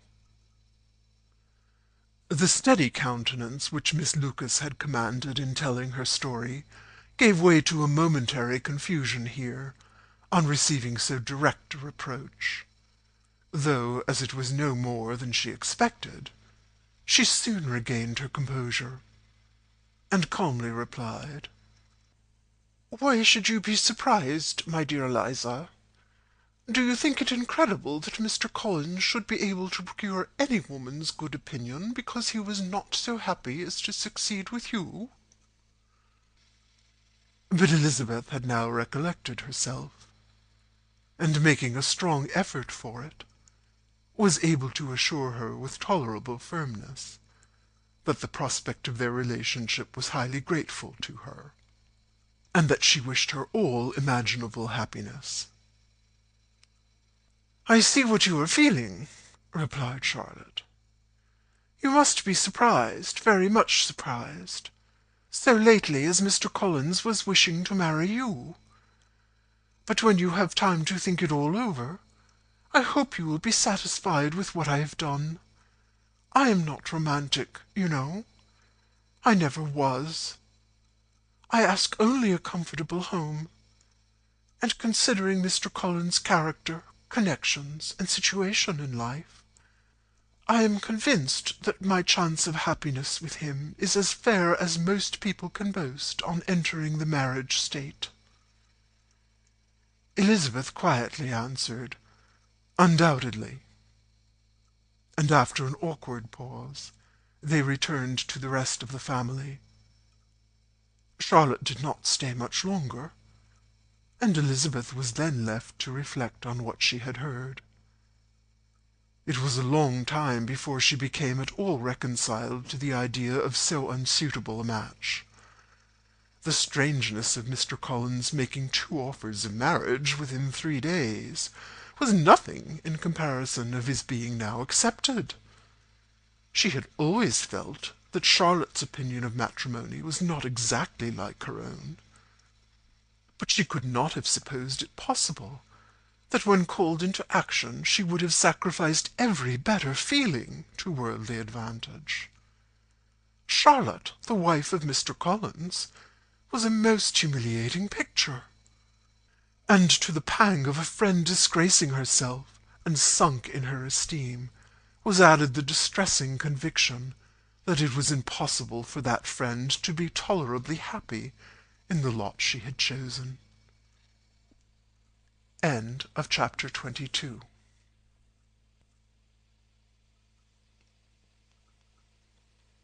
Elizabeth was sitting with her mother and sisters, reflecting on what she had heard, and doubting whether she were authorized to mention it, when Sir William Lucas himself appeared, sent by his daughter to announce her engagement to the family. With many compliments to them, and much self-congratulation on the prospect of a connection between the houses, he unfolded the matter, to an audience not merely wondering, but incredulous, for Mrs. Bennet, with more perseverance than politeness, protested he must be entirely mistaken, and Lydia, always unguarded and often uncivil, boisterously exclaimed, "Good Lord! Sir William, how can you tell such a story? Do you not know that Mr. Collins wants to marry Lizzie?" Nothing less than the complaisance of a courtier could have borne without anger such treatment. But Sir William's good breeding carried him through it all, and though he begged leave to be positive as to the truth of his information, he listened to all their impertinence with the most forbearing courtesy. Elizabeth, feeling it incumbent on her to relieve him from so unpleasant a situation, now put herself forward to confirm his account by mentioning her prior knowledge of it from Charlotte herself, and endeavoured to put a stop to the exclamations of her mother and sisters by the earnestness of her congratulations to Sir William, in which she was readily joined by Jane, and by making a variety of remarks on the happiness that might be expected from the match, the excellent character of Mr. Collins, and the convenient distance of Hunsford from London. Mrs. Bennet was in fact too much overpowered to say a great deal while Sir William remained, but no sooner had he left them than her feelings found a rapid vent. In the first place, she persisted in disbelieving the whole of the matter. Secondly, she was very sure that Mr. Collins had been taken in. Thirdly, she trusted that they would never be happy together. And fourthly, that the match might be broken off. 2 inferences, however, were plainly deduced from the whole. 1, that Elizabeth was the real cause of all the mischief, and the other, that she herself had been barbarously used by them all. And on these 2 points she principally dwelt during the rest of the day. Nothing could console, and nothing appease her. Nor did that day wear out her resentment. A week elapsed before she could see Elizabeth without scolding her. A month passed away before she could speak to Sir William or Lady Lucas without being rude, and many months were gone before she could at all forgive their daughter. Mr. Bennet's emotions were much more tranquil on the occasion, and such as he did experience he pronounced to be of a most agreeable sort, for it gratified him, he said, to discover that Charlotte Lucas, whom he had used to think tolerably sensible, was as foolish as his wife, and more foolish than his daughter. Jane confessed herself a little surprised at the match, but she said less of her astonishment than of her earnest desire for their happiness. Nor could Elizabeth persuade her to consider it as improbable. Kitty and Lydia were far from envying Miss Lucas, for Mr. Collins was only a clergyman, and it affected them in no other way than as a piece of news to spread at Meryton. Lady Lucas could not be insensible of triumph on being able to retort on Mrs. Bennet the comfort of having a daughter well married, and she called at Longbourn rather oftener than usual to say how happy she was, though Mrs. Bennet's sour looks and ill-natured remarks might have been enough to drive happiness away. Between Elizabeth and Charlotte there was a restraint which kept them mutually silent on the subject, and Elizabeth felt persuaded that no real confidence could ever subsist between them again. Her disappointment in Charlotte made her turn with fonder regard to her sister, of whose rectitude and delicacy she was sure her opinion could never be shaken, and for whose happiness she grew daily more anxious, as Bingley had now been gone a week, and nothing was heard of his return. Jane had sent Caroline an early answer to her letter, and was counting the days till she might reasonably hope to hear again. The promised letter of thanks from Mr. Collins arrived on Tuesday, addressed to their father, and written with all the solemnity of gratitude which a 12-month's abode with the family might have prompted. After discharging his conscience on that head, he proceeded to inform them, with many rapturous expressions, of his happiness in having obtained the affection of their amiable neighbour, Miss Lucas, and then explained that it was merely with the view of enjoying her society that he had been so ready to close with their kind wish of seeing him again at Longbourn, whither he hoped to be able to return on Monday fortnight. For Lady Catherine, he added, so heartily approved his marriage, that she wished it to take place as soon as possible, which he trusted would be an unanswerable argument with his amiable Charlotte to name an early day for making him the happiest of men. Mr. Collins' return into Hertfordshire was no longer a matter of pleasure to Mrs. Bennet. On the contrary, she was as much disposed to complain of it as her husband. It was very strange that he should come to Longbourn instead of Lucas Lodge. It was also very inconvenient and exceedingly troublesome. She hated having visitors in the house while her health was so indifferent, and lovers were, of all people, the most disagreeable. Such were the gentle murmurs of Mrs. Bennet, and they gave way only to the greater distress of Mr. Bingley's continued absence. Neither Jane nor Elizabeth was comfortable on the subject. Day after day passed away without bringing any other tidings of him than the report which shortly prevailed in Meryton of his coming no more to Netherfield the whole winter, a report which highly incensed Mrs. Bennet, and which she never failed to contradict as a most scandalous falsehood. Even Elizabeth began to fear, not that Bingley was indifferent, but that his two sisters would be successful in keeping him away. Unwilling as she was to admit an idea so destructive to Jane's happiness, and so dishonourable to the stability of her lover, she could not prevent its frequently recurring. The united efforts of his two unfeeling sisters, and of his overpowering friend, assisted by the attractions of Miss Darcy and the amusements of London, might be too much, she feared, for the strength of his attachment. As for Jane, her anxiety under this suspense was, of course, more painful than Elizabeth's. But whatever she felt, she was desirous of concealing, and between herself and Elizabeth, therefore, the subject was never alluded to.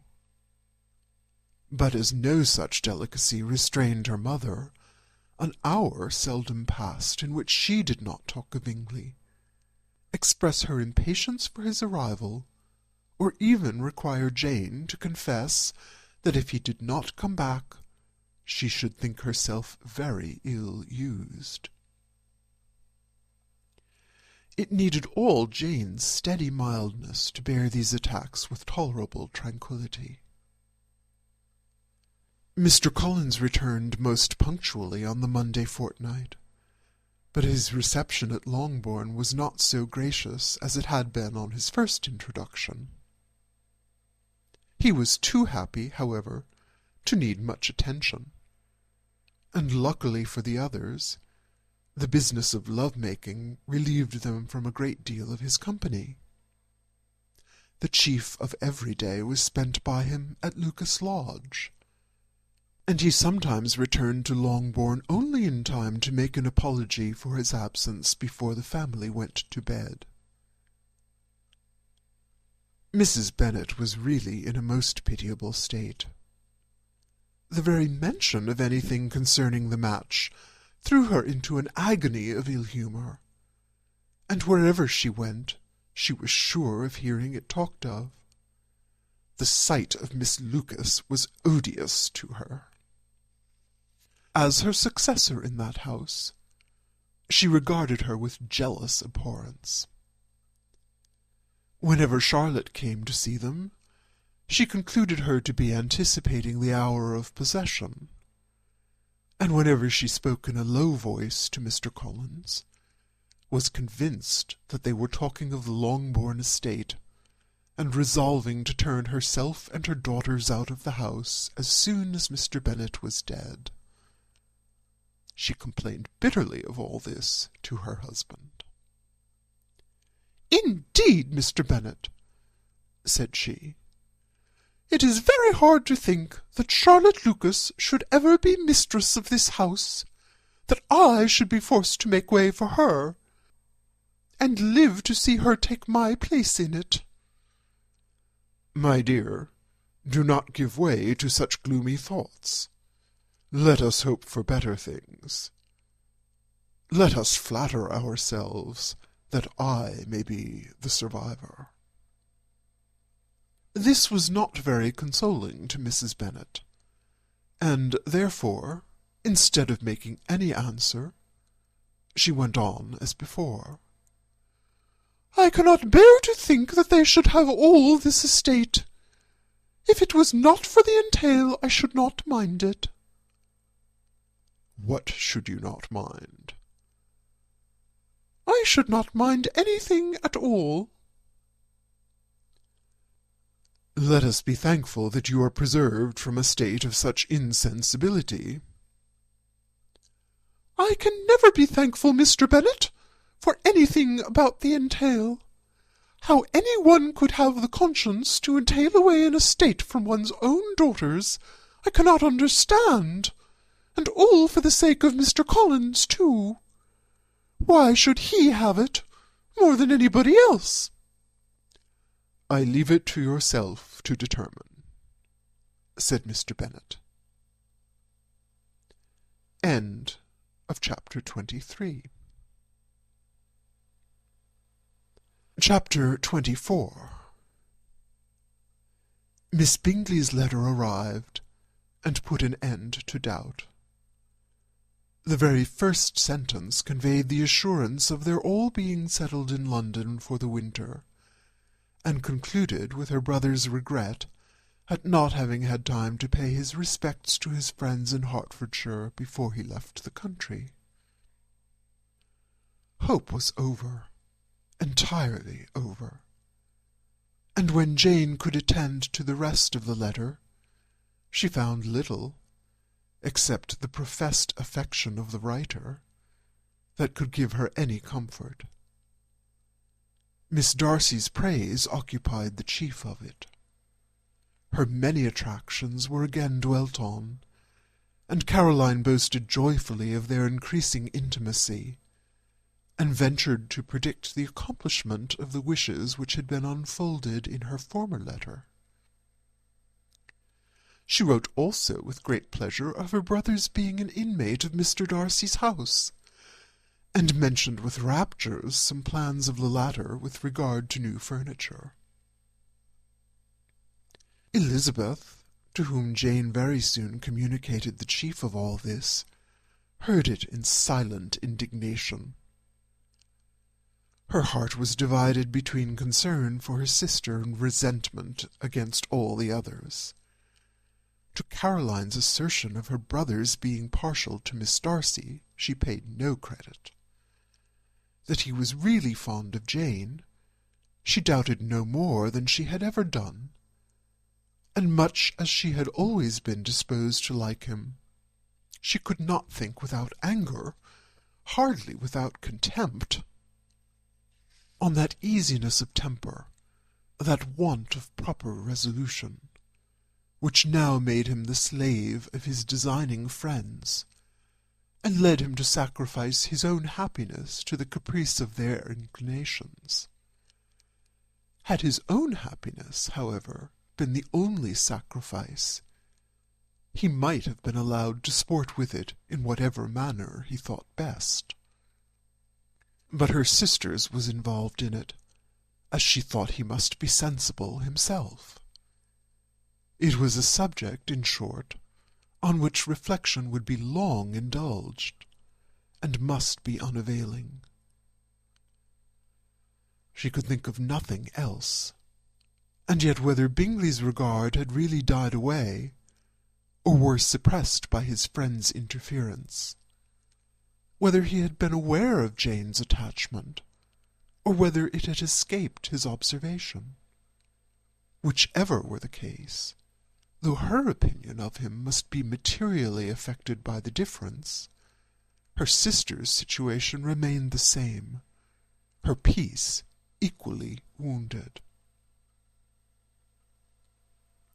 A day or two passed before Jane had courage to speak of her feelings to Elizabeth, but at last, on Mrs. Bennet's leaving them together, after a longer irritation than usual about Netherfield and its master, she could not help saying, "Oh, that my dear mother had more command over herself! She can have no idea of the pain she gives me by her continual reflections on him. But I will not repine. It cannot last long. He will be forgot, and we shall all be as we were before." Elizabeth looked at her sister with incredulous solicitude, but said nothing. "You doubt me," cried Jane, slightly colouring. "Indeed, you have no reason. He may live in my memory as the most amiable man of my acquaintance, but that is all. I have nothing either to hope or fear, and nothing to reproach him with. Thank God, I have not that pain. A little time, therefore. I shall certainly try to get the better." With a stronger voice, she soon added, "I have this comfort immediately. that it has not been more than an error of fancy on my side, and that it has done no harm to anyone but myself." "My dear Jane," exclaimed Elizabeth, "you are too good. Your sweetness and disinterestedness are really angelic. I do not know what to say to you. I feel as if I had never done you justice, or loved you as you deserve." Miss Bennet eagerly disclaimed all extraordinary merit, and threw back the praise on her sister's warm affection. "Nay," said Elizabeth, "this is not fair. You wish to think all the world respectable, and are hurt if I speak ill of anybody. I only want to think you perfect, and you set yourself against it. Do not be afraid of my running into any excess, of my encroaching on your privilege of universal goodwill. You need not. There are few people whom I really love, and still fewer of whom I think well. The more I see of the world, the more am I dissatisfied with it, and every day confirms my belief of the inconsistency of all human characters, and of the little dependence that can be placed on the appearance of either merit or sense. I have met with 2 instances lately. One I will not mention. The other is Charlotte's marriage. It is unaccountable. In every view it is unaccountable." "My dear Lizzie, do not give way to such feelings as these. They will ruin your happiness. You do not make allowance enough for difference of situation and temper. Consider Mr. Collins's respectability, and Charlotte's prudent, steady character. Remember that she is one of a large family, that, as to fortune, it is a most eligible match, and be ready to believe, for everybody's sake, that she may feel something like regard and esteem for our cousin. To oblige you, I would try to believe almost anything, but no one else could be benefited by such a belief as this. For were I persuaded that Charlotte had any regard for him, I should only think worse of her understanding than I now do of her heart. My dear Jane, Mr. Collins is a conceited, pompous, narrow-minded, silly man. You know he is, as well as I do, and you must feel, as well as I do, that the woman who marries him cannot have a proper way of thinking. You shall not defend her, though it is Charlotte Lucas. You shall not, for the sake of one individual, change the meaning of principle and integrity, nor endeavour to persuade yourself or me that selfishness is prudence, and insensibility of danger security for happiness. I must think your language too strong in speaking of both, replied Jane, and I hope you will be convinced of it by seeing them happy together. But enough of this. You alluded to something else. You mentioned 2 instances. I cannot understand you, but I entreat you, dear Lizzie, not to pain me by thinking that person to blame, and saying your opinion of him is sunk. We must not be so ready to fancy ourselves intentionally injured. We must not expect a lively young man to be always so guarded and circumspect. It is very often nothing but our own vanity that deceives us. Women fancy admiration means more than it does, and men take care that they should. If it is designedly done, they cannot be justified. But I have no idea of there being so much design in the world as some persons imagine. I am far from attributing any part of Mr. Bingley's conduct to design, said Elizabeth. But without scheming to do wrong or to make others unhappy, there may be error, and there may be misery. Thoughtlessness, want of attention to other people's feelings, and want of resolution will do the business. And do you impute it to either of these? Yes, to the last. But if I go on, I shall displease you by saying what I think of persons you esteem. Stop me whilst you can. You persist, then, in supposing his sisters influence him? Yes, in conjunction with his friend. I cannot believe it. Why should they try to influence him? They can only wish for his happiness, and if he is attached to me, no other woman can secure it. Your first position is false. They may wish many things besides his happiness. They may wish his increase of wealth and consequence. They may wish him to marry a girl who has all the importance of money, great connections, and pride.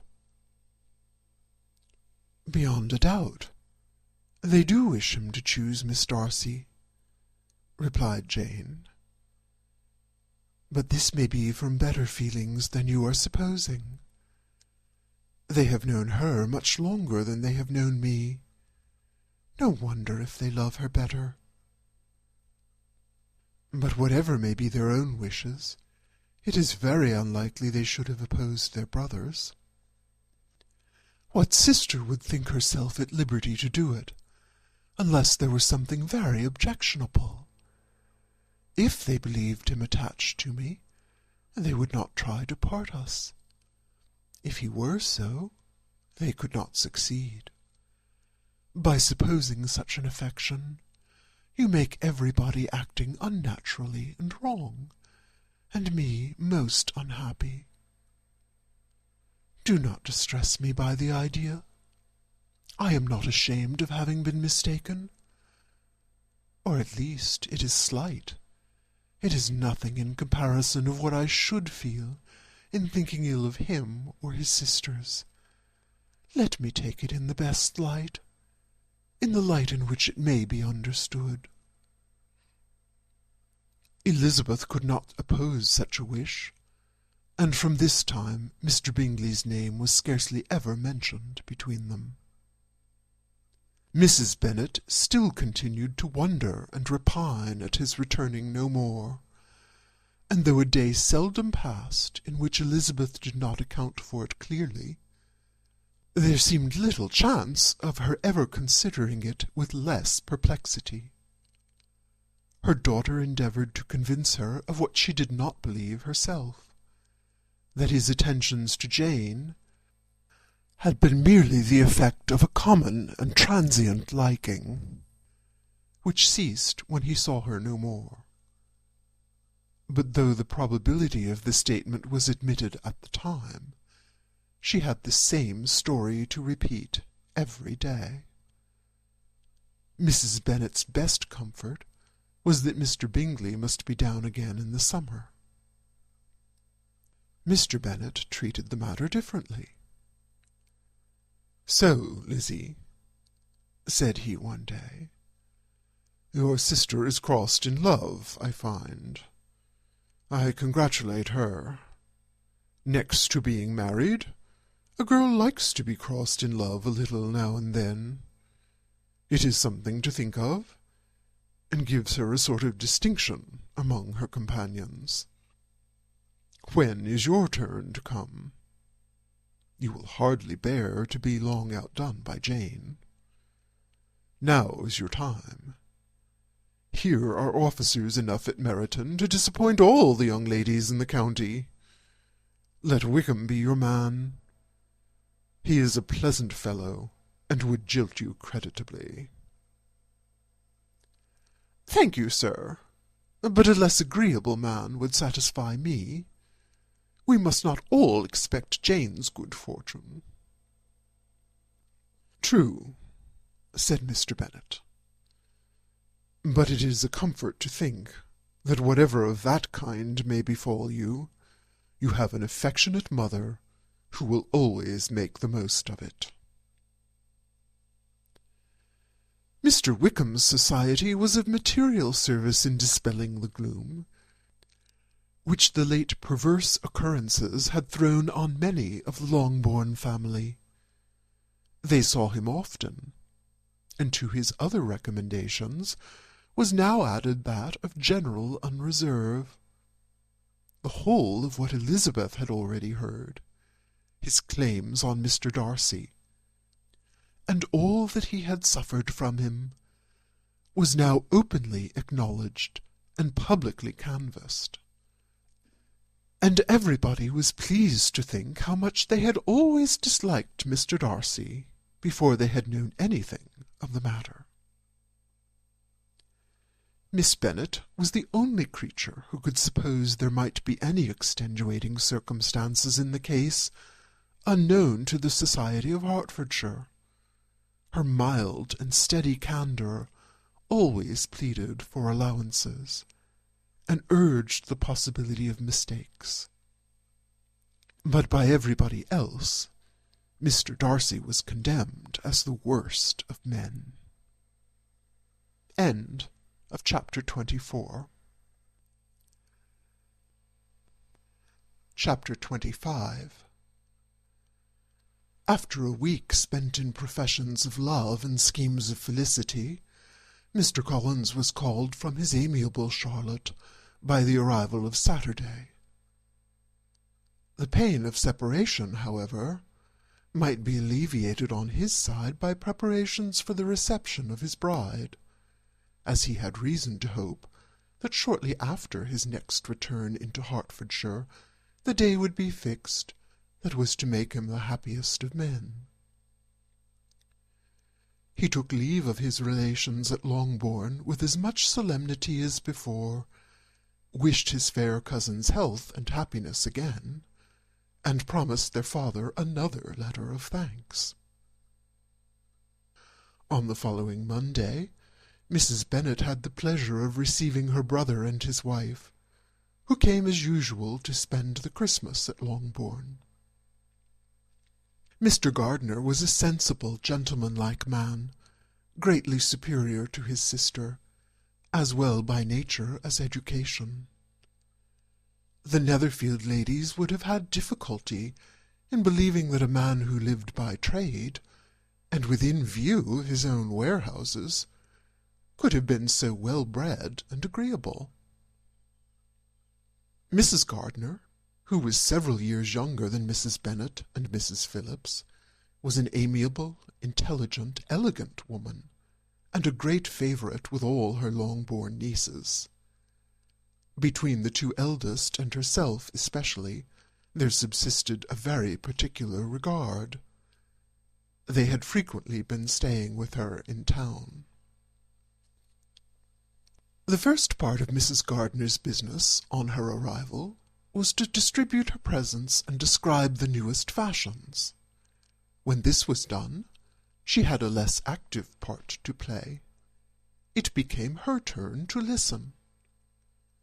Mrs. Bennet had many grievances to relate, and much to complain of. They had been very ill used since she last saw her sister. 2 of her girls had been on the point of marriage, and after all, there was nothing in it. "I do not blame Jane," she continued, "for Jane would have got Mr. Bingley if she could. But Lizzie, oh, sister, it is very hard to think that she might have been Mr. Collins's wife by this time, had it not been for her own perverseness. He made her an offer in this very room, and she refused him.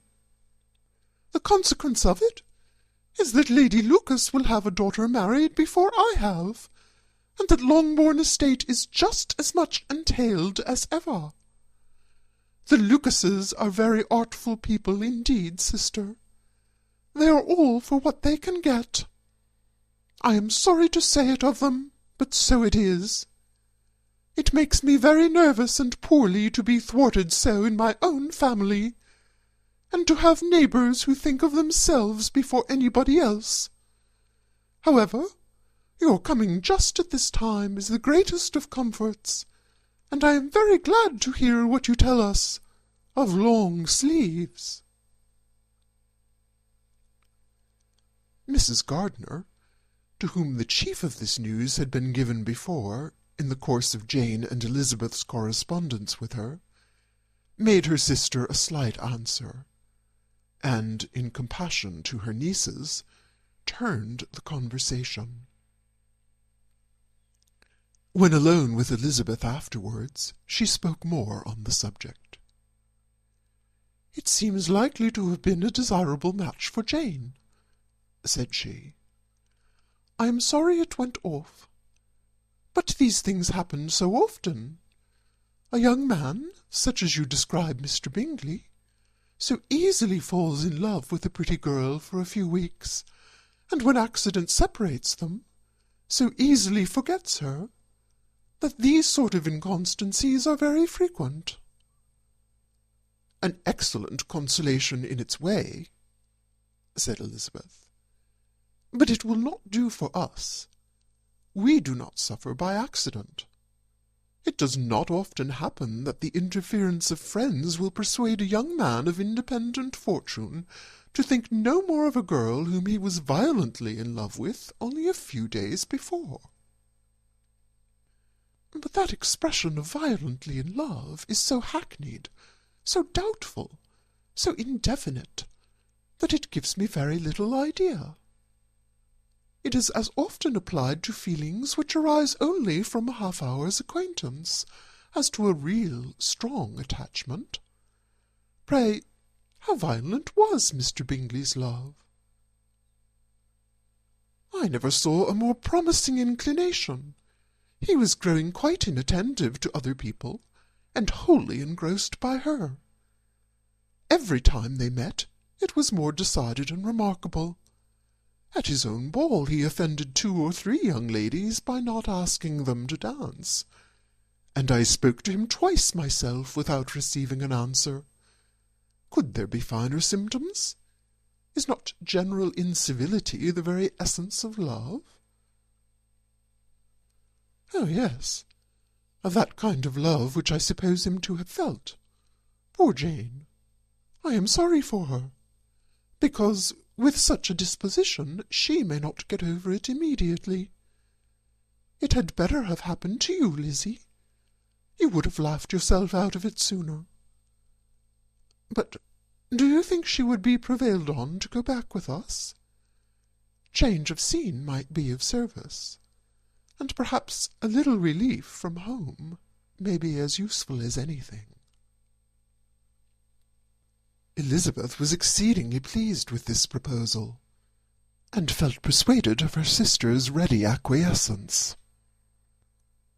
"I hope," added Mrs. Gardiner, "that no consideration with regard to this young man will influence her. We live in so different a part of town, all our connections are so different, and as you well know, we go out so little, that it is very improbable they should meet at all, unless he really comes to see her." "And that is quite impossible, for he is now in the custody of his friend, and Mr. Darcy would no more suffer him to call on Jane in such a part of London. My dear aunt, how could you think of it? Mr. Darcy may perhaps have heard of such a place as Gracechurch Street, but he would hardly think a month's ablution enough to cleanse him from its impurities, where he wants to enter it. And depend upon it, Mr. Bingley never stirs without him. So much the better. I hope they will not meet at all. But does Jane not correspond with the sister? She will not be able to help calling. She will drop the acquaintance entirely." But in spite of the certainty in which Elizabeth affected to place this point, as well as the still more interesting one of Bingley's being withheld from seeing Jane, she felt a solicitude on the subject which convinced her, on examination, that she did not consider it entirely hopeless. It was possible, and sometimes she thought it probable that his affection might be reanimated, and the influence of his friend successfully combated by the more natural influence of Jane's attractions. Miss Bennet accepted her aunt's invitation with pleasure, and the Bingleys were no otherwise in her thoughts at the same time than as she hoped that by Caroline's not living in the same house with her brother, she might occasionally spend a morning with her, without any danger of seeing him. The Gardiners stayed a week at Longbourn, and what with the Phillipses, the Lucases, and the officers, there was not a day without its engagement. Mrs. Bennet had so carefully provided for the entertainment of her brother and sister, that they did not once sit down to a family dinner. When the engagement was for home, some of the officers always made part of it, of which officers Mr. Wickham was sure to be one, and on these occasions Mrs. Gardiner, rendered suspicious by Elizabeth's warm commendations of him, narrowly observed them both, without supposing them, from what she saw, to be very seriously in love. Their preference of each other was plain enough to make her a little uneasy, and she resolved to speak to Elizabeth on the subject before she left Hertfordshire, and represent to her the imprudence of encouraging such an attachment. To Mrs. Gardiner, Wickham had one means of affording pleasure, unconnected with his general powers. About 10 or a dozen years ago, before her marriage, she had spent a considerable time in that very part of Derbyshire to which he belonged. They had, therefore, many acquaintance in common, and though Wickham had been little there since the death of Darcy's father, 5 years before, it was yet in his power to give her fresher intelligence of her former friends than she had been in the way of procuring. Mrs. Gardiner had seen Pemberley, and known the late Mr. Darcy by character perfectly well. Here, consequently, was an inexhaustible subject of discourse. In comparing her recollection of Pemberley with the minute description which Wickham could give, and in bestowing her tribute of praise on the character of its late possessor, she was delighting both him and herself. On being made acquainted with the present Mr. Darcy's treatment of him, she tried to remember something of that gentleman's reputed disposition when quite a lad, which might agree with it, and was confident at last that she recollected having heard Mr. Fitzwilliam Darcy formerly spoken of as a very proud, ill-natured boy. End of chapter 25. Mrs. Gardiner's caution to Elizabeth was punctually and kindly given on the first favourable opportunity of speaking to her alone. After honestly telling her what she thought, she thus went on: "You are too sensible a girl, Lizzie, to fall in love merely because you're warned against it, and therefore I'm not afraid of speaking openly. Seriously, I would have you be on your guard. Do not involve yourself, or endeavour to involve him, in an affection which the want of fortune would make so very imprudent. I have nothing to say against him. He is a most interesting young man, and if he had the fortune he ought to have, I should think you could not do better. But as it is, you must not let your fancy run away with you. You have sense, and we all expect you to use it. Your father would depend on your resolution and good conduct, I am sure. You must not disappoint your father." "My dear aunt, this is being serious indeed." "Yes, and I hope to engage you to be serious likewise." "Well, then, you need not be under any alarm. I will take care of myself, and of Mr. Wickham too. He shall not be in love with me if I can prevent it." "Elizabeth, you are not serious now." "I beg your pardon. I'll try again. At present I am not in love with Mr. Wickham. No, I certainly am not. but he is, beyond all comparison, the most agreeable man I ever saw, and if he becomes really attached to me, I will believe it better that he should not. I see the imprudence of it. Oh, that abominable Mr. Darcy! My father's opinion of me does the greatest honour, and I should be miserable to forfeit it. My father, however, is partial to Mr. Wickham. In short, my dear aunt, I should be very sorry to be the means of making any of you unhappy. But since we see every day that where there is affection, young people are seldom withheld by immediate want of fortune from entering into engagements with each other, how can I promise to be wiser than so many of my fellow creatures if I'm tempted? Or how am I even to know that there would be wisdom to resist? All that I can promise you, therefore, is not to be in a hurry. I will not be in a hurry to believe myself his first object. When I am in company with him, I will not be wishing. In short, I will do my best. Perhaps it will be as well if you discourage his coming here so often. At least you should not remind your mother of inviting him. As I did the other day, said Elizabeth, with a conscious smile. Very true. It will be wise in me to refrain from that. But do not imagine that he is always here so often. It's on your account that he's been so frequently invited this week. You know my mother's ideas as to the necessity of constant company for her friends. But really, and upon my honour, I will try to do what I think to be the wisest. And now I hope you're satisfied. Her aunt assured her that she was, and Elizabeth, having thanked her for the kindness of her hints, they parted, a wonderful instance of advice being given on such a point without being resented.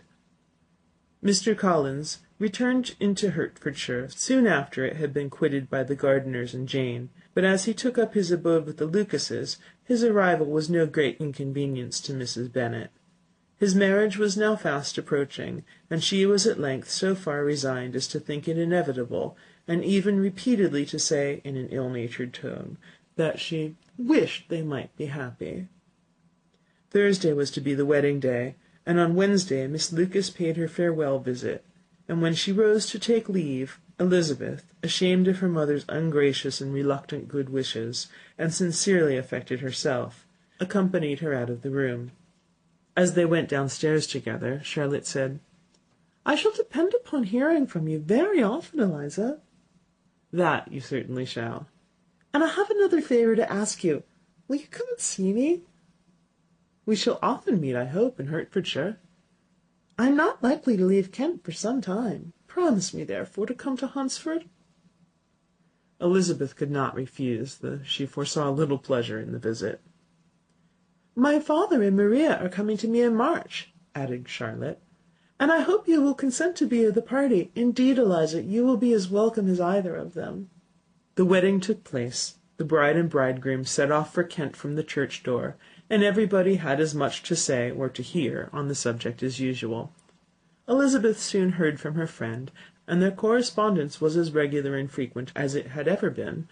That it should be equally unreserved was impossible. Elizabeth could never address her without feeling that all the comfort of intimacy was over, and though determined not to slacken as a correspondent, it was for the sake of what had been rather than what was. Charlotte's first letters were received with a good deal of eagerness. There could not but be curiosity to know how she would speak of her new home, how she would like Lady Catherine, and how happy she would dare pronounce herself to be, though, when these letters were read, Elizabeth felt that Charlotte expressed herself on every point exactly as she might have foreseen.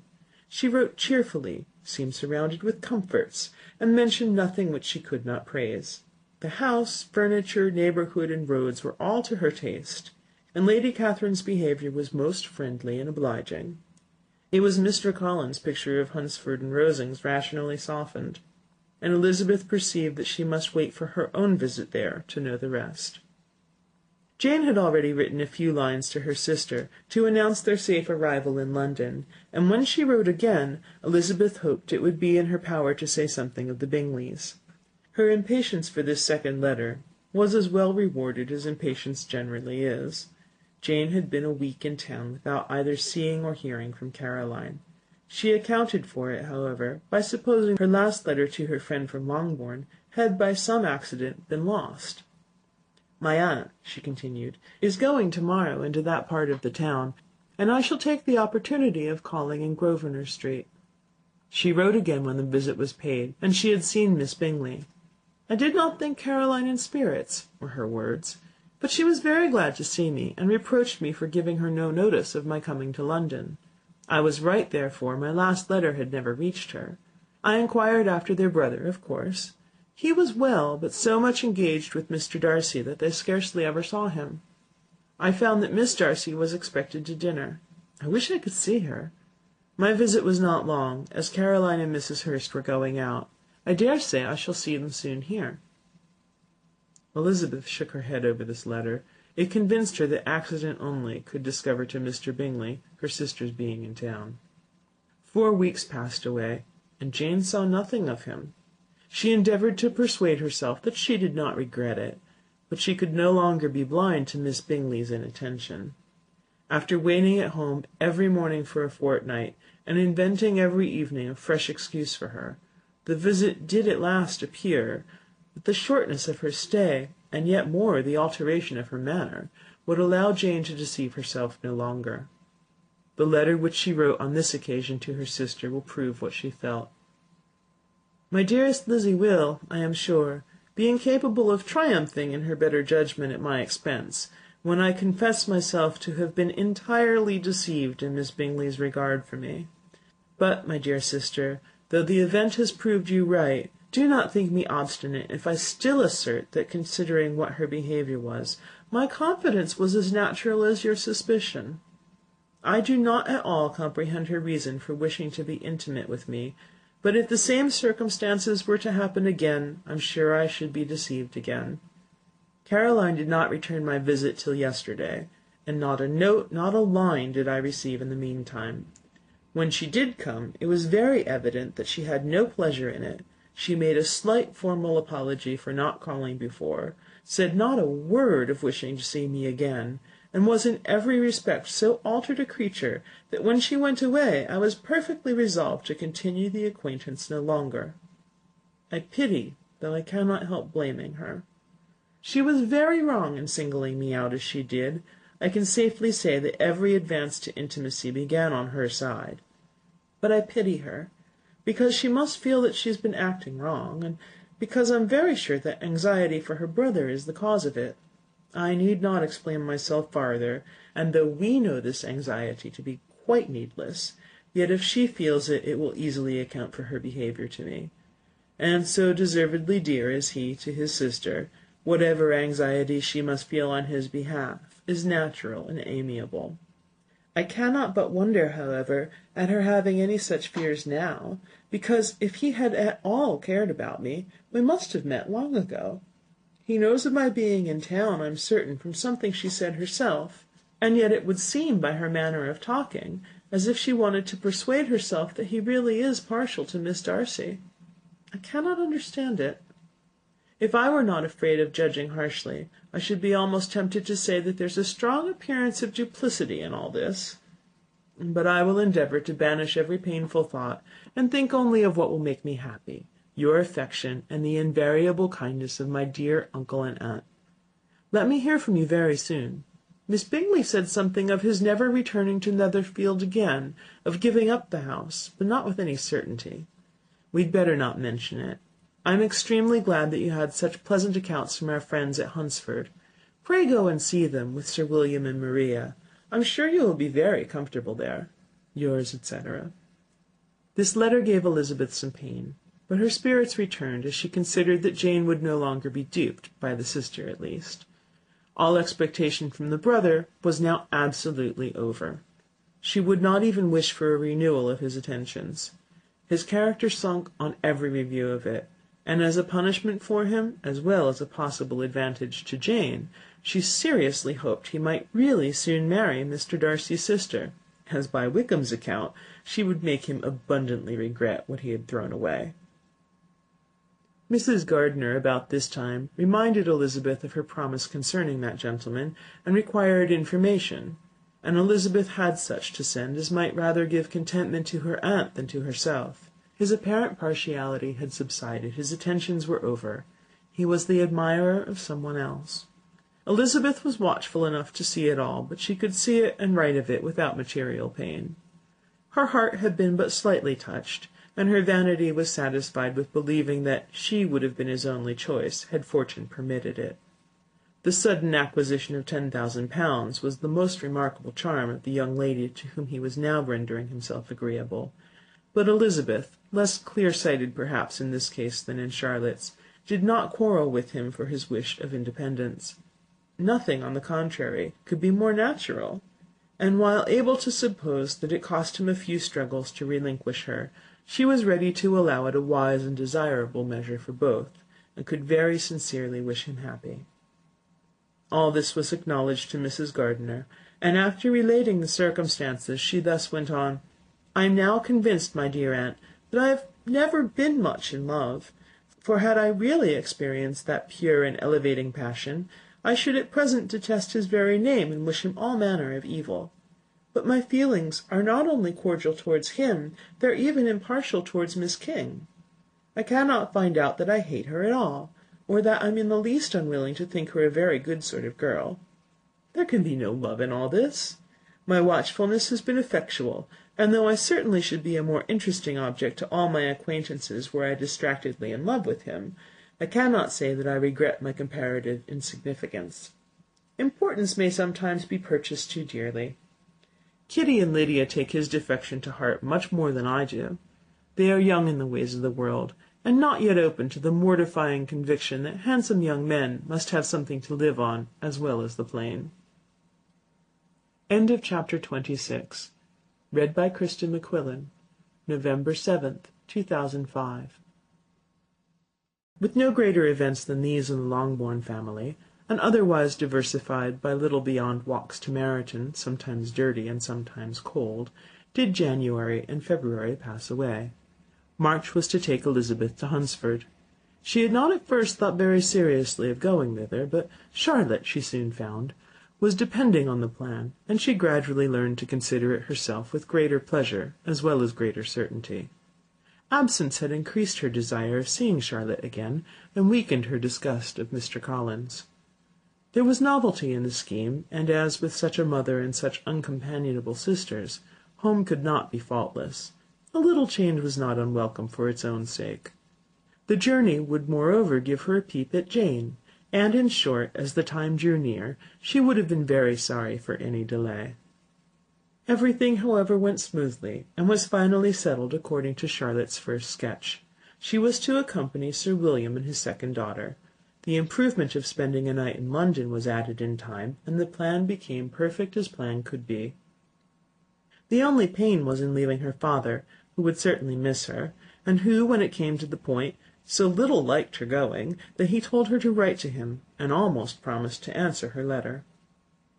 The farewell between herself and Mr. Wickham was perfectly friendly, on his side even more.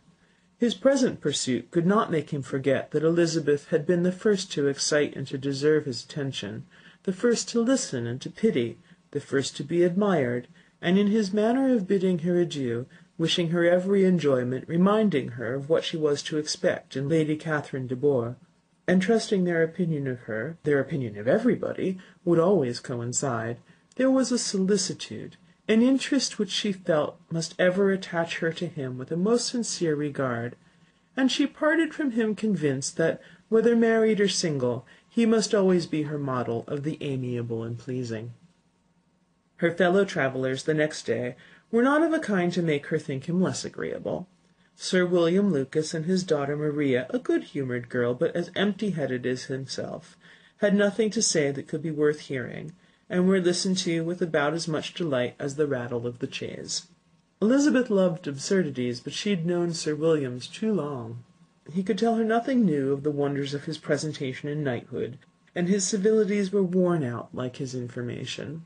It was a journey of only 24 miles, and they began it so early as to be in Gracechurch Street by noon. As they drove to Mr. Gardiner's door, Jane was at a drawing-room window watching their arrival.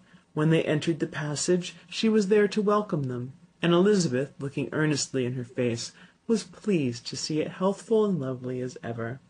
On the stairs were a troop of little boys and girls, whose eagerness for their cousin's appearance would not allow them to wait in the drawing-room, and whose shyness, as they had not seen her for a 12-month, prevented their coming lower. All was joy and kindness. The day passed most pleasantly away, the morning in bustle and shopping, and the evening at one of the theatres. Elizabeth then contrived to sit by her aunt. Their first object was her sister, and she was more grieved than astonished to hear, in reply to her minute inquiries, that although Jane always struggled to support her spirits, there were periods of dejection. It was reasonable, however, to hope that they would not continue long.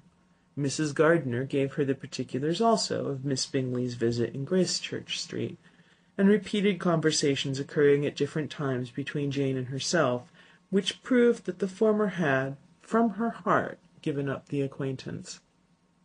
Mrs. Gardiner then rallied her niece on Wickham's desertion, and complimented her on bearing it so well.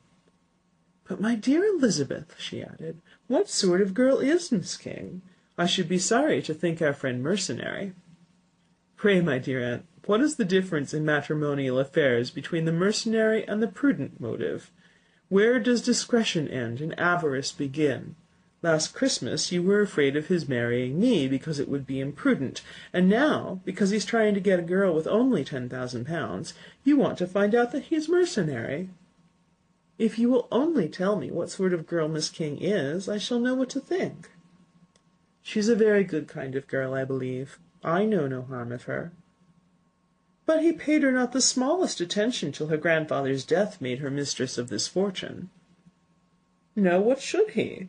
If it were not allowable for him to gain my affections because I had no money, what occasion could there be for making love to a girl whom he did not care about, and who was equally poor? But there seems an indelicacy in directing his attentions towards her so soon after this event. A man in distressed circumstances does not have time for all those elegant decorums which other people may observe. If she does not object to it, why should we? Well, her not objecting does not justify him. It only shows her being deficient in something herself, sense or feeling." "Well," cried Elizabeth, "have it as you choose. He shall be mercenary, and she shall be foolish." "No, Lizzie, that's what I do not choose.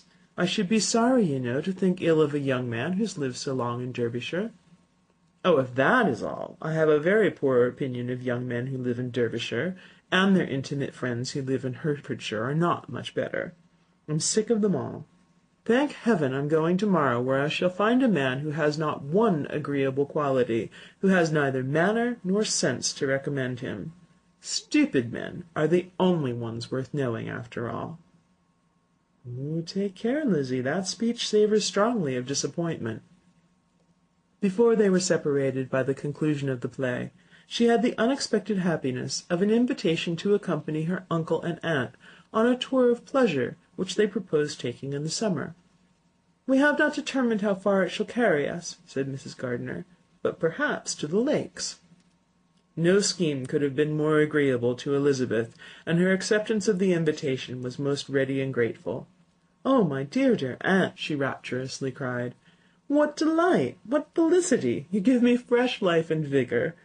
Adieu to disappointment and spleen. What are young men to rocks and mountains? Oh, what hours of transport we shall spend! And when we do return, it shall not be like other travellers, without being able to give one accurate idea of anything. We will know where we've gone. We will recollect what we've seen. Lakes, mountains, and rivers shall not be jumbled together in our imaginations. Nor, when we attempt to describe any particular scene, will we begin quarrelling about its relative situation. Let our first effusions be less insupportable than those of the generality of travellers."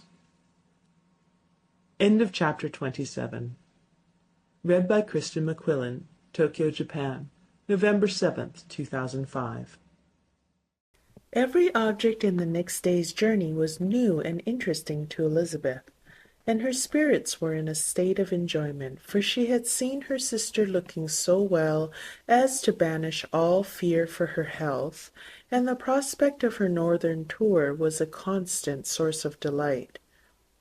When they left the high road for the lane to Hunsford, every eye was in search of the parsonage, and every turning expected to bring it in view.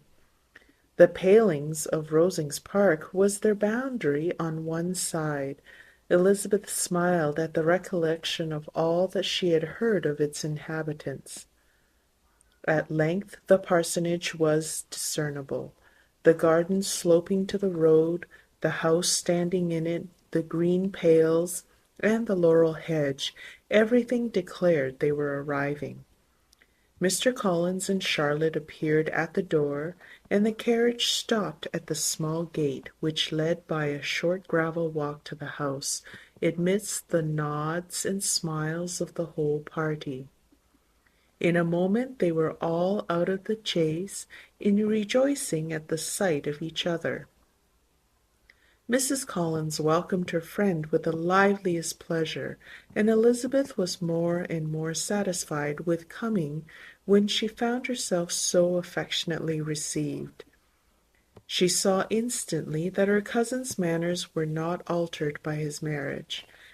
His formal civility was just what it had been, and he detained her some minutes at the gate to hear and satisfy his inquiries after all her family. They were then, with no other delay than his pointing out the neatness of the entrance, taken into the house, and as soon as they were in the parlour, he welcomed them a second time, with ostentatious formality, to his humble abode, and punctually repeated all his wife's offers of refreshment. Elizabeth was prepared to see him in his glory, and she could not help in fancying that in displaying the good proportion of the room, its aspect, and its furniture, he addressed himself particularly to her, as if wishing to make her feel what she had lost in refusing him. But though everything seemed neat and comfortable, she was not able to gratify him by any sigh of repentance, and rather looked with wonder at her friend that she could have so cheerful an air with such a companion. When Mr. Collins said anything of which his wife might reasonably be ashamed, which certainly was not unseldom, she involuntarily turned her eye to Charlotte. Once or twice she could discern a faint blush, but in general Charlotte wisely did not hear. After sitting long enough to admire every article of furniture in the room, from the sideboard to the fender, to give an account of their journey and of all that had happened in London, Mr. Collins invited them to take a stroll in the garden, which was large and well laid out, and to the cultivation of which he attended himself. To work in this garden was one of his most respectable pleasures, and Elizabeth admired the command of countenance with which Charlotte talked of the healthfulness of the exercise, and owned she encouraged it as much as possible. Here, leading the way through every walk and cross-walk, and scarcely allowing them an interval to utter the praises he asked for, every view was pointed out with a minuteness which left beauty entirely behind. He could number the fields in every direction, and could tell how many trees there were in the most distant clump.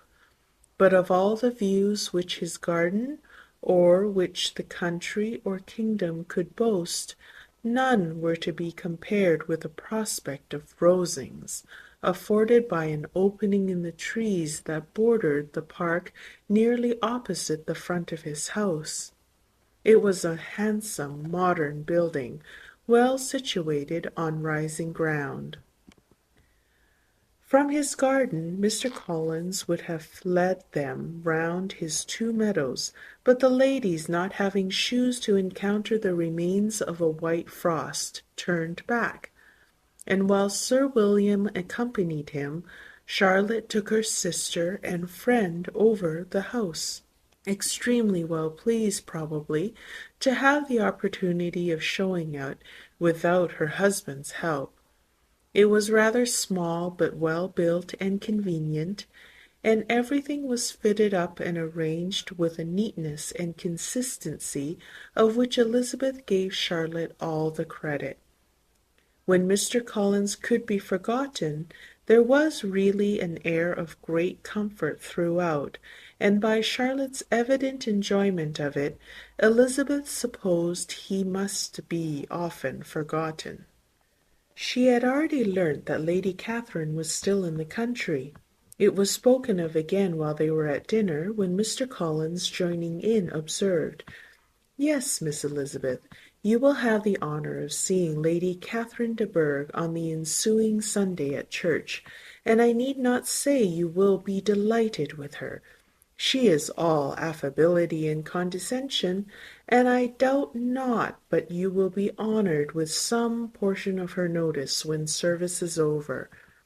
I have scarcely any hesitation in saying she will include you and my sister Maria in every invitation with which she honours us during your stay here.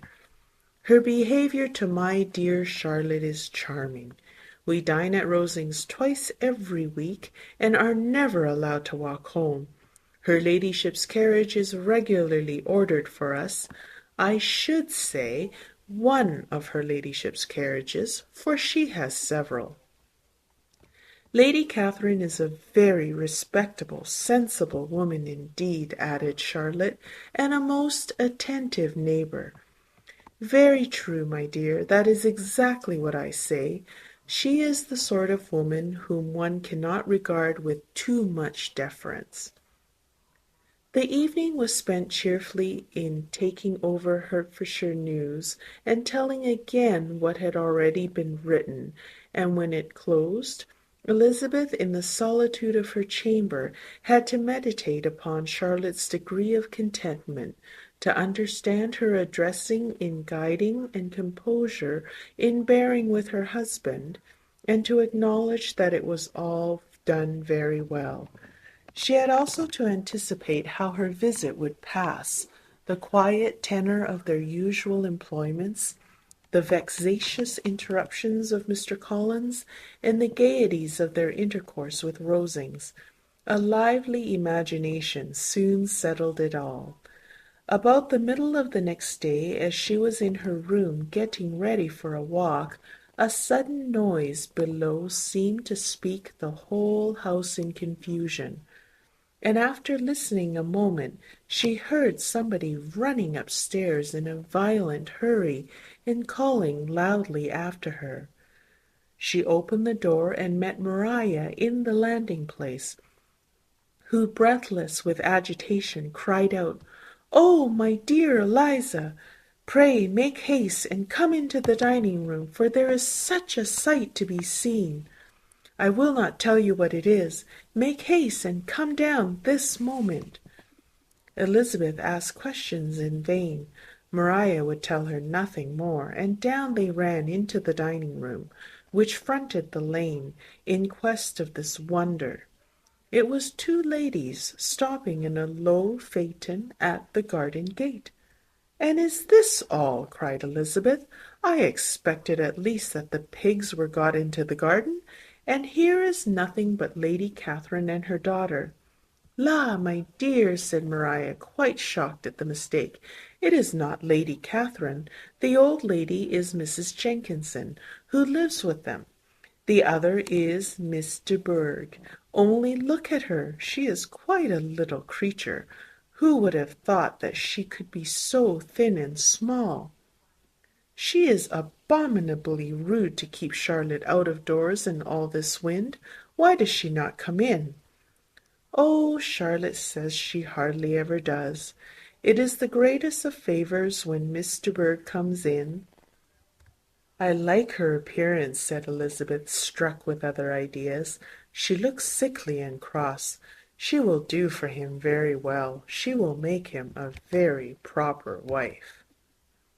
Mr. Collins and Charlotte were both standing at the gate in conversation with the ladies, and Sir William, to Elizabeth's high diversion, was stationed in the doorway in earnest contemplation of the greatness before him, and constantly bowing whenever Mr. Berg looked that way.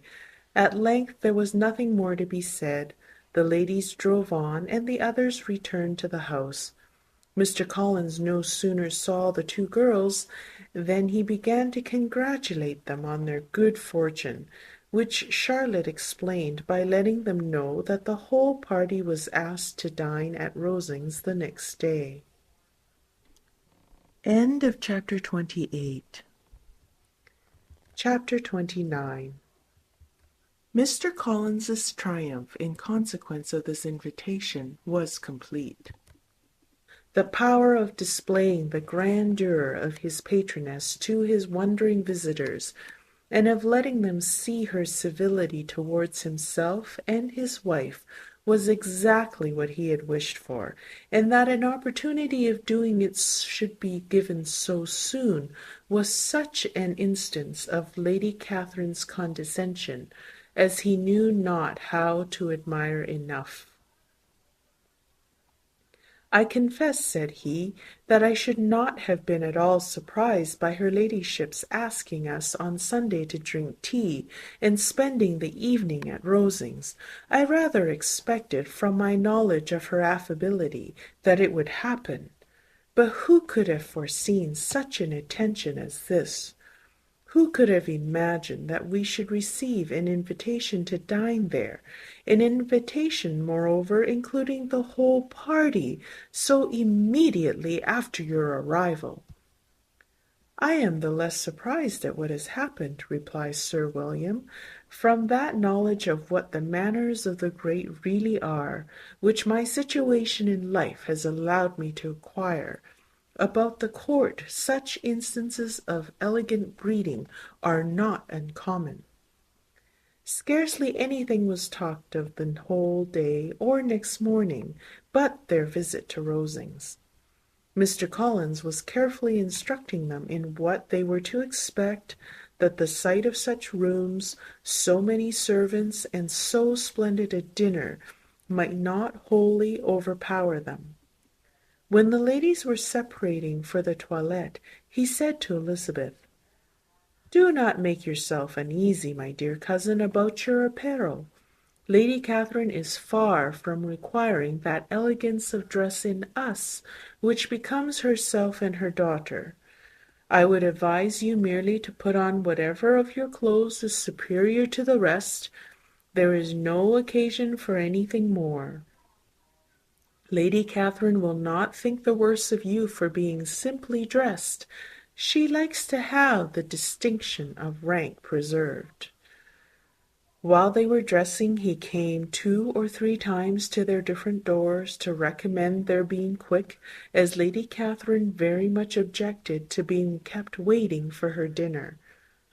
Such formidable accounts of her ladyship and her manner of living quite frightened Maria Lucas, who had been little used to company, and she looked forward to her introduction at Rosings with as much apprehension as her father had done to his presentation at St. James's.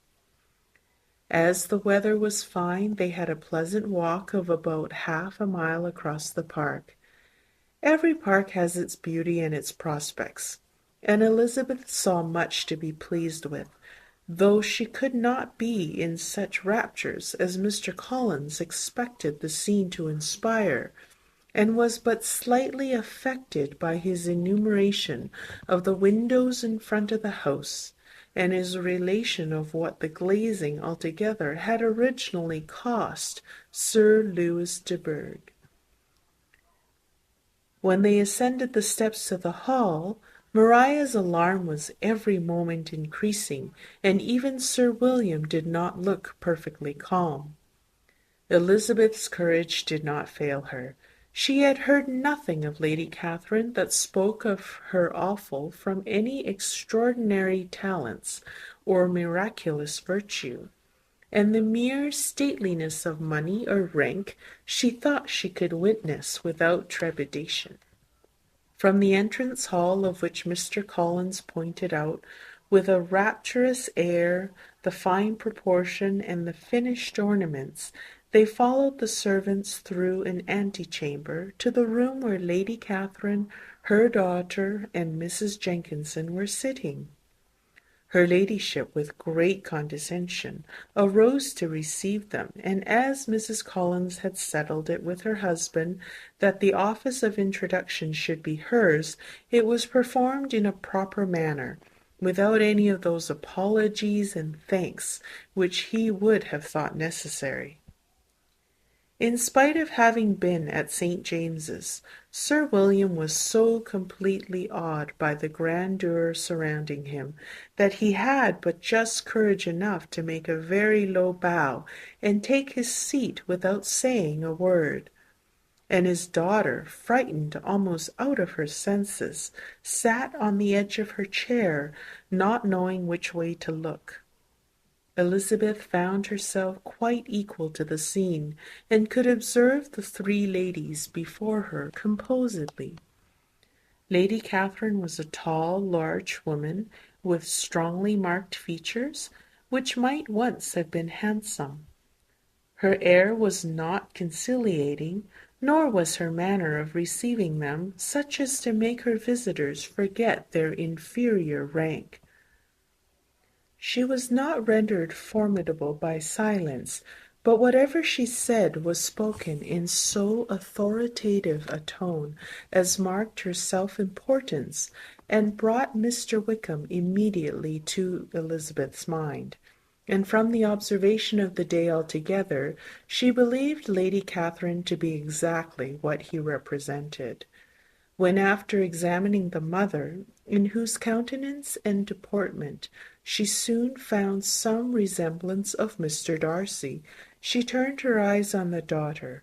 She could almost have joined in Maria's astonishment at her being so thin and so small. There was neither in figure nor face any likeness between the ladies. Mr. Berg was pale and sickly.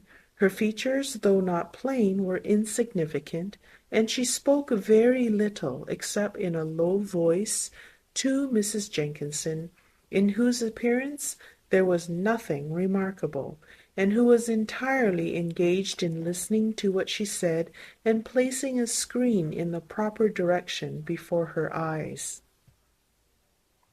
After sitting a few minutes, they were all sent to one of the windows to admire the view. Mr. Collins attending them to point out its beauties, and Lady Catherine kindly informing them that it was much better worth looking at in the summer. The dinner was exceedingly handsome, and there were all the servants and all the articles of plate which Mr. Collins had promised, and as he had likewise foretold, he took his seat at the bottom of the table, by her ladyship's desire, and looked as if he felt that life could furnish nothing greater. He carved and ate and praised with delighted alacrity, and every dish was commended, first by him, and then by Sir William, who was now enough recovered to echo whatever his son-in-law said, in a manner which Elizabeth wondered Lady Catherine could bear. But Lady Catherine seemed gratified by their excessive admiration, and gave most gracious smiles, especially when any dish on the table proved a novelty to them. The party did not supply much conversation. Elizabeth was ready to speak whenever there was an opening, but she was seated between Charlotte and Miss de Bourgh, the former of whom was engaged in listening to Lady Catherine, and the latter said not a word to her all dinner time. Mrs. Jenkinson was chiefly employed in watching how little Miss de Bourgh ate, pressing her to try some other dish, and fearing she was indisposed. Maria thought speaking out of the question, and the gentlemen did nothing but eat and admire. When the ladies returned to the drawing-room, there was little to be done but to hear Lady Catherine talk, which she did without any intermission till coffee came in, delivering her opinion on every subject in so decisive a manner as proved that she was not used to having her judgment controverted. She inquired into Charlotte's domestic concerns familiarly and minutely, gave her a great deal of advice as to the management of them all, told her how everything ought to be regulated in so small a family as hers, and instructed her as to the care of her cows and her poultry. Elizabeth found that nothing was beneath this great lady's attention which could furnish her with an occasion of dictating to others. In the intervals of her discourse with Mrs. Collins, she addressed a variety of questions to Maria and Elizabeth, but especially to the latter, of whose connections she knew the least, and who she observed to Mrs. Collins was a very genteel, pretty sort of girl. She asked her at different times how many sisters she had, whether they were older or younger than herself, whether any of them were likely to be married, whether they were handsome, where they had been educated, what carriage her father kept, and what had been her mother's maiden name. Elizabeth felt all the impertinence of her questions, but answered them very composedly. Lady Catherine then observed, "Your father's estate is entailed to Mr. Collins, I think? For your sake," turning to Charlotte, "I am glad of it. But otherwise I see no occasion for entailing estates from the female line. It was not thought necessary in Sir Lewis de Bourgh's family. Do you play and sing, Miss Bennet?" "A little." "Oh, then some time or other we shall be happy to hear you.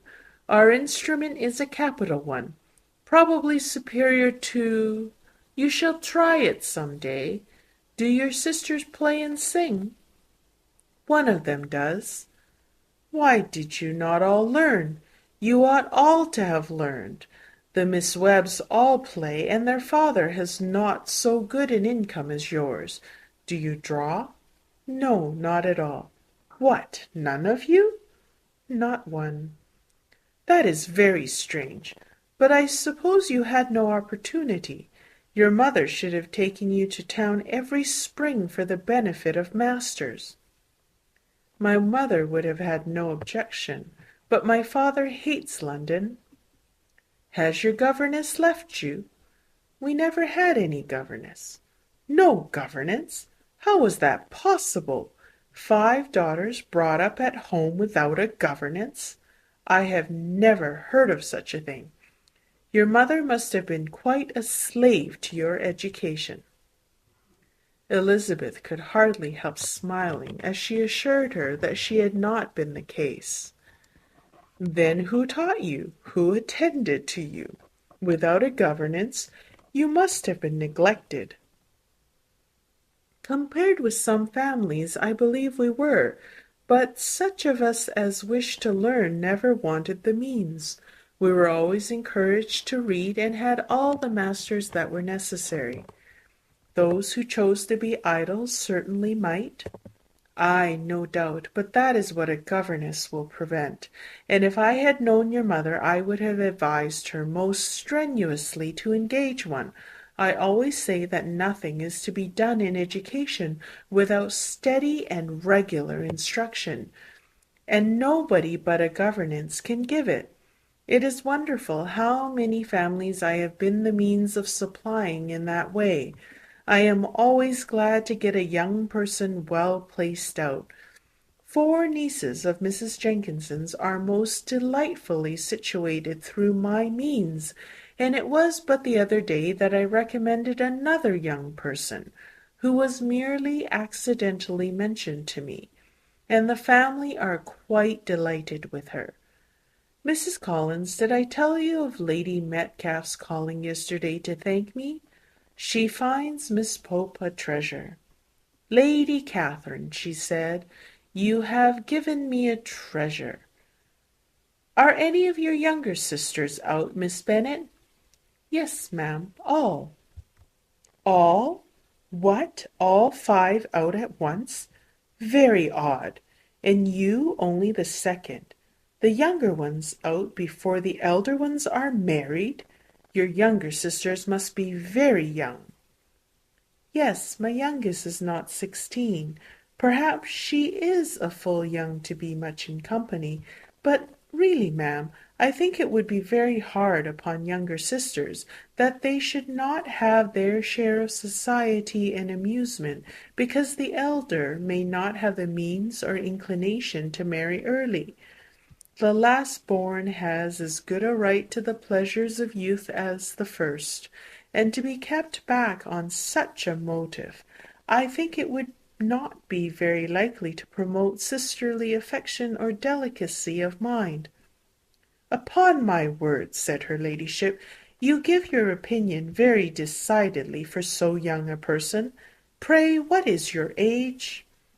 With 3 younger sisters grown up, replied Elizabeth, smiling, your ladyship can hardly expect me to own it. Lady Catherine seemed quite astonished at not receiving a direct answer, and Elizabeth suspected herself to be the first creature who had ever dared to trifle with so much dignified impertinence. You cannot be more than 20, I am sure, therefore you need not conceal your age. I am not 21. When the gentlemen had joined them, and tea was over, the card tables were placed. Lady Catherine, Sir William, and Mr. and Mrs. Collins sat down to quadrille, and Mrs. de Bourgh chose to play at casino. The 2 girls had the honour of assisting Mrs. Jenkinson to make up her party. Their table was superlatively stupid. Scarcely a syllable was uttered that did not relate to the game, except when Mrs. Jenkinson expressed her fears of Mr. Bourgh's being too hot or too cold, or having too much or too little light.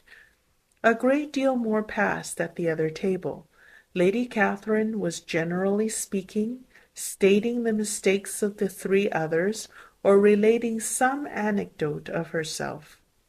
Mr. Collins was employed in agreeing to everything her ladyship said, thanking her for every fish he won, and apologizing if he thought he won too many.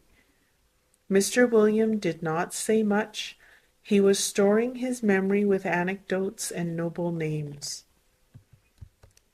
When Lady Catherine and her daughter had played as long as they chose, the tables were broken up, the carriage was offered to Mrs. Collins, gratefully accepted, and immediately ordered. The party then gathered round the fire to hear Lady Catherine determine what weather they were to have on the morrow.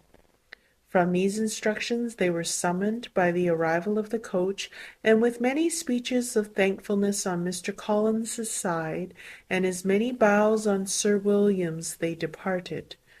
As soon as they driven from the door, Elizabeth was called on by her cousin to give her opinion of all that she had seen at Rosings, which for Charlotte's sake she made more favourable than it really was. But her commendation, though costing her some trouble, could by no means satisfy Mr. Collins, and he was very soon obliged to take her ladyship's praise into his own hands. End of chapter 29.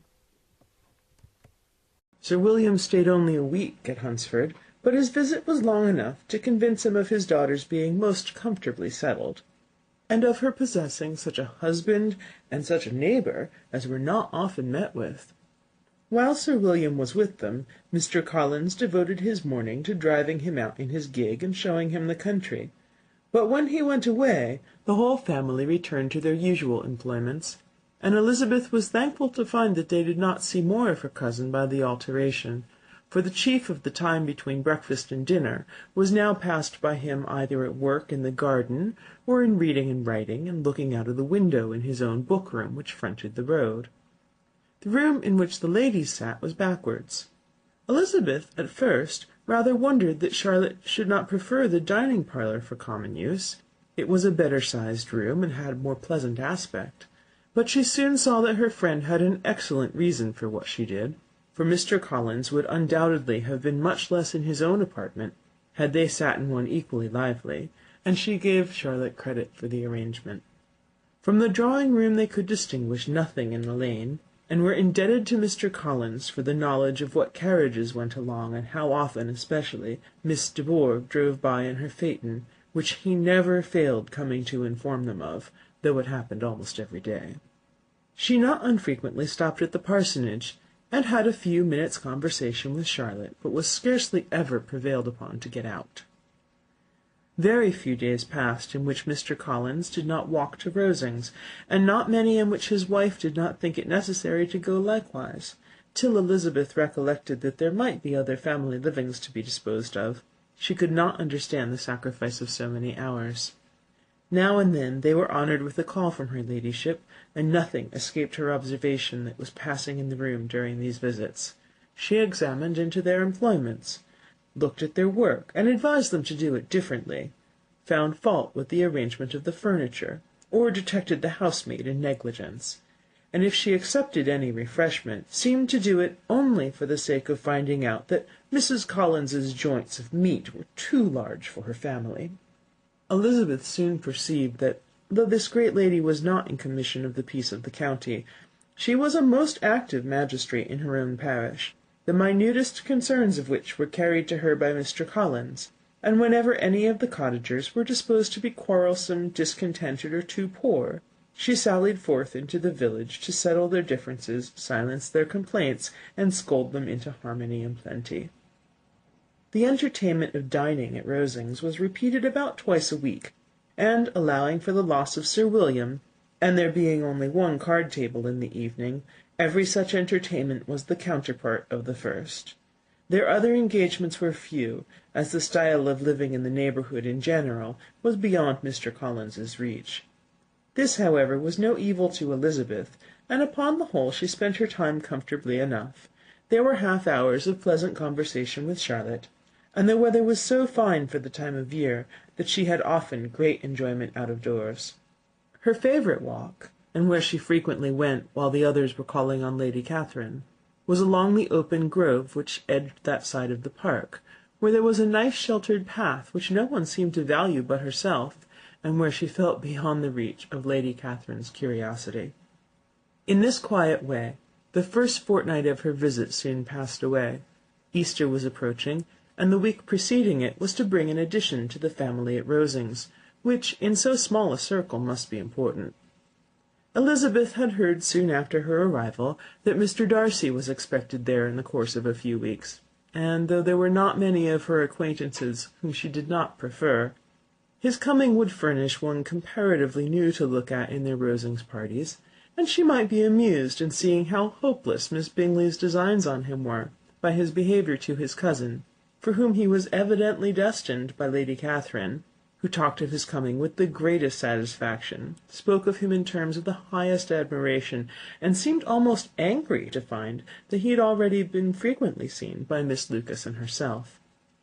His arrival was soon known at the parsonage, for Mr. Collins was walking the whole morning within view of the lodges opening into Hunsford Lane, in order to have the earliest assurance of it, and after making his bow as the carriage turned into the park, hurried home with the great intelligence.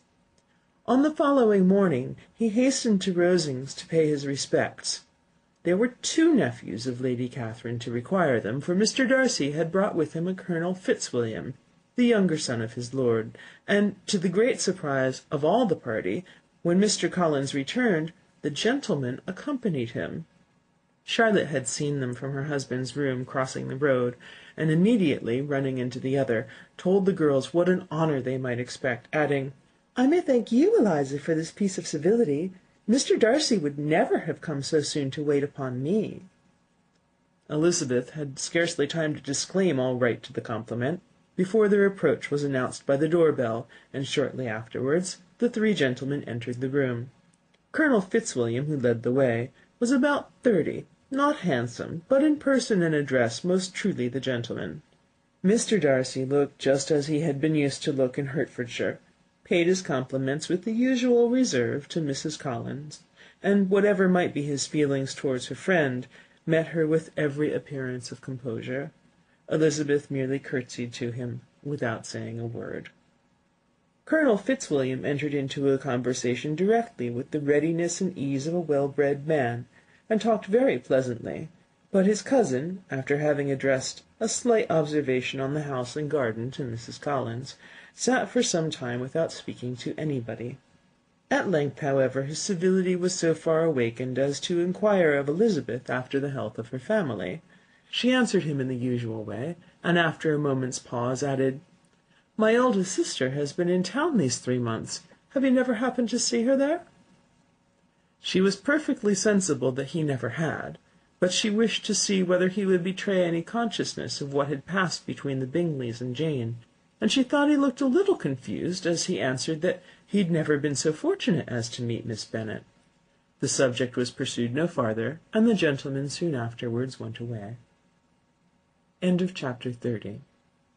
Read by Kristen McQuillan. Tokyo, Japan, November 7th, 2005.